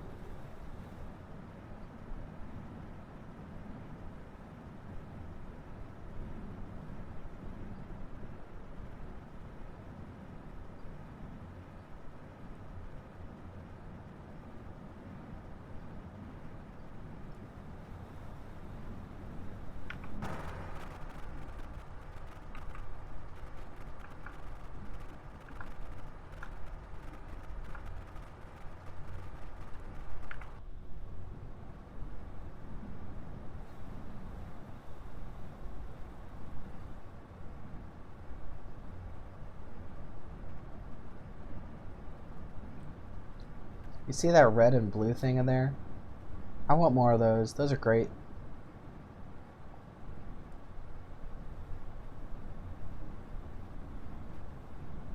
So how you been? How's your day going?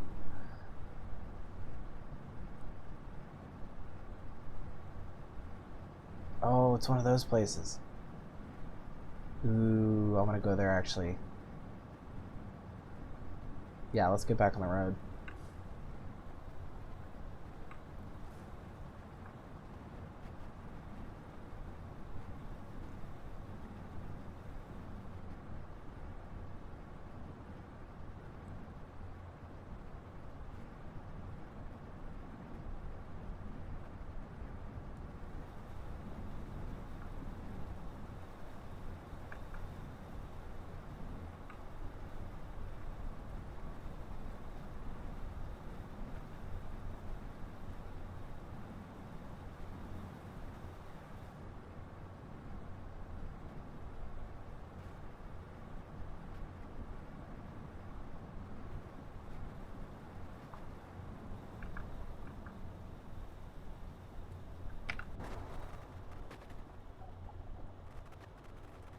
Okay, so I'm going almost due south.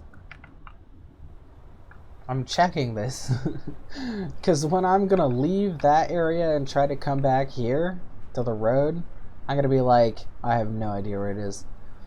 That's why this compass is so vital. Now that I know that it's almost due south, that means I can go almost due north to get back. It's perfect.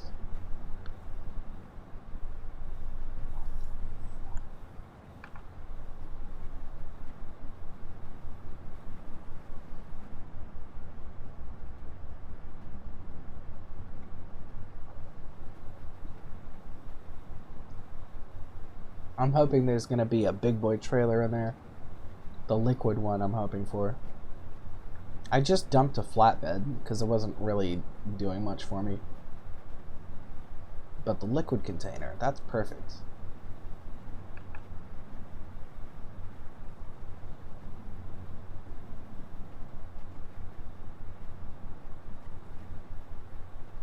Plus, if there's nothing interesting there, maybe there's some cleaning supplies.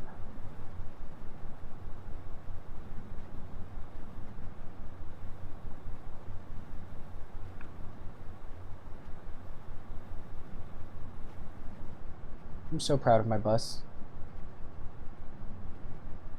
It handles most terrain very well. It's only the steepest of roads that it can't get up.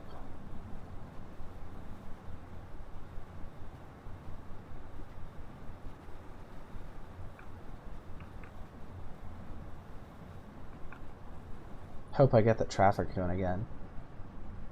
How many traffic cones am I gonna lose until I get to keep one? I think it's funny how it wibbles back and forth like that. This is the first time it's done this in this specific way. I don't really know that there's any way to stop it from doing that, but it's also not really a problem.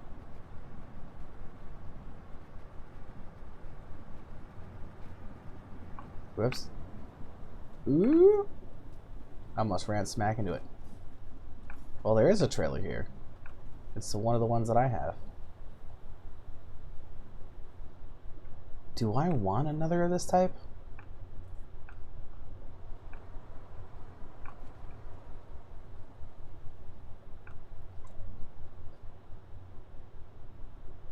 I think yes. I can have that be like my clutter storage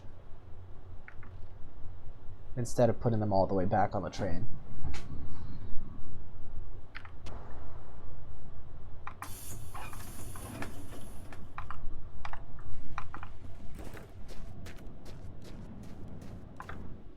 So I actually want to,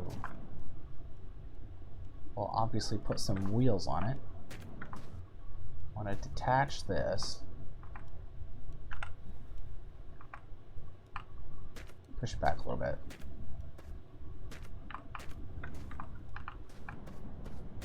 Actually, push it this way.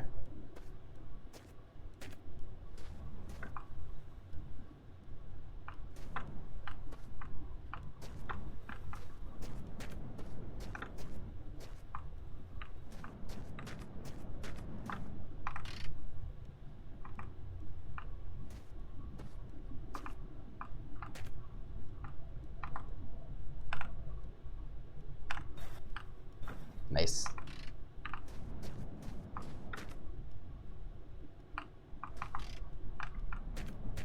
I'll put some wheels on it. Do I have wheels? Yeah, I have wheels.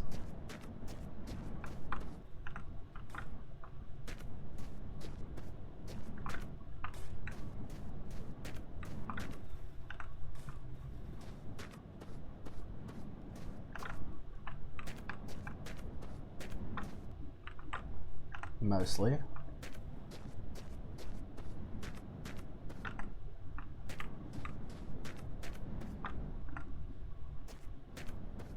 But good enough, right?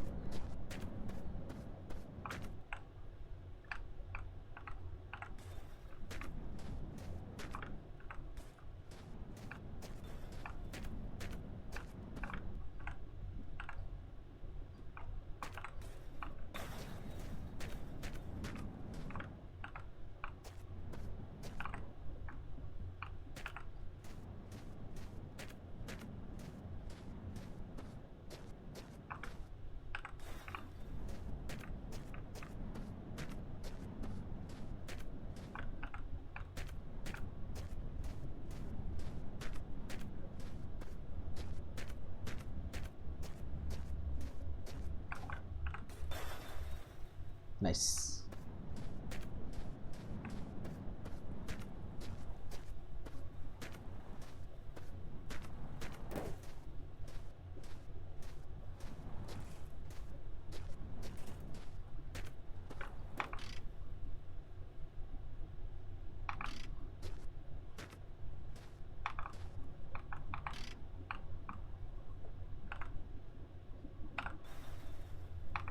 Perfect. Now I have this whole other trailer.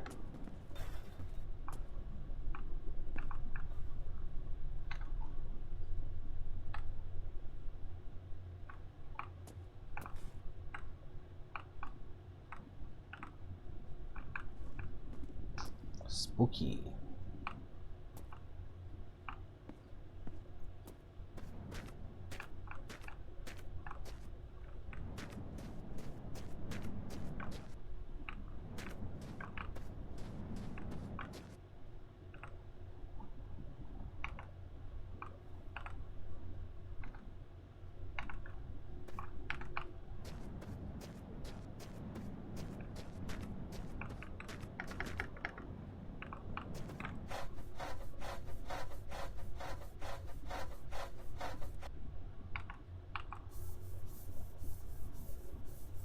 Nice. Oh yeah. Nice. Shiny. Almost too shiny. Actually, it is kind of too shiny. Oh well. There's no subtle lights in this game.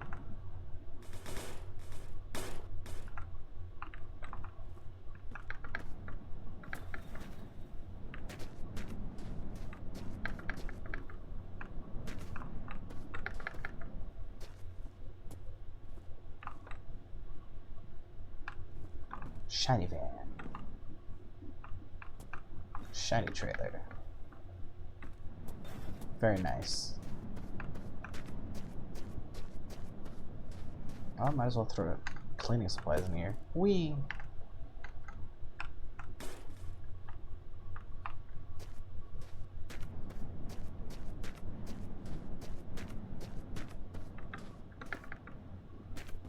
A foot. A spooch.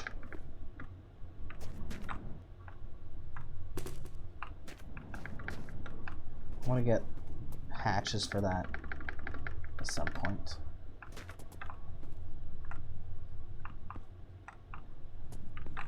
Might be nice to have the mount anywhere mod thing. Maybe put some car doors on that so it stays closed.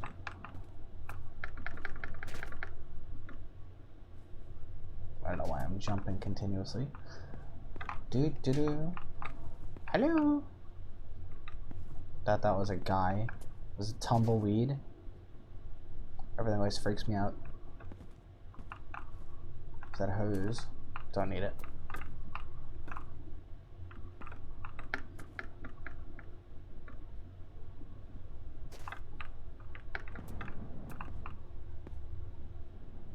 Sometimes there's stuff up here. Look at that. A door to the thing that I just got. Perfect.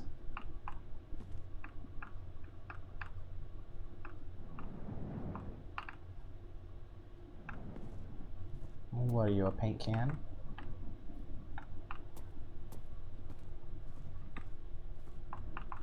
Whoops. No! Okay, good. Thought I was gonna die.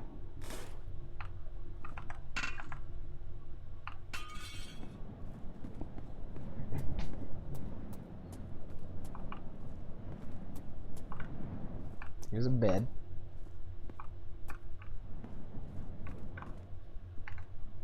I might as well pick up a bed because I was gonna kind of like redo the other interior. Like having a bed makes sense, having a couch doesn't make as much sense. I don't know, but the beds look kind of crap. And the couches look cute.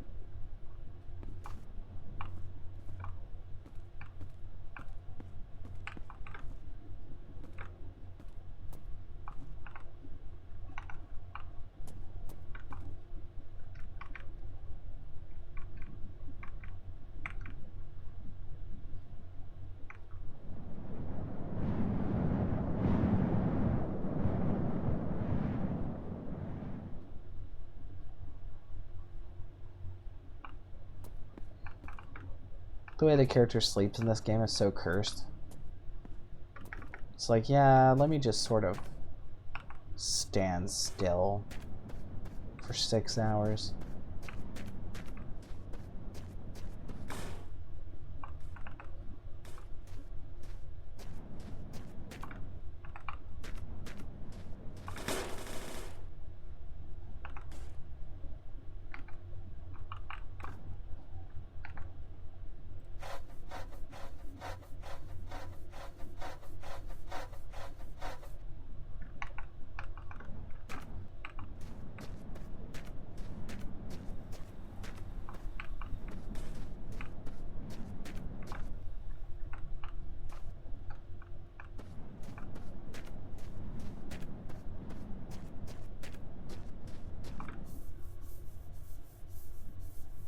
There we go.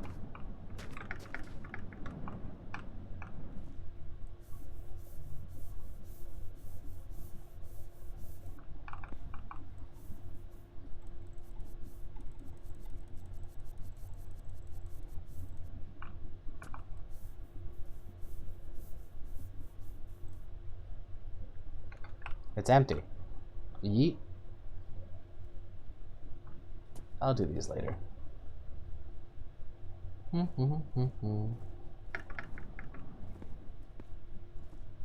could be a thing, or like have categories of stuff, and I drop them into a window based on what it is.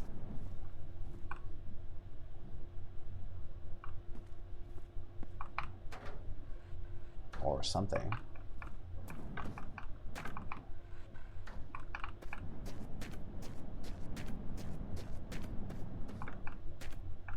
I wonder if I should use these for it. I have like this stuff goes here, this stuff goes here. Have them like categorized by palettes. Maybe. Make a nice wood floor.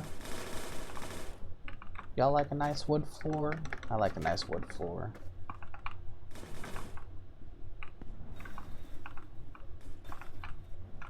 Whoa. So two can't fit side by side like that. What about like this?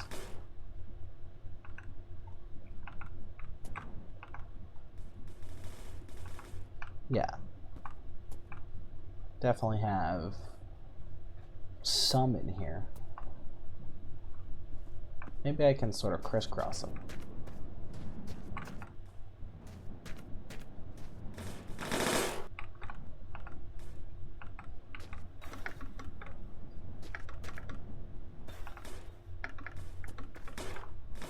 Meh.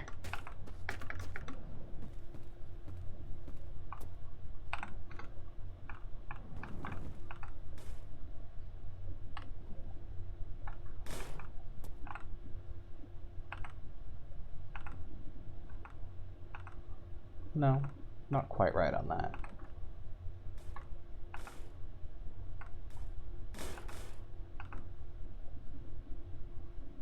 Oh yeah, I could kind of use these as like shelves.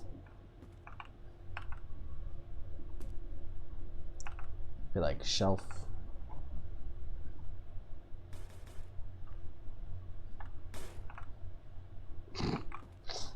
Why do some of these have like really simplified collision, but this one's like really specific?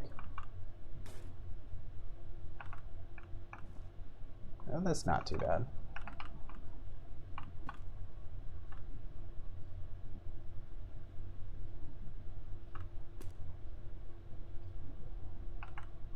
Yeah, it's kind of silly. It's too finicky.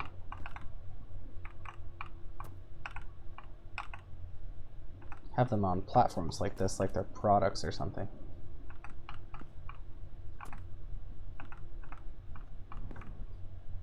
At least it'll look like something.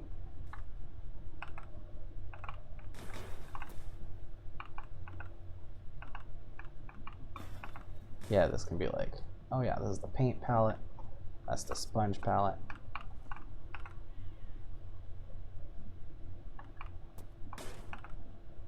Yeah, I could do it like that.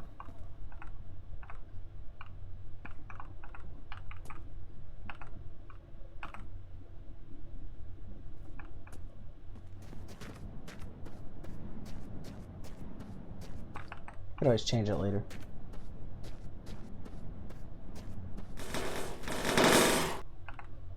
Alright.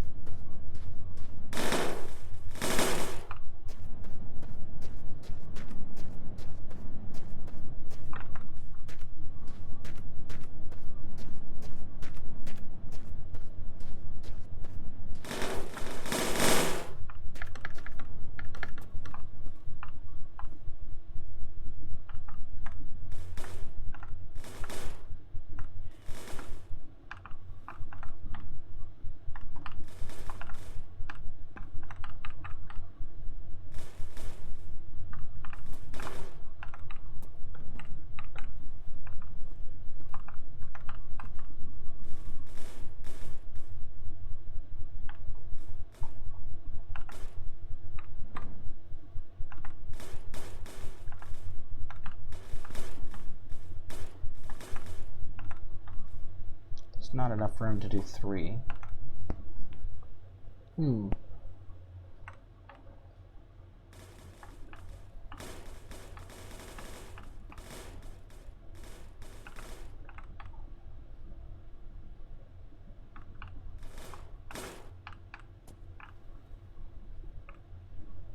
That's alright.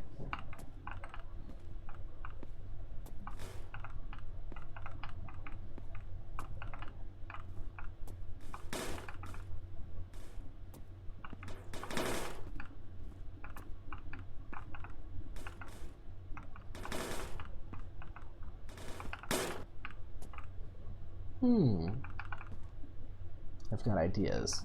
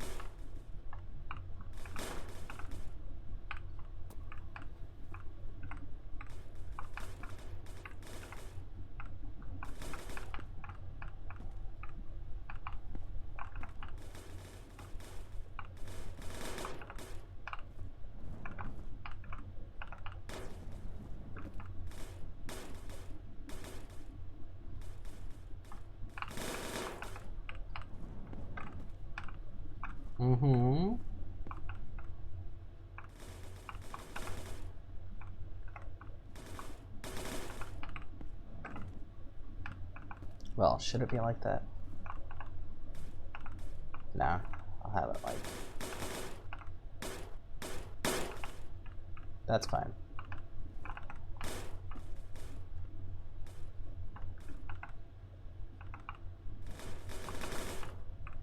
Done like this.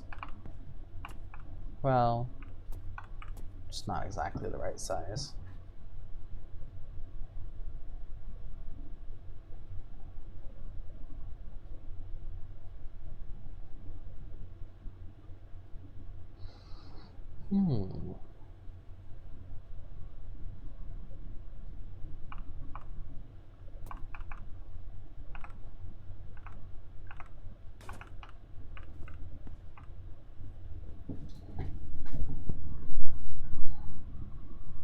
I'm not exactly sure what I'm doing.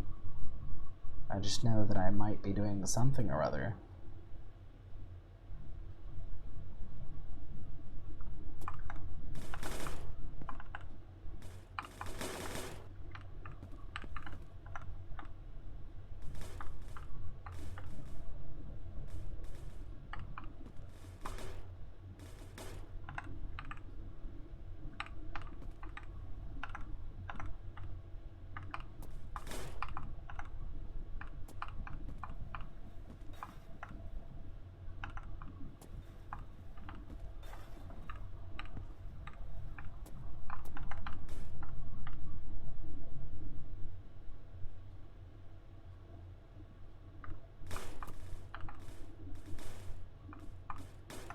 You can't. You can slot these in like shelves. That's interesting. Probably not useful, but it's interesting.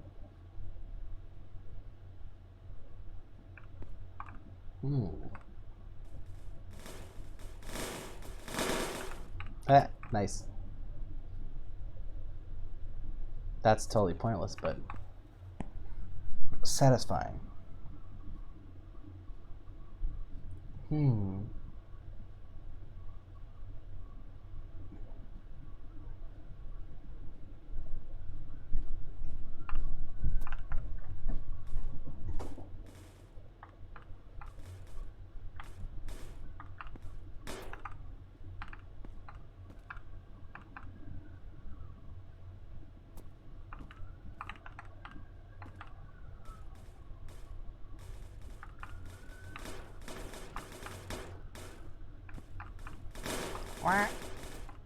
Wrong button.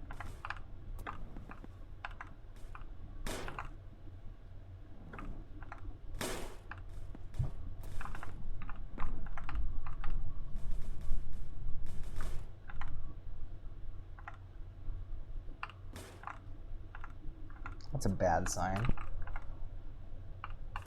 I hear sirens and then I hear my neighbors frantically running around.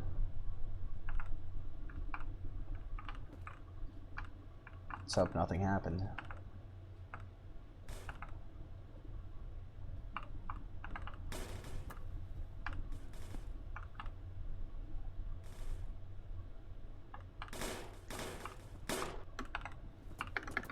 Yes.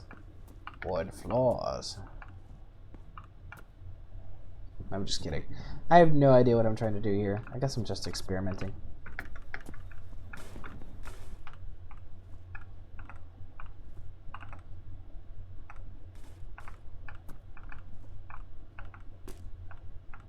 I'll figure something out about something.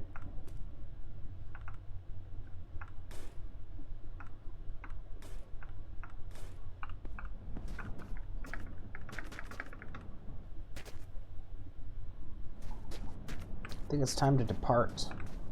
There's not really anything else here, so we are going to skedaddle.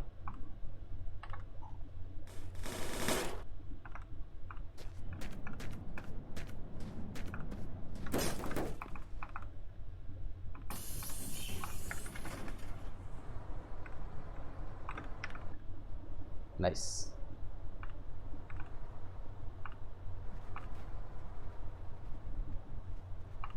It's funny. It's kind of like, what's the point of those window things if I don't actually use them?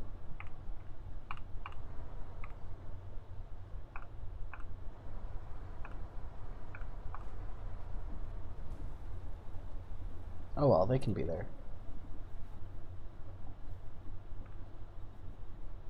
I still think it's funny that this thing came up on me so fast I almost ran into it.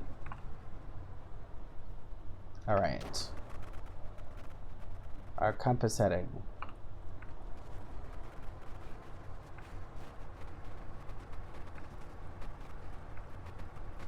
Should be this way.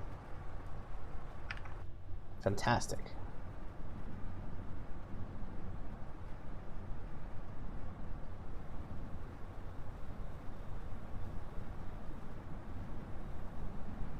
So nice having a compass. I know I already said that, but it's so nice. Don't have to rely on weird landmarks anymore. You'd be like, which one of these two lumpy rocks was the correct direction? It's like, no, I can just go.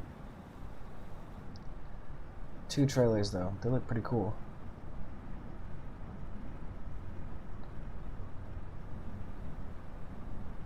Now it is starting to look like a train. That's pretty awesome.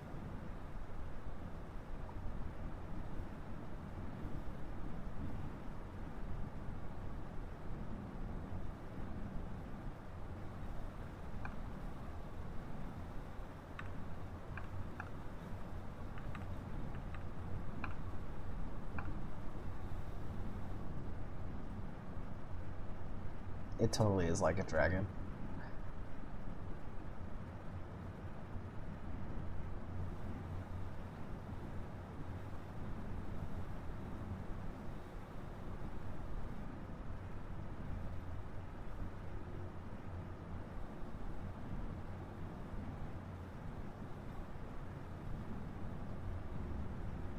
And here's the road.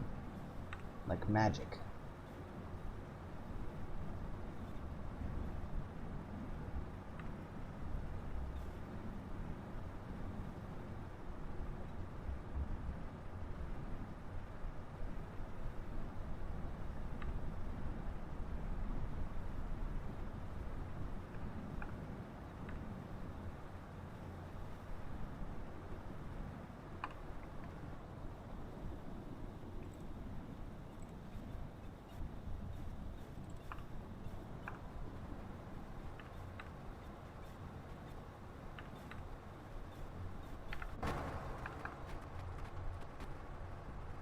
Due west.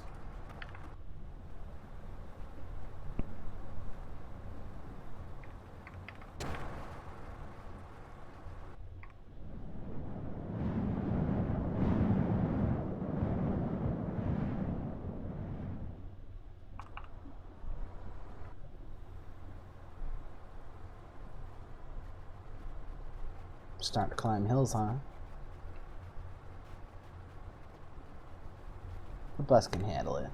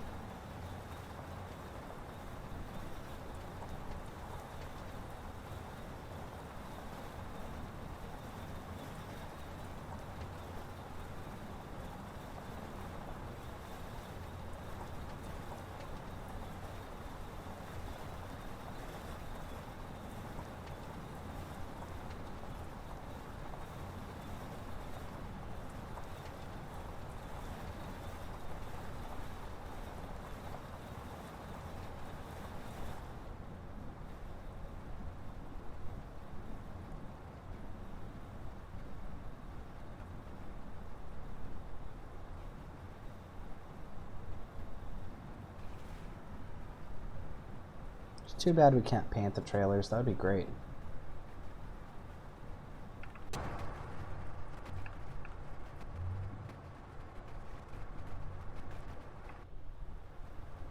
Having them that shiny is kind of a problem, actually.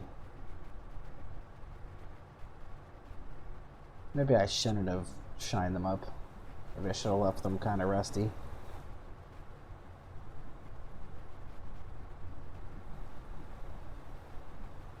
It's just so bright.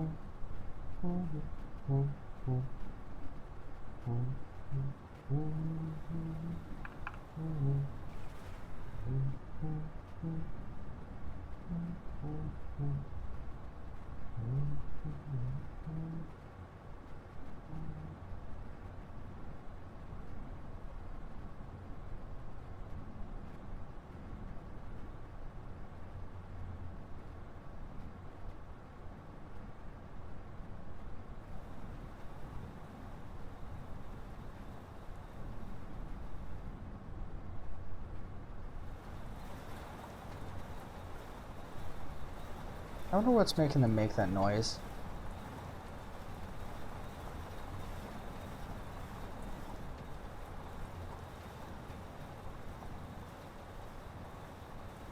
Like, what collisions are they calculating? Well, this one that I almost just had.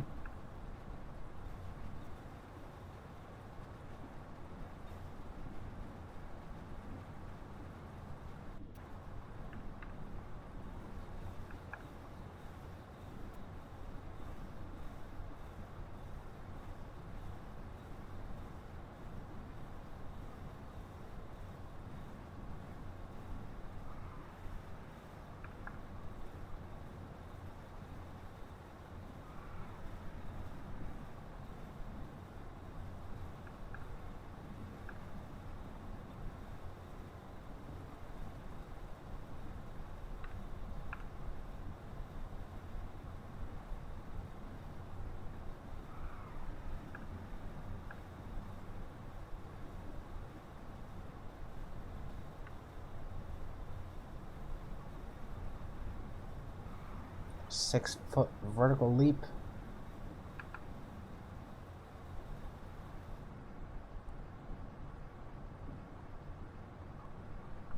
I'm gonna need some caffeine or something. 6 o'clock might be a little late for caffeine. But I've made it so far today. Usually I start dropping around noon. I'm starting to get a little bit tired. For me to last all the way until 6 without getting tired is pretty good. Maybe I should have some caffeine.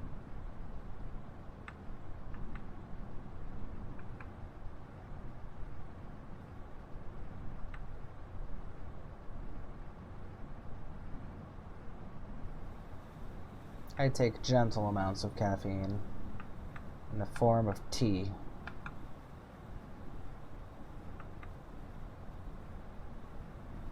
Some nice unsweetened iced tea in giant plastic jugs in the fridge.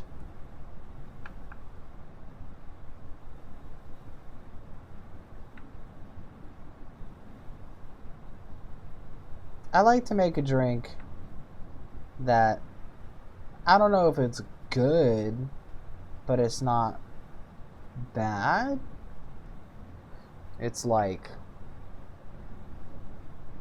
I mix unsweetened iced tea with like diet ginger ale, soda,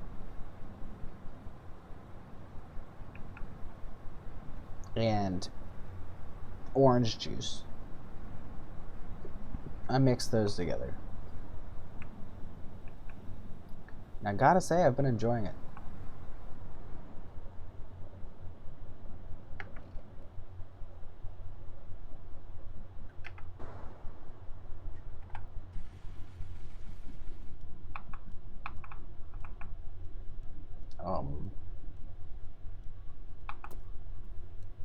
Excuse me?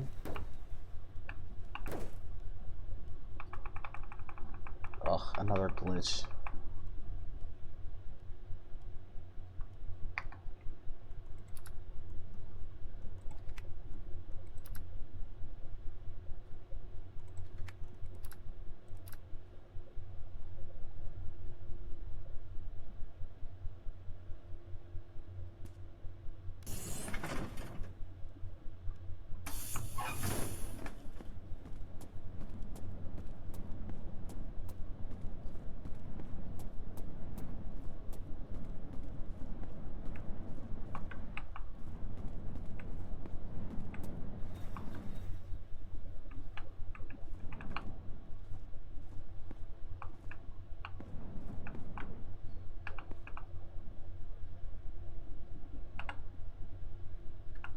Perfect.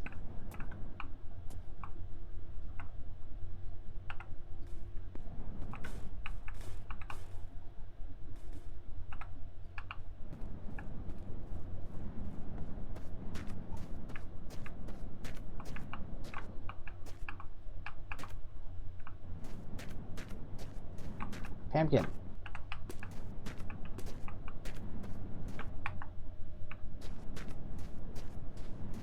Another pumpkin.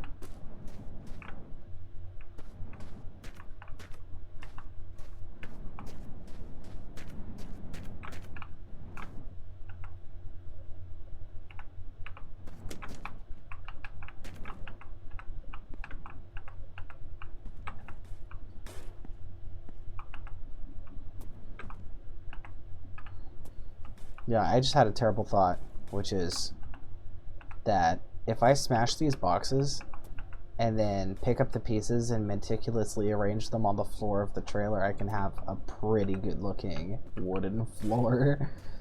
It would just be absolutely terrible.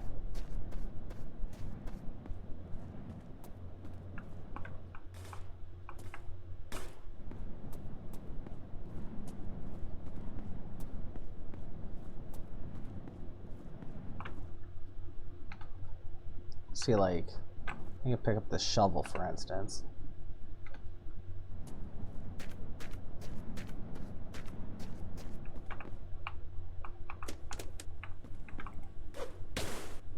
And do that.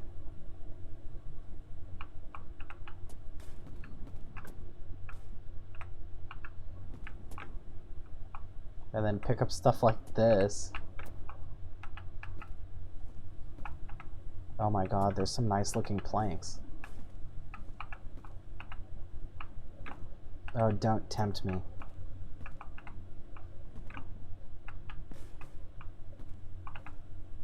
They look so good though.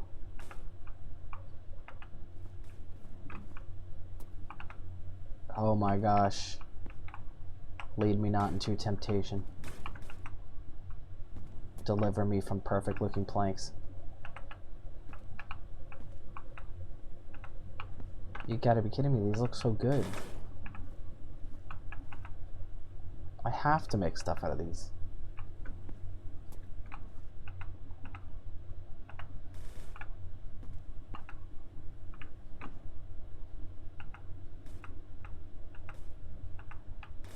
If he didn't want me to build stuff out of planks, why would he give me planks?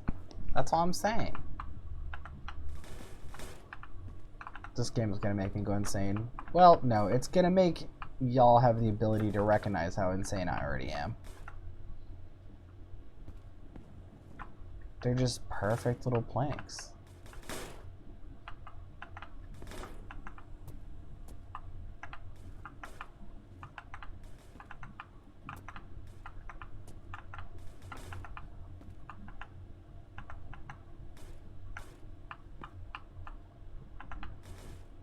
Do any of these break down further?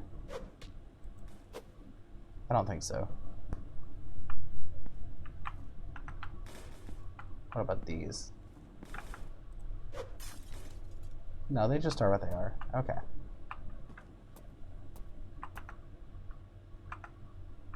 Look at these. Ridiculous.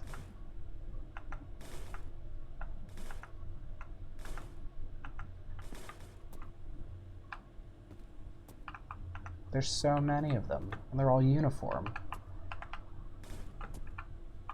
And they're a decent size.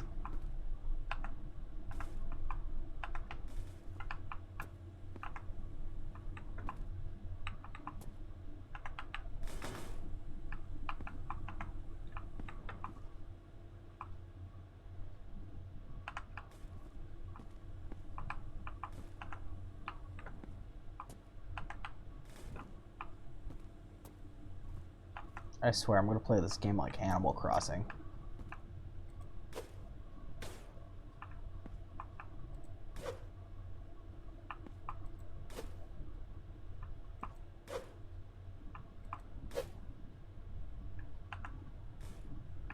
Kind of buried the pile.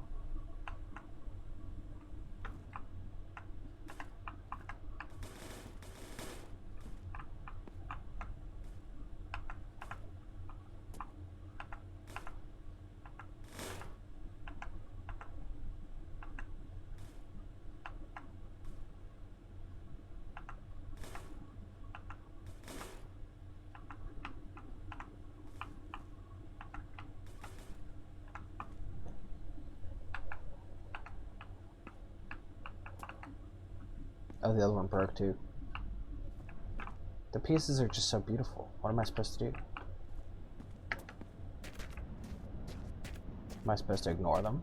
That's ridiculous.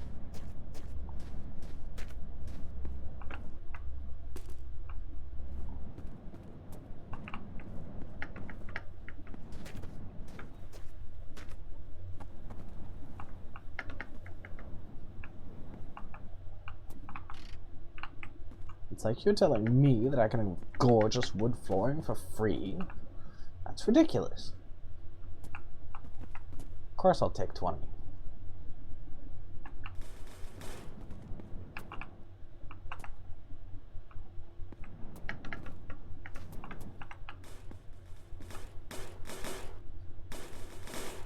Oh, that's right.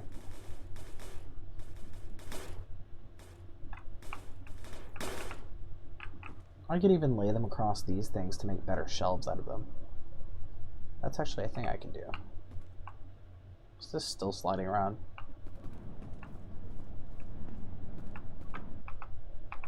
There we go. Let's see what we can do. I don't know a great way to carry multiple of them at once. So I guess I'll just sort of throw them.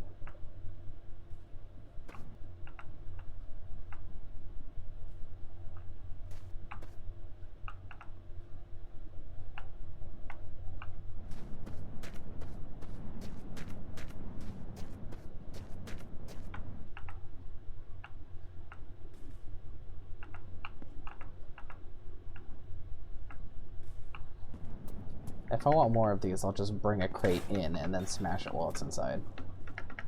Or something. Come on. How hard should it be?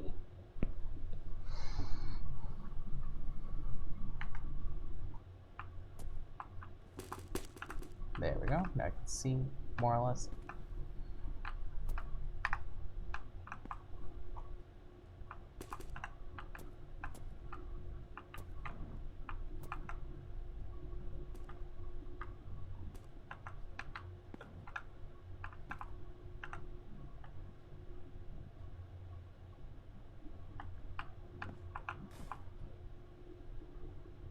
Oh. I see.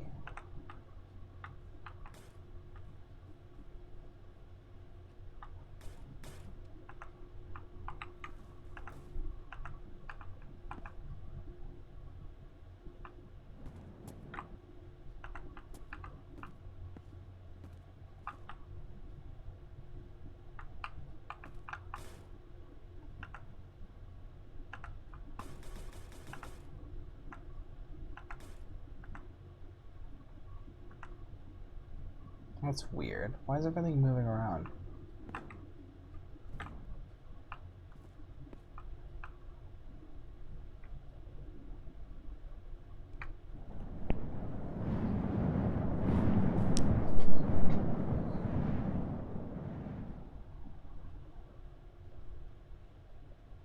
Like, I'm definitely sliding around in here. Maybe it's because of the wheel. Gotta steal one from something else.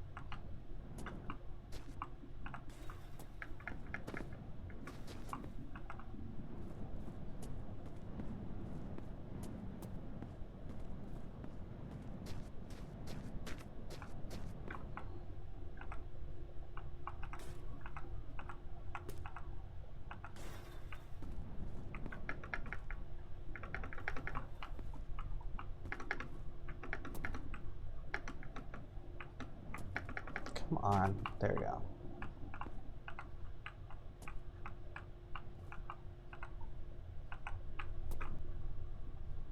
Still sliding around. It's kind of annoying.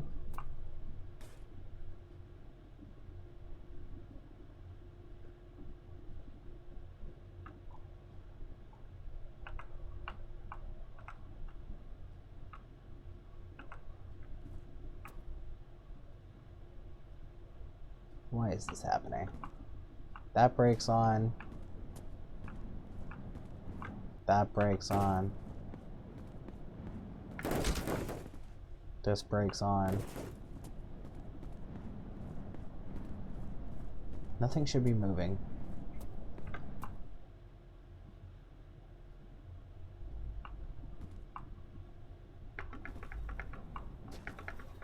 Is this stuff in here moving?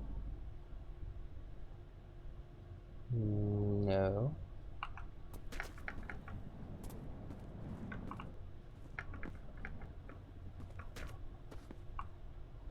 But the stuff in here is. Where's it going? How's it moving forward?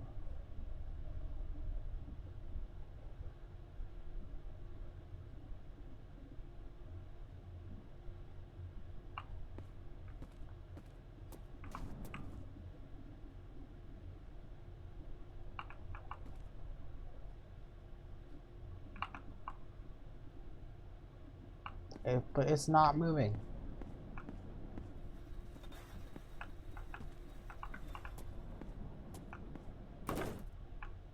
It's not even kind of moving.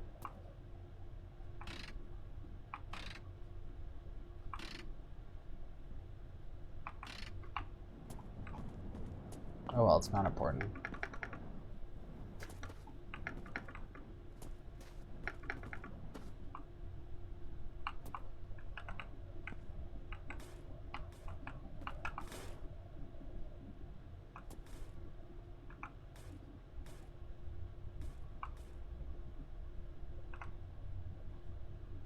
Point is, they do actually make better shelves.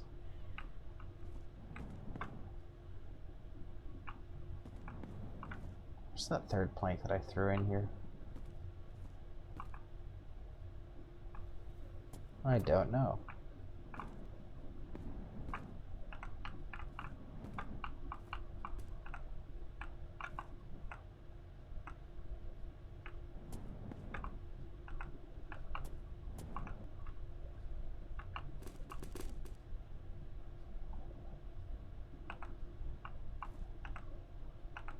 Not that much better.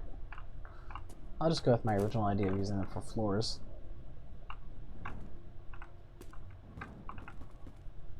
It probably won't be great. They'll probably still, like, slide around and stuff. I just want to try it. Satisfying.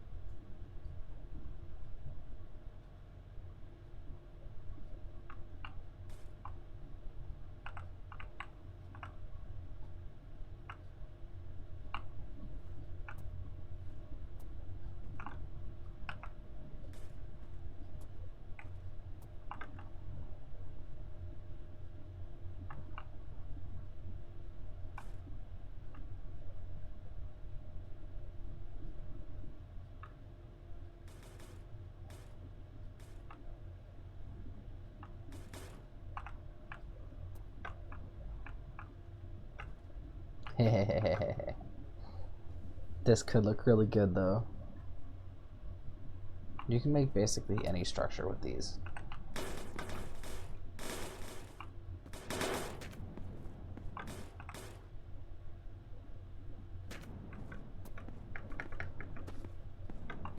I'm definitely crazy.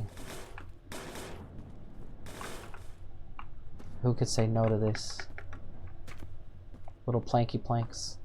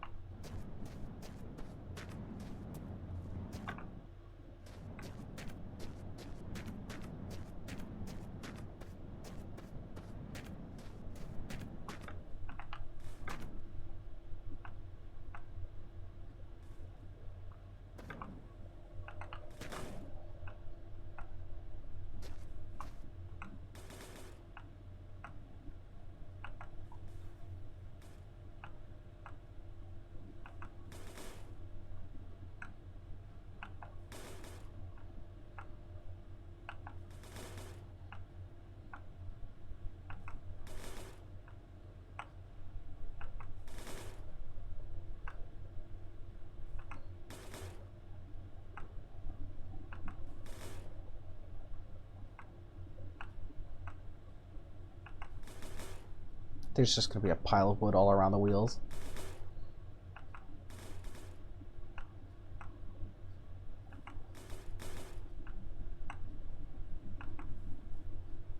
This whole time I'm like, bus too heavy, bus too slow, I have to get rid of stuff. And now I'm like, what if there was 5,000 objects in the same trailer?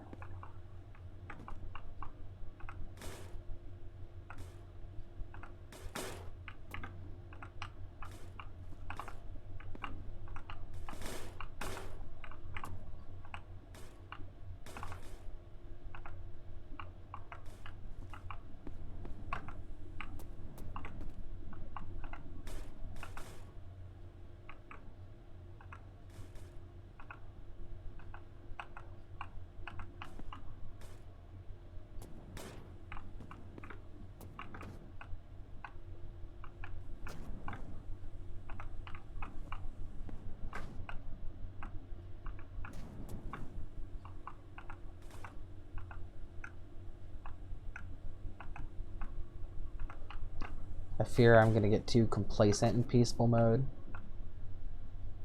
And then if I ever start playing in non-peaceful again, I'm gonna hear rabbits and not be appropriately terrified. It'll lead to my downfall.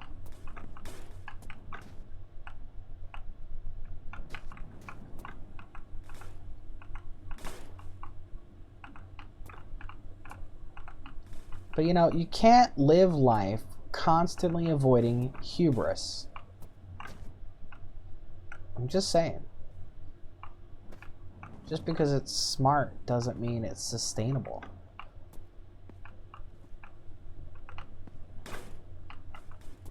Sometimes you gotta be a dummy. It's like a requirement.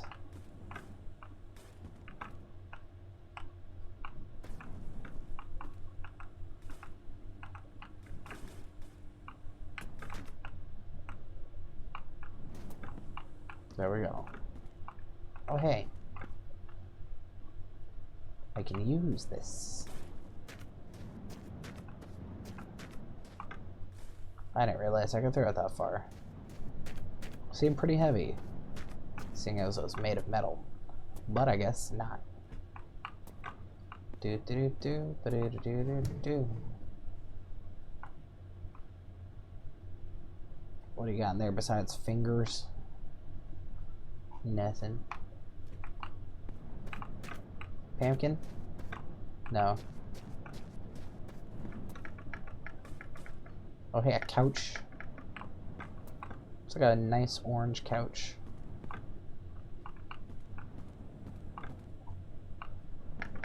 Alright. Time for a masterpiece.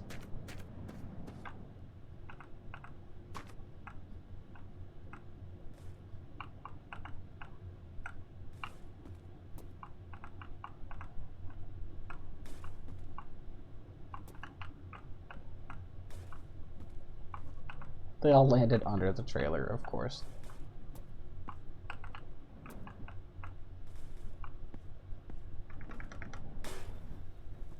Let me in.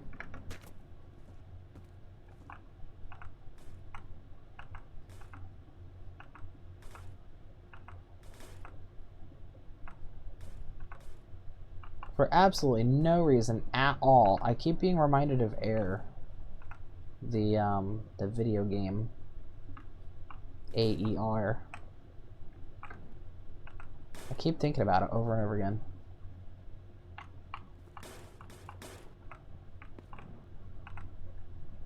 It's a good game. It's very relaxing. Unless you're terrified of clouds, which I am.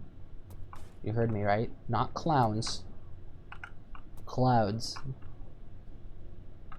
Not terrified like I see a cloud and then I have a bad feeling about it. Not most of the time, anyway.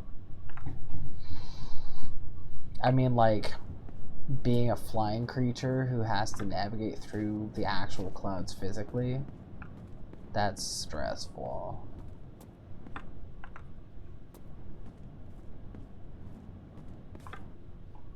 You may be thinking like, well, of course you have to navigate through them physically. How else would you do it?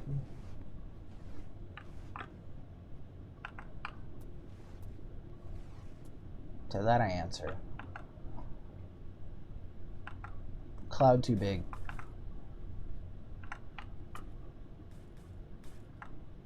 It's just too big. It's just too large of an object. It's too big. Can't see anything. Plus, it's not even physically there. Can't stand on a cloud. Can't put stuff on a cloud. Can't touch a cloud. It's just vapor. So you're basically going through a big freaking void. Totally blind.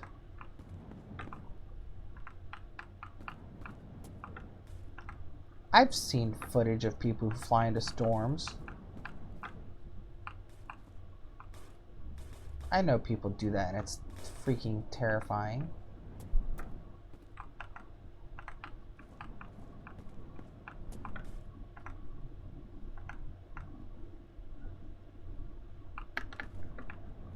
Sorry, I must be tired because I'm just sort of mouthing off on autopilot here.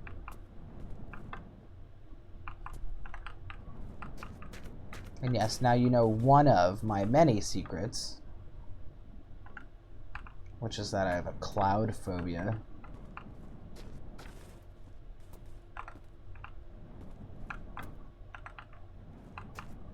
The reason I know it's a phobia and not just like a problem that I have intellectually with clouds, the reason I know it's a phobia is because thinking about it makes me uncomfortable.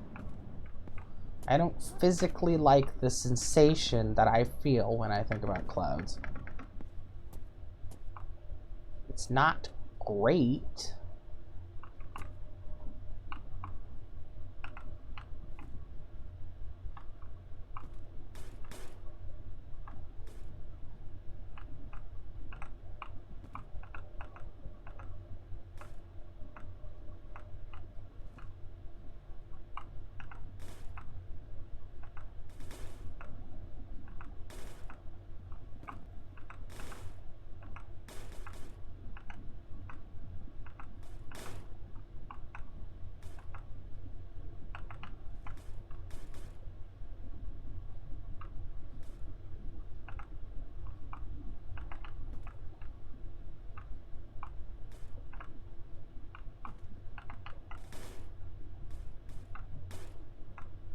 Other players in this game being like, woohoo, I put a hot rod engine in a Volkswagen Beetle. I'm going 1,000 miles an hour and I'm dying when I smack headfirst into a telephone pole. I'm doing flips in the air so big that I don't even know where the ground is supposed to be. Meanwhile, I'm over here like Animal Crossing? You said Animal Crossing, right? Right? Animal Crossing? But no. Nobody said Animal Crossing. It's just me being weird.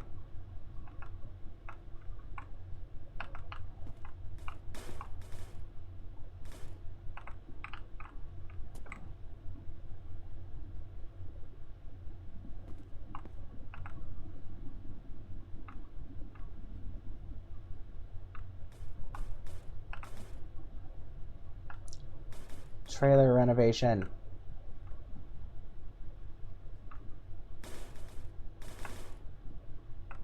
They should make a show called Reno and Reno.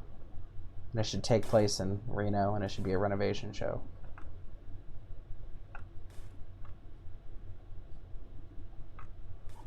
Nobody would watch it. You know what? Let's make it worse. It's not called Reno and Reno. It's called Reno. Just make it truly cursed.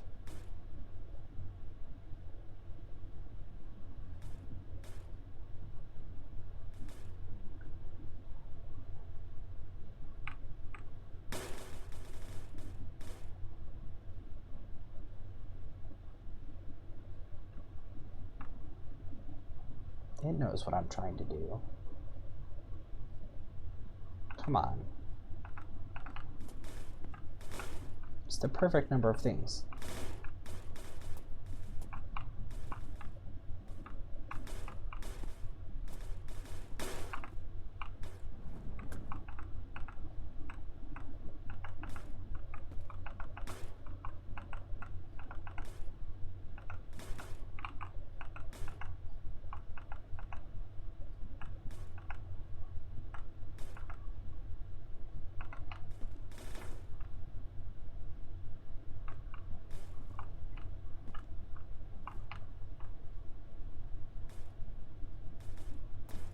Come on.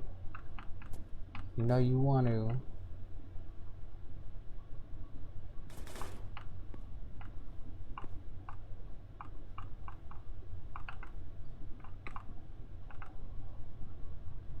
What do I look like to you? Come on.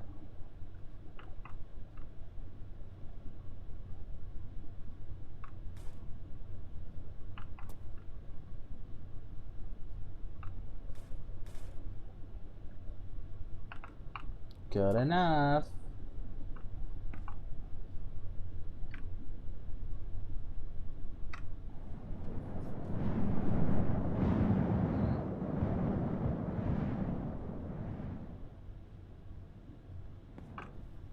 That looks beautiful.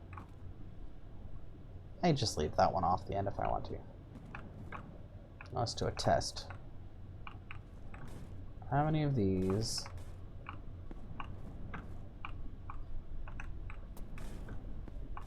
Whoa. Where'd Fizzlock go?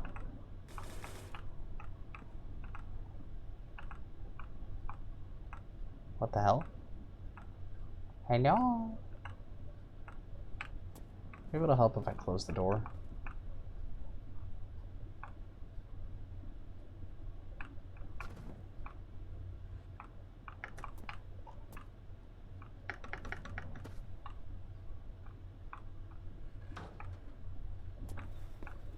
No.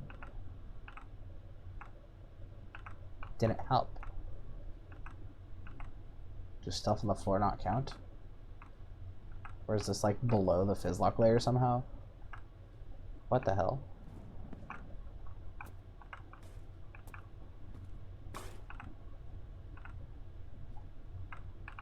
Okay, what if one was on top?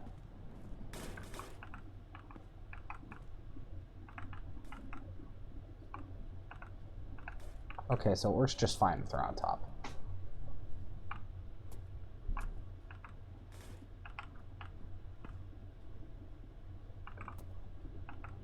So the Fizzlock layer starts up a little bit.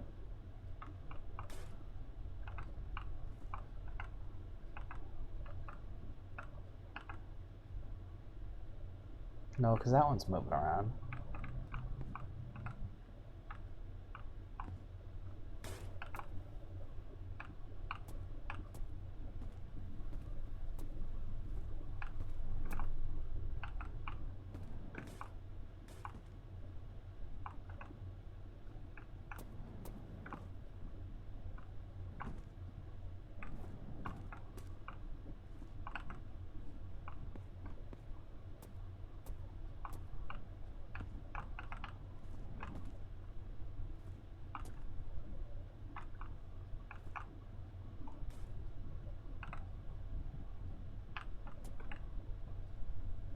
So it'll never exactly reach the end, but that's okay. Unless I do some fancy patterns.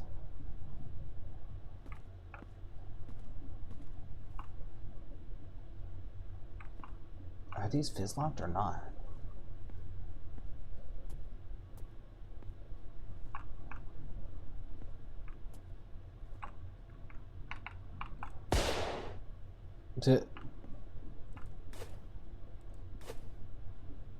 What did I just explode?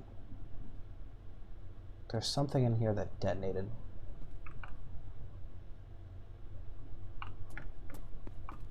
What was it? I did not pay enough attention to figure out what that was. I hit something and exploded. Was it something on top of here somehow? Was it one of these things? Oh, I see. It's the paint cans.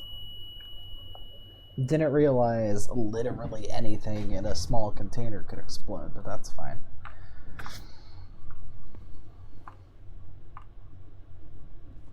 Anyway, this is actually pretty cool.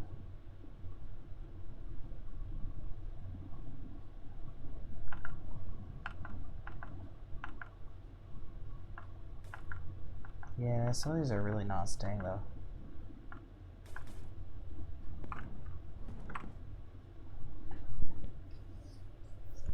That's okay. If it's a floor, everything basically has to stay.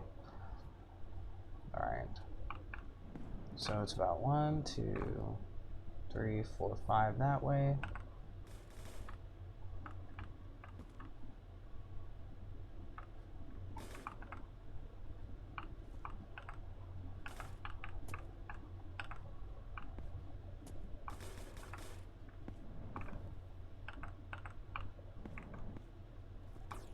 And 3 this way with spare change.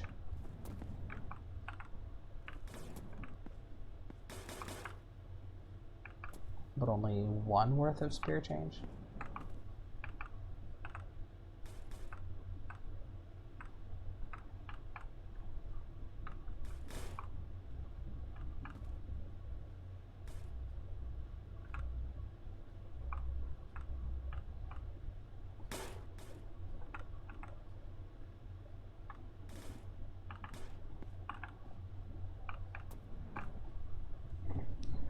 That's so weird.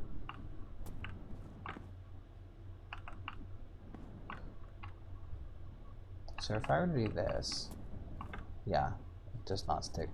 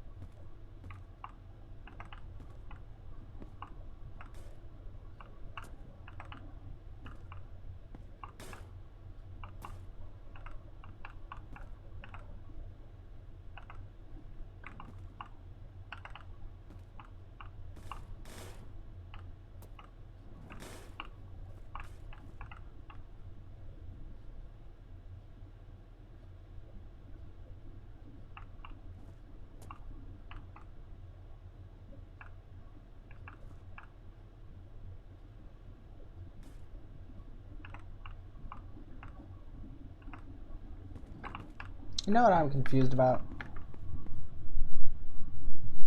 The last song in the Star Kid musical Black Friday. I watched it several times and I'm still really confused about how it fits into the plot.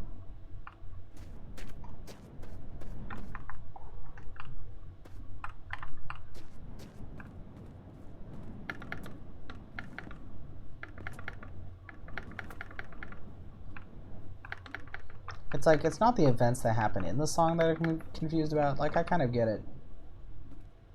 Ish.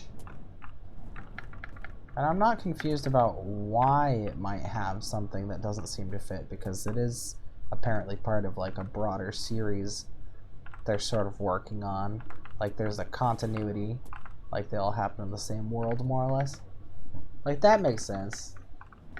I just don't understand the song. I don't know what they're talking about, and I don't know why. Where's that pumpkin? No! Pumpkins explode when you hit them? That's why the light changed. Oh no. I gotta be careful about that. Y'all, don't hit pumpkins.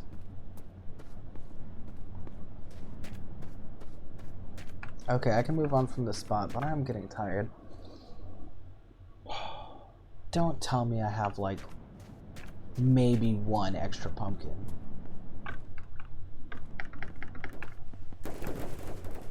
Is this my new guy? I think it is. Oh, that sucks. I didn't realize I had to be so careful around pumpkins.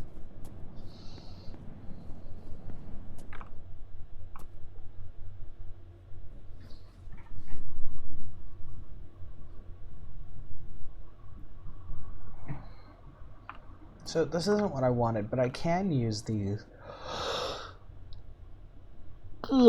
as a sort of way to raise the floor. So I can use these as like a base floor, so that I can put those on top and they'll all be fizz locked.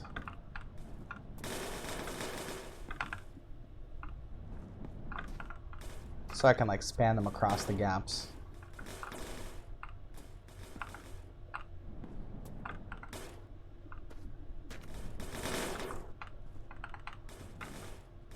But I'll save that for future me. Because I'm tired and I want to eat and watch YouTube videos.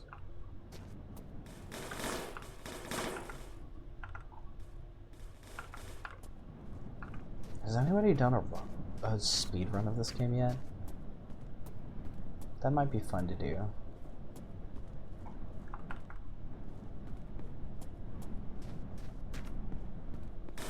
I think I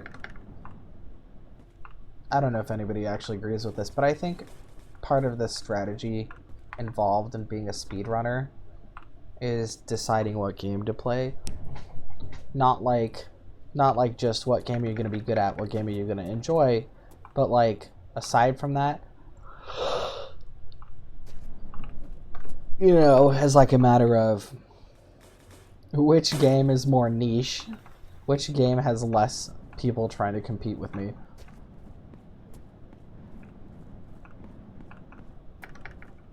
It may not be because the game is a good idea to try to do for speedrunning, but it could mean that you have a heads up because there's not a lot of competition.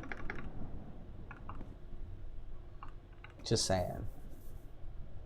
I don't know if speedrunners actually think that way. Like, you know, which game is nobody else gonna do? That's kind of how I treat most things in life. I don't try to compete with other people for opportunities. I try to figure out what's gonna not be popular so that I won't have to fight anybody over it.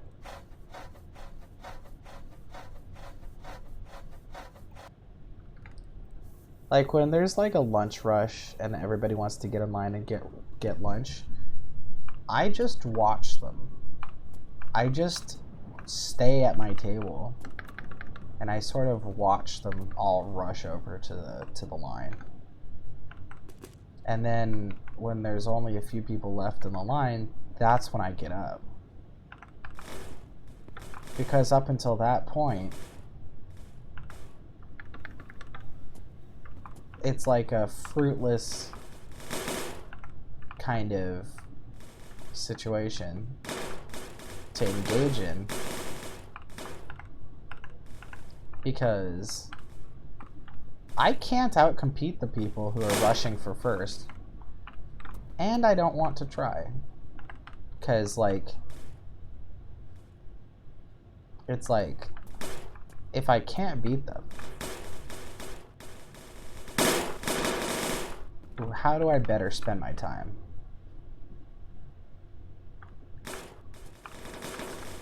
Like, if I tried to do a speed run for like Mario 64, that's a game that I have played, and it's a game that I more or less know how it works.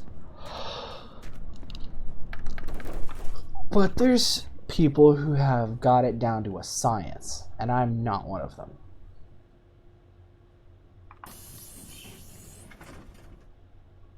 Maybe I'll go into next stop.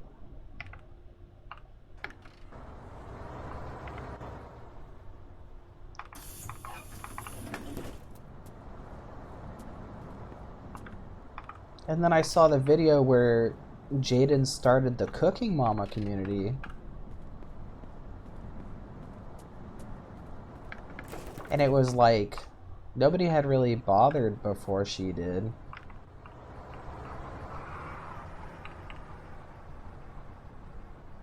And it's not really about sort of sneaking into first place, because how is it first place if nobody else is playing, right? That's not first place, that's only place. But that's not what I mean, right? It's not about trying to sneak into first place before anybody else can get there. It's sort of like you have a chance to sort of make something happen, I guess. I'm not sure what I'm saying. It's like you have the chance to do something successfully in a way that people aren't doing things yet.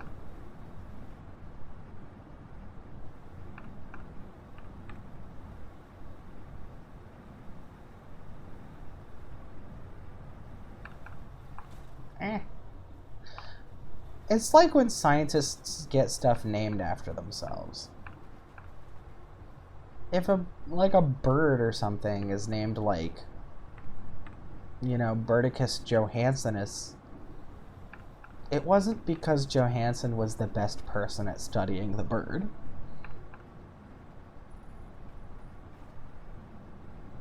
In fact, he might have been the worst person at studying the bird.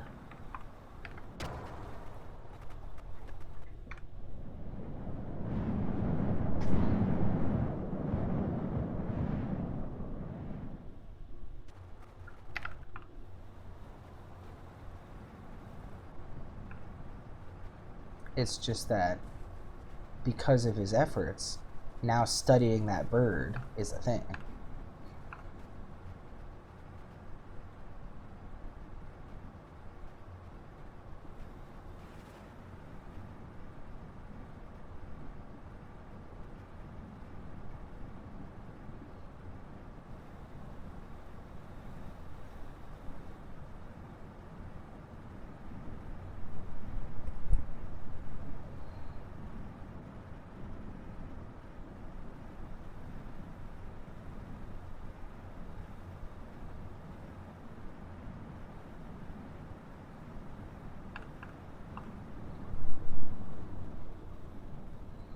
That's what's nice about having ADD, is I don't know whether I'm talking or vamping. To me, it's basically the same thing.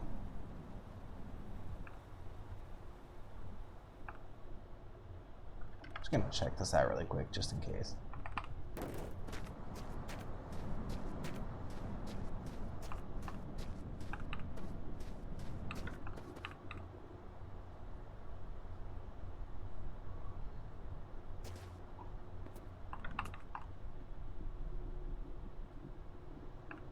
Excuse me. There he is.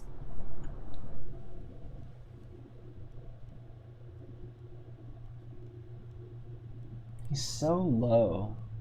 He's flying so low over the road. He's barely higher than the light poles.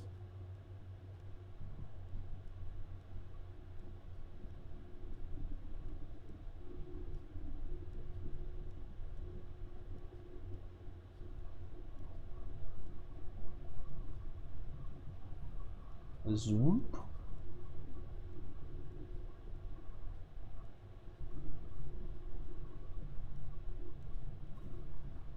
Oh, the road goes that way, huh? I'm like leaned over staring at these tiny pixels on my screen.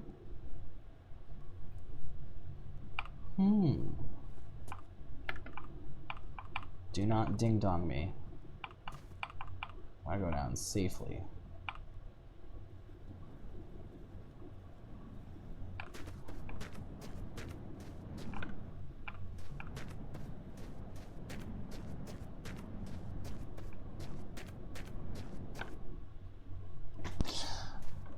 You know, thinking about the person who caught the UFO.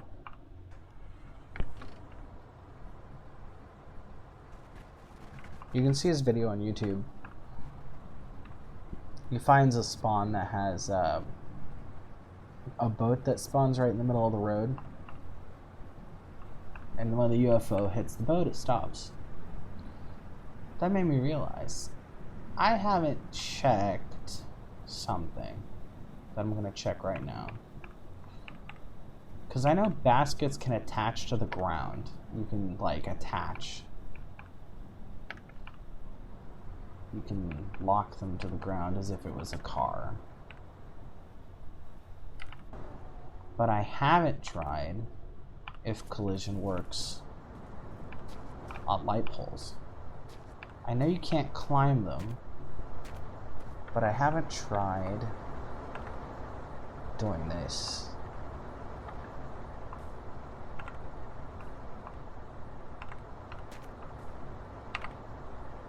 You can, though.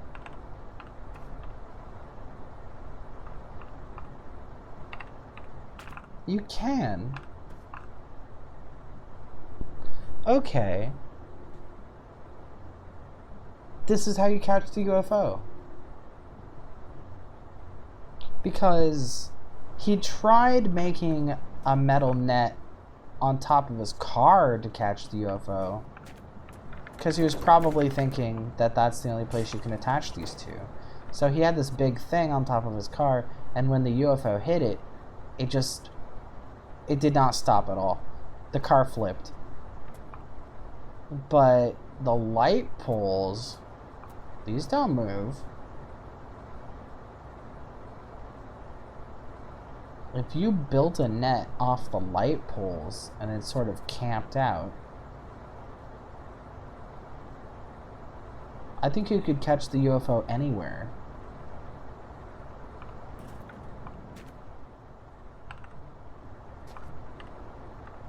Ooh.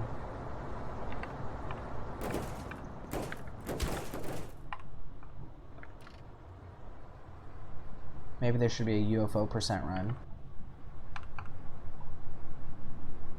Be like, how much time until you catch a UFO? Now I want to see if I can catch one. I'd have to decide to make a stakeout somewhere. And I'd have to have enough materials to attach. It shouldn't be hard if I use large car parts. Like, I can use those long wooden planks in baskets. I'd see what happens if the UFO smacks into the boards.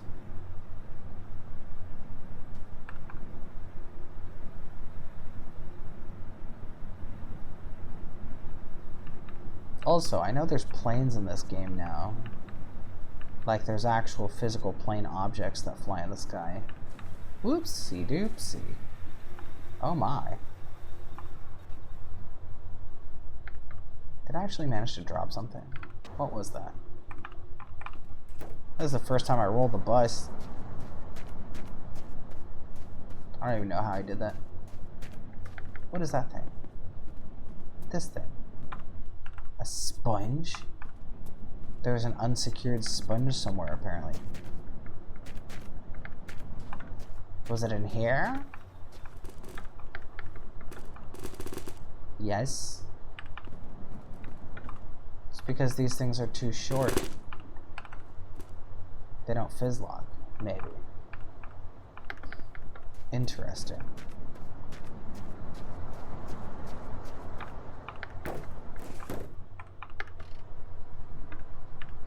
Anyway, maybe I should try that. Maybe next time I go to a place with a couple of long planks, I can set up a net and then leave it overnight to see what happens.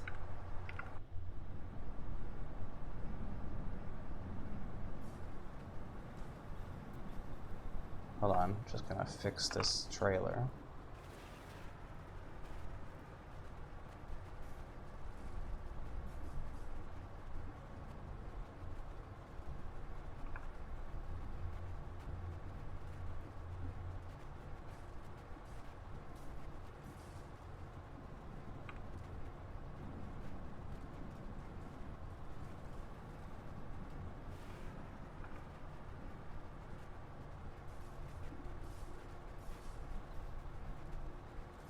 Well, it's not fixing.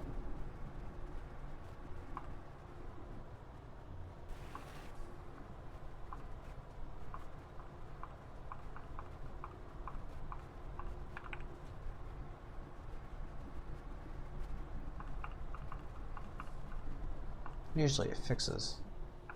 Oh well.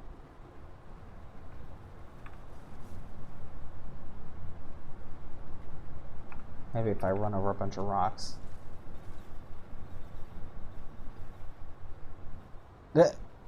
No, but the rock did go inside the trailer bed.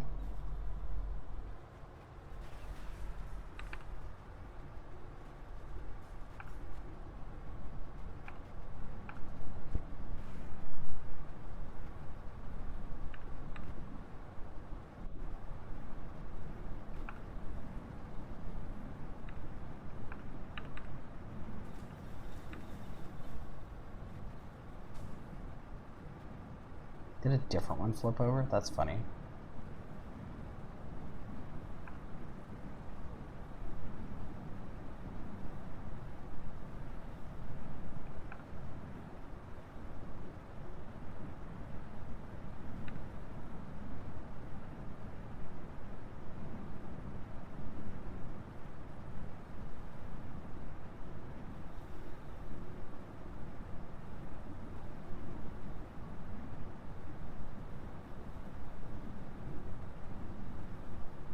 Leo_loco. Oi. Hello. Welcome to chat, Leo Loco.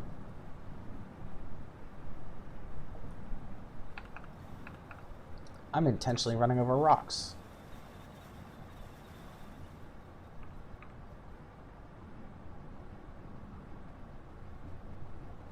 Also, I think I just invented a really good UFO catcher. Leo_loco. Oh, you're from Brazil? That's cool.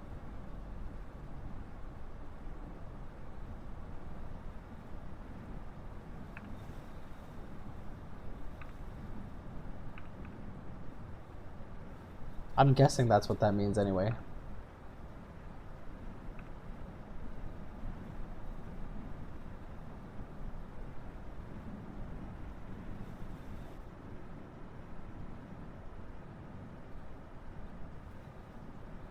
Oh, hey, it worked.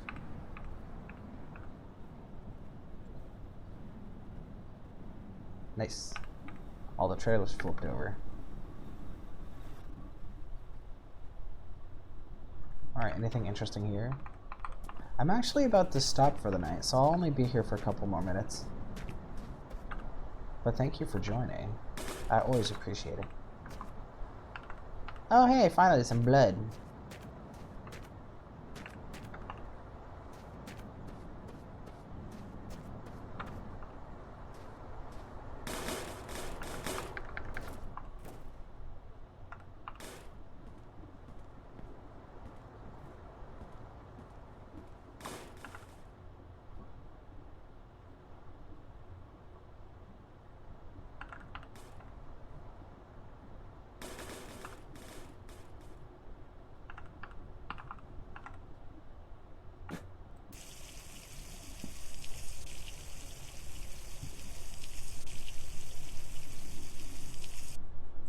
Nice.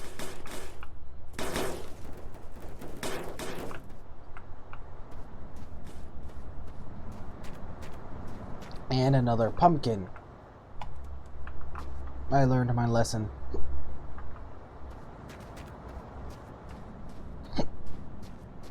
And apparently they explode if you hit them. I will make sure I do not do that.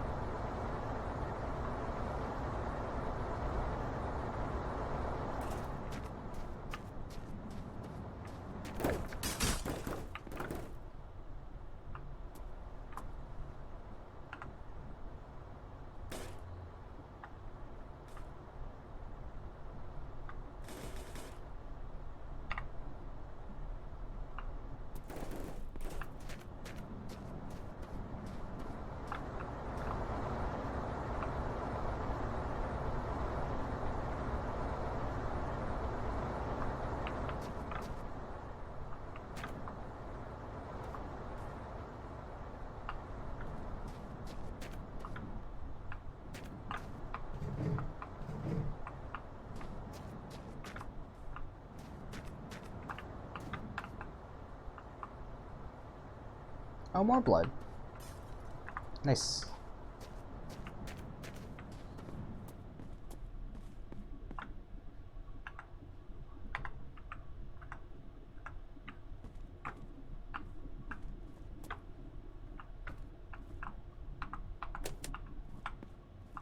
Was that a cone? Yes.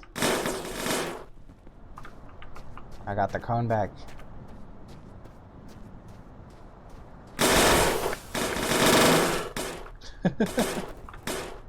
Very explosive.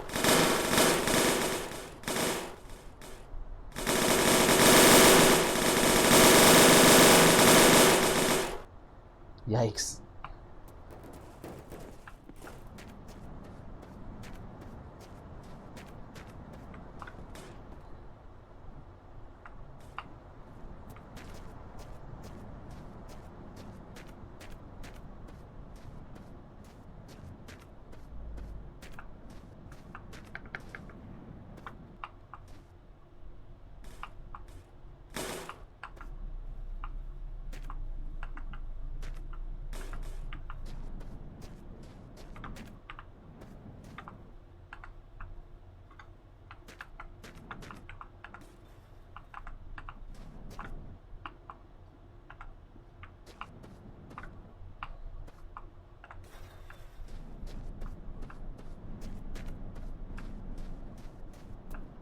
Leo_loco. You like how I play? Thank you. I appreciate that.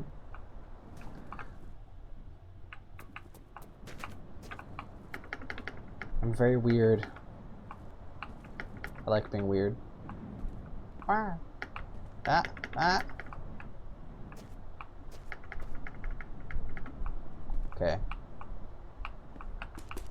Ah.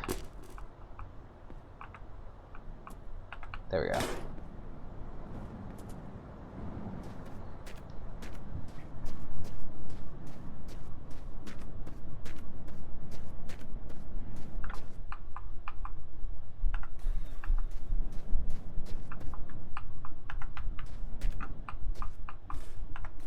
There we go.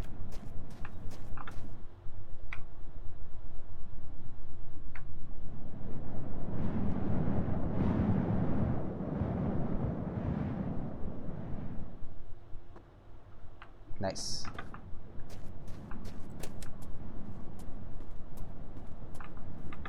Oh yeah, check this out. Leo_loco. Yes. This game does have an ending. In, I think, 5,000 kilometers, there's an ending.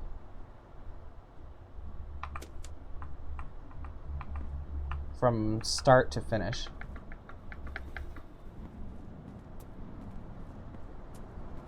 The goal is to get to Mom's house. You see this? Please visit me. Love, Mom. She sent us that in the mail, so we're supposed to go find her. And she lives... Leo_loco. She lives somewhere. Somewhere down the road. Oh, yes. Out of the people who play this game, I don't think very many have actually found the ending. I really want to, though. This is my first run. And I was like, I'm gonna get it. I'm gonna do the ending on the first run. I'm gonna do it. Oh, wait. I think there were some crates I wanted to pick up. Or was that the last spot? Let's see if there's crates here.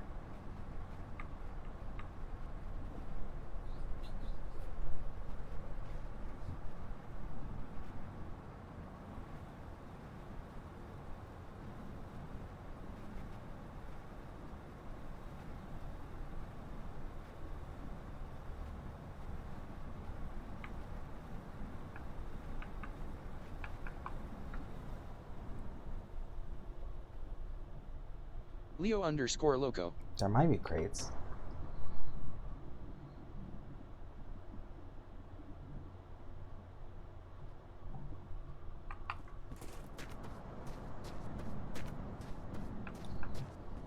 There are crates.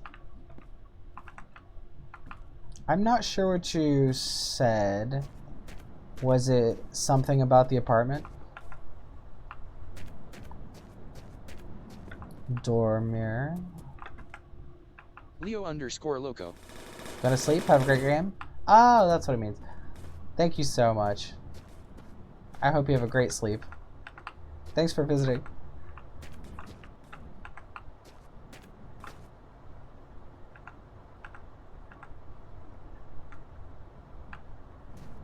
Alright, where's that shovel?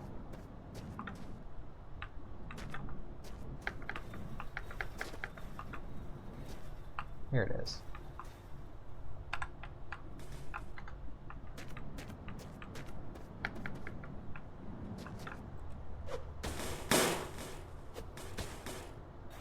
Nice.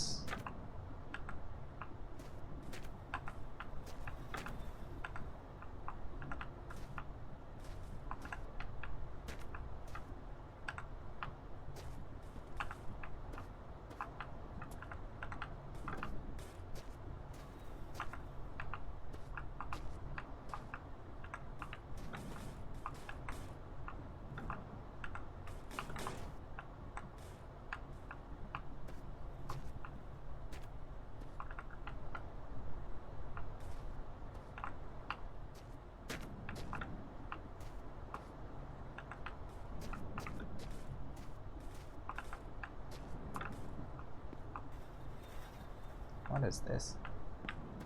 Nice.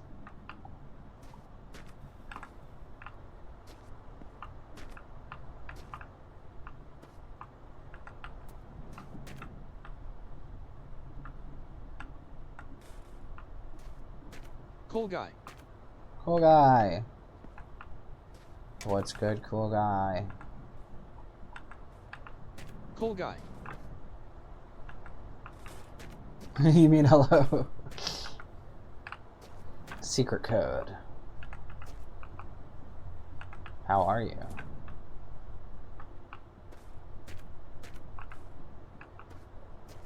I am kind of going insane Cool guy. because I'm nearing the end of my being awakeness for today. And as soon as I realized that if you smash crates, some of the pieces they drop are these perfectly formed planks, I decided I'm gonna decorate with them. And I already have a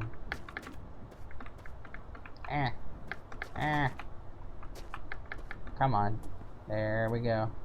This back wall, this here, this is all made Cool of guy. those little plank things. It's all made of these. I'm gonna have the whole floor be these planks.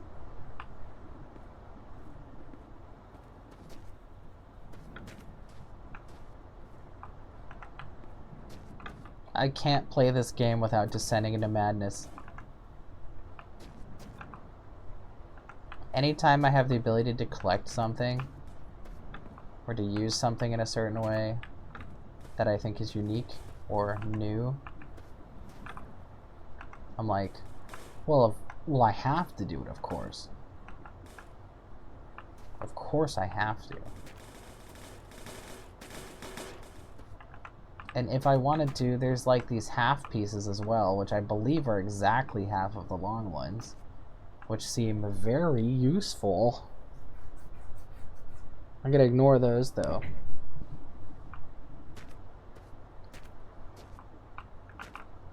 Cool guy. Crate. Isn't it crate? Isn't it grand? Here's another one.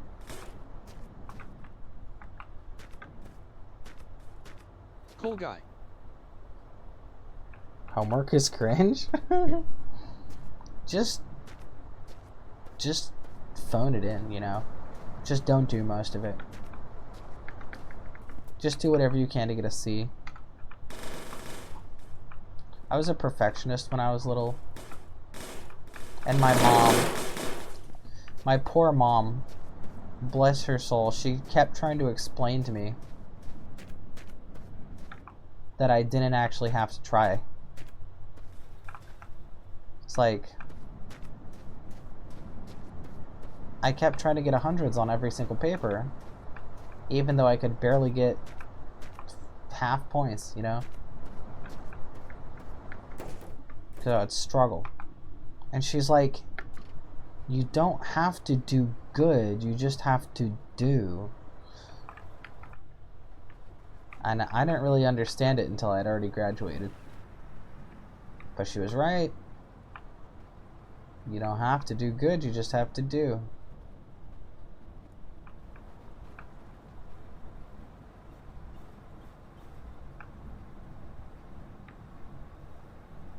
Cool guy.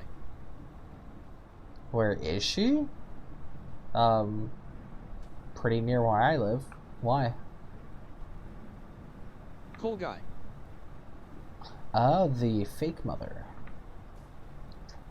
I believe it is 5,000 kilometers.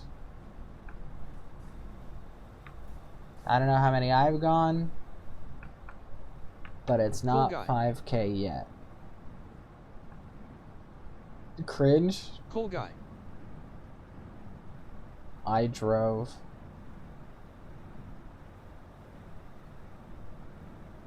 You drove. Cool guy.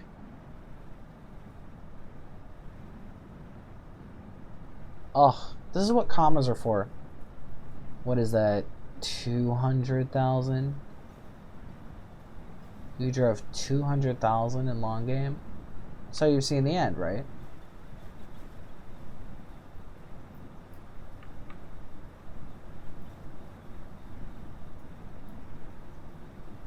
Cool guy. Different game. Doesn't count. Cool guy. Where you deliver logs. Is that what you meant by cringe? Because the amount that you drove in one game is a longer distance than the amount in this game that you would need to drive in order to complete this game? That's such a weird thing for you to say. Cool Lol, guy. cringe. Listen, I'm a gay trans furry. There's no such thing as cringe in this channel. Did I say miles? This one's in kilometers as well.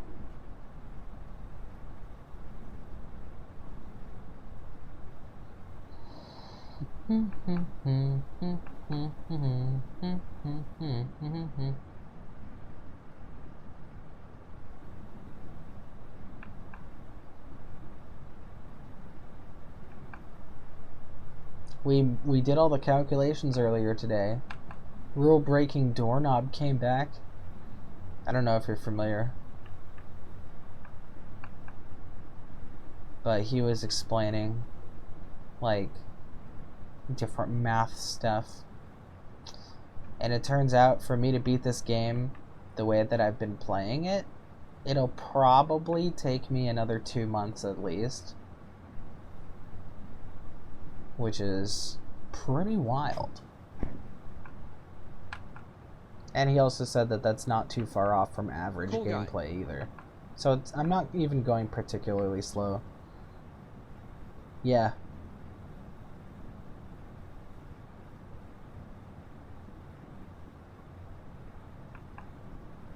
It's definitely called the long drive for a reason. And I decided long drive, long bus. Actually, this is the short bus, but it's superior.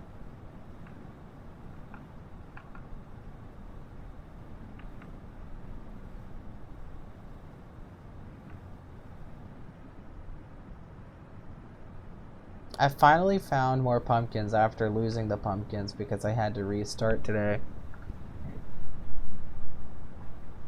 But then after finding a pumpkin, I started swinging a shovel around and I popped it. It's like, I get that those pressurized gas canisters explode. I get that the blow-up dolls explode. I even understand why the giraffes might explode. But pumpkins? Not only pumpkins, but also the paint cans. It's like, I get that technically they're pressurized, but like, but paint cans and pumpkins both explode when you hit them with a shovel.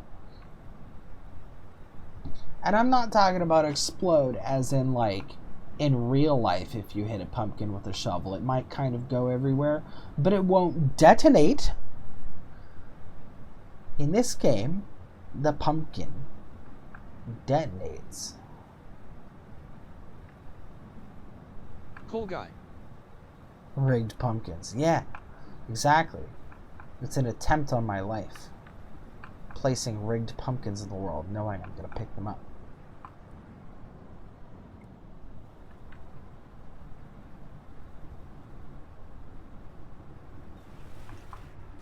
Whoopsie doopsie.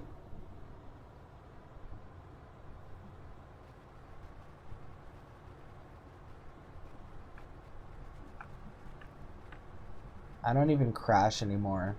I just get the tail wrapped around a pole occasionally.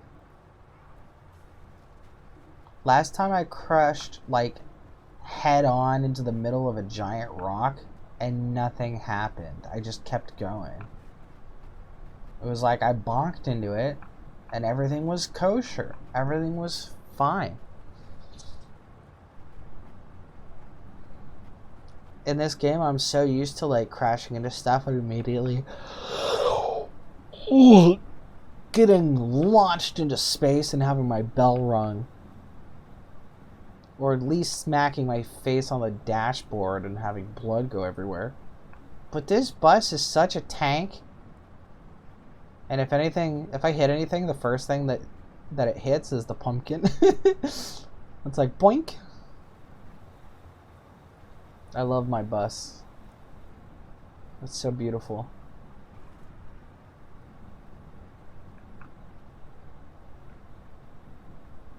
While you weren't here, I got a second one of these big trailers. Oh yeah, you already know. You noticed.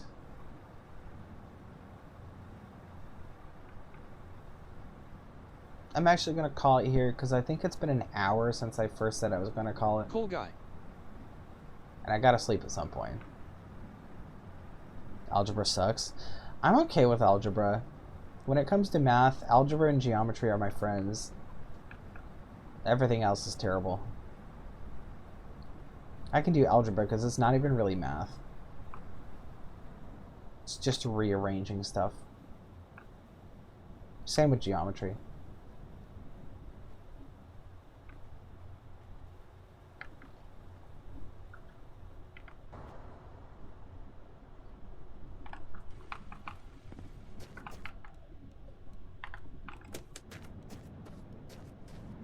A nice bus. Do you have a secret license plate? No. Ugh. The stupid paintings scare me every time.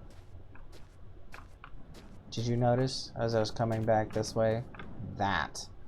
I hate that. Looked like a freaking ghost. That's why my bus has the other painting. No headlights. Complete garbage. I'll take these though. I parked so far away. I didn't need to park that far away. These explode. But that's okay. They should. What is that noise? That noise, you hear that?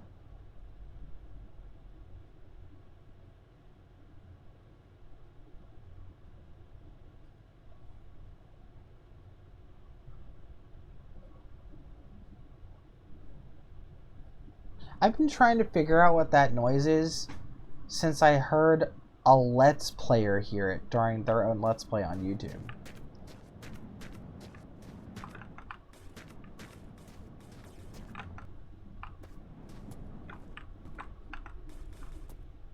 Before I even bought the game, I've been trying to figure out what that noise is.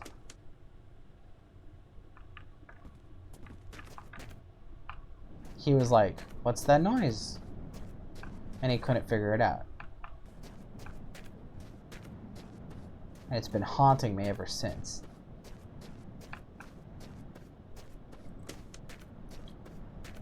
It's the noise that a toy makes. There's like toys that make that noise. But they don't exist in this game.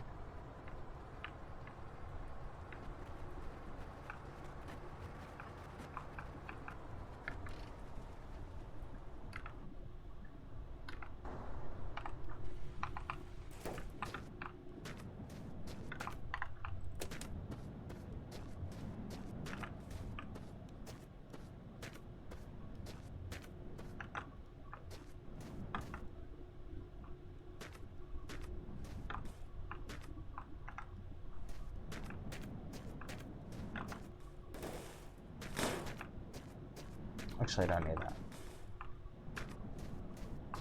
Oh yeah, what's up here? Pumpkin? No, but there's a wheel.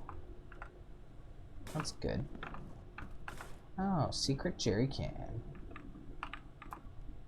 What do you got? Alcohol.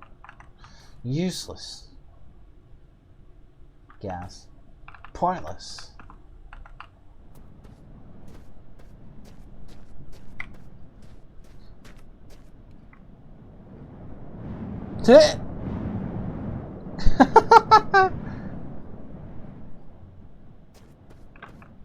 That was great. Did you see that? Oh no, where's the thing I was holding? Oh, there it is. It's all the way over here, where I put it, apparently. That was funny. So, in case anybody didn't already know, apparently if you sleep while walking and carrying something, it just keeps going.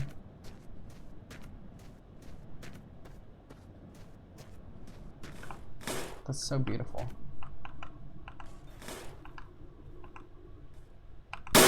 No!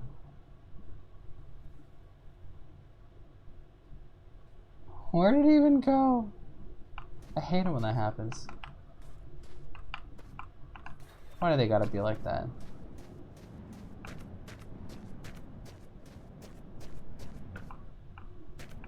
Where did I put the shovel this time?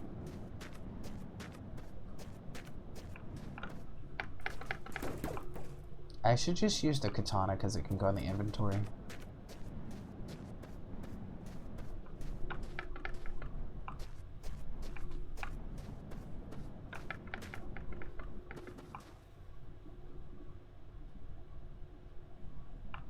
Where's the shovel? Did I leave it behind? Do I not have a weapon?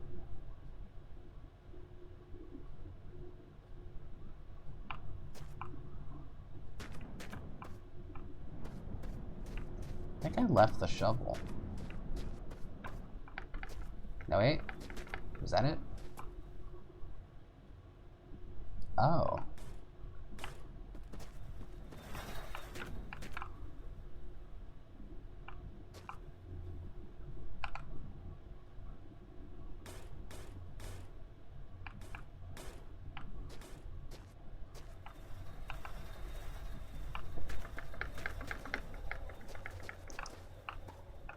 I found the shovel.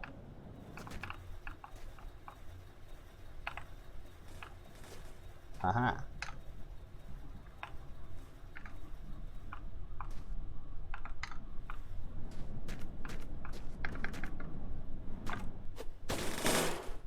Nice.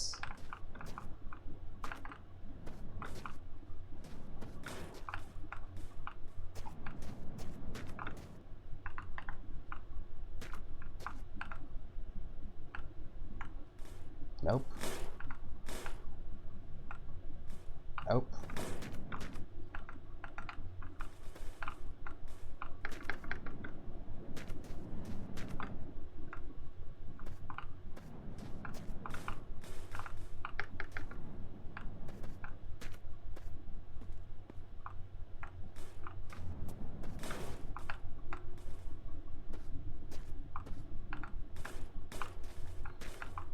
Alright, I'm definitely gonna stop after this. Even though this is like the 4th time I've said that.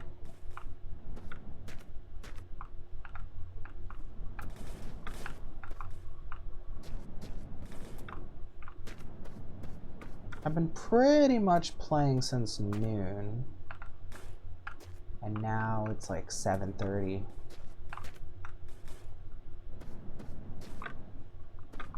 I've been pretty excited to play though. I'm not sure why. Maybe I just have energy today.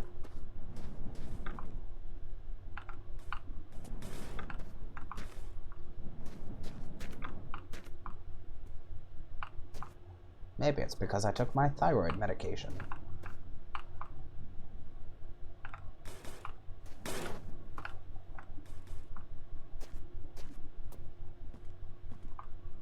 Do, do, do, do, do, do.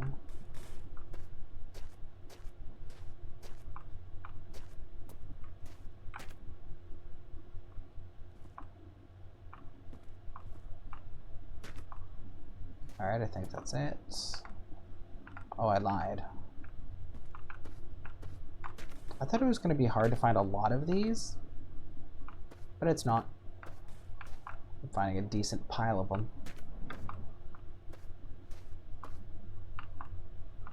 It's always good news. And if I really wanted to, I could use the half-size pieces. Actually, I'm just going to throw 2 half-size pieces in here just because I want to see if they're actually exactly half-size.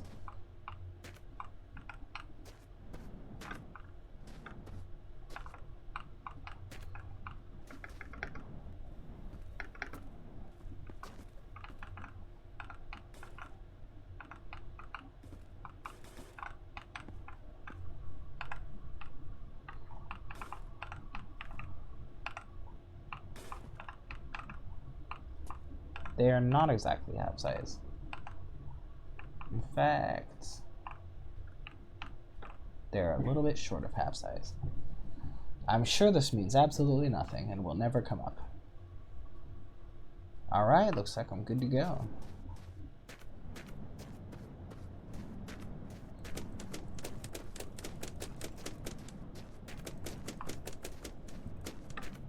Alright, I'm gonna save it there.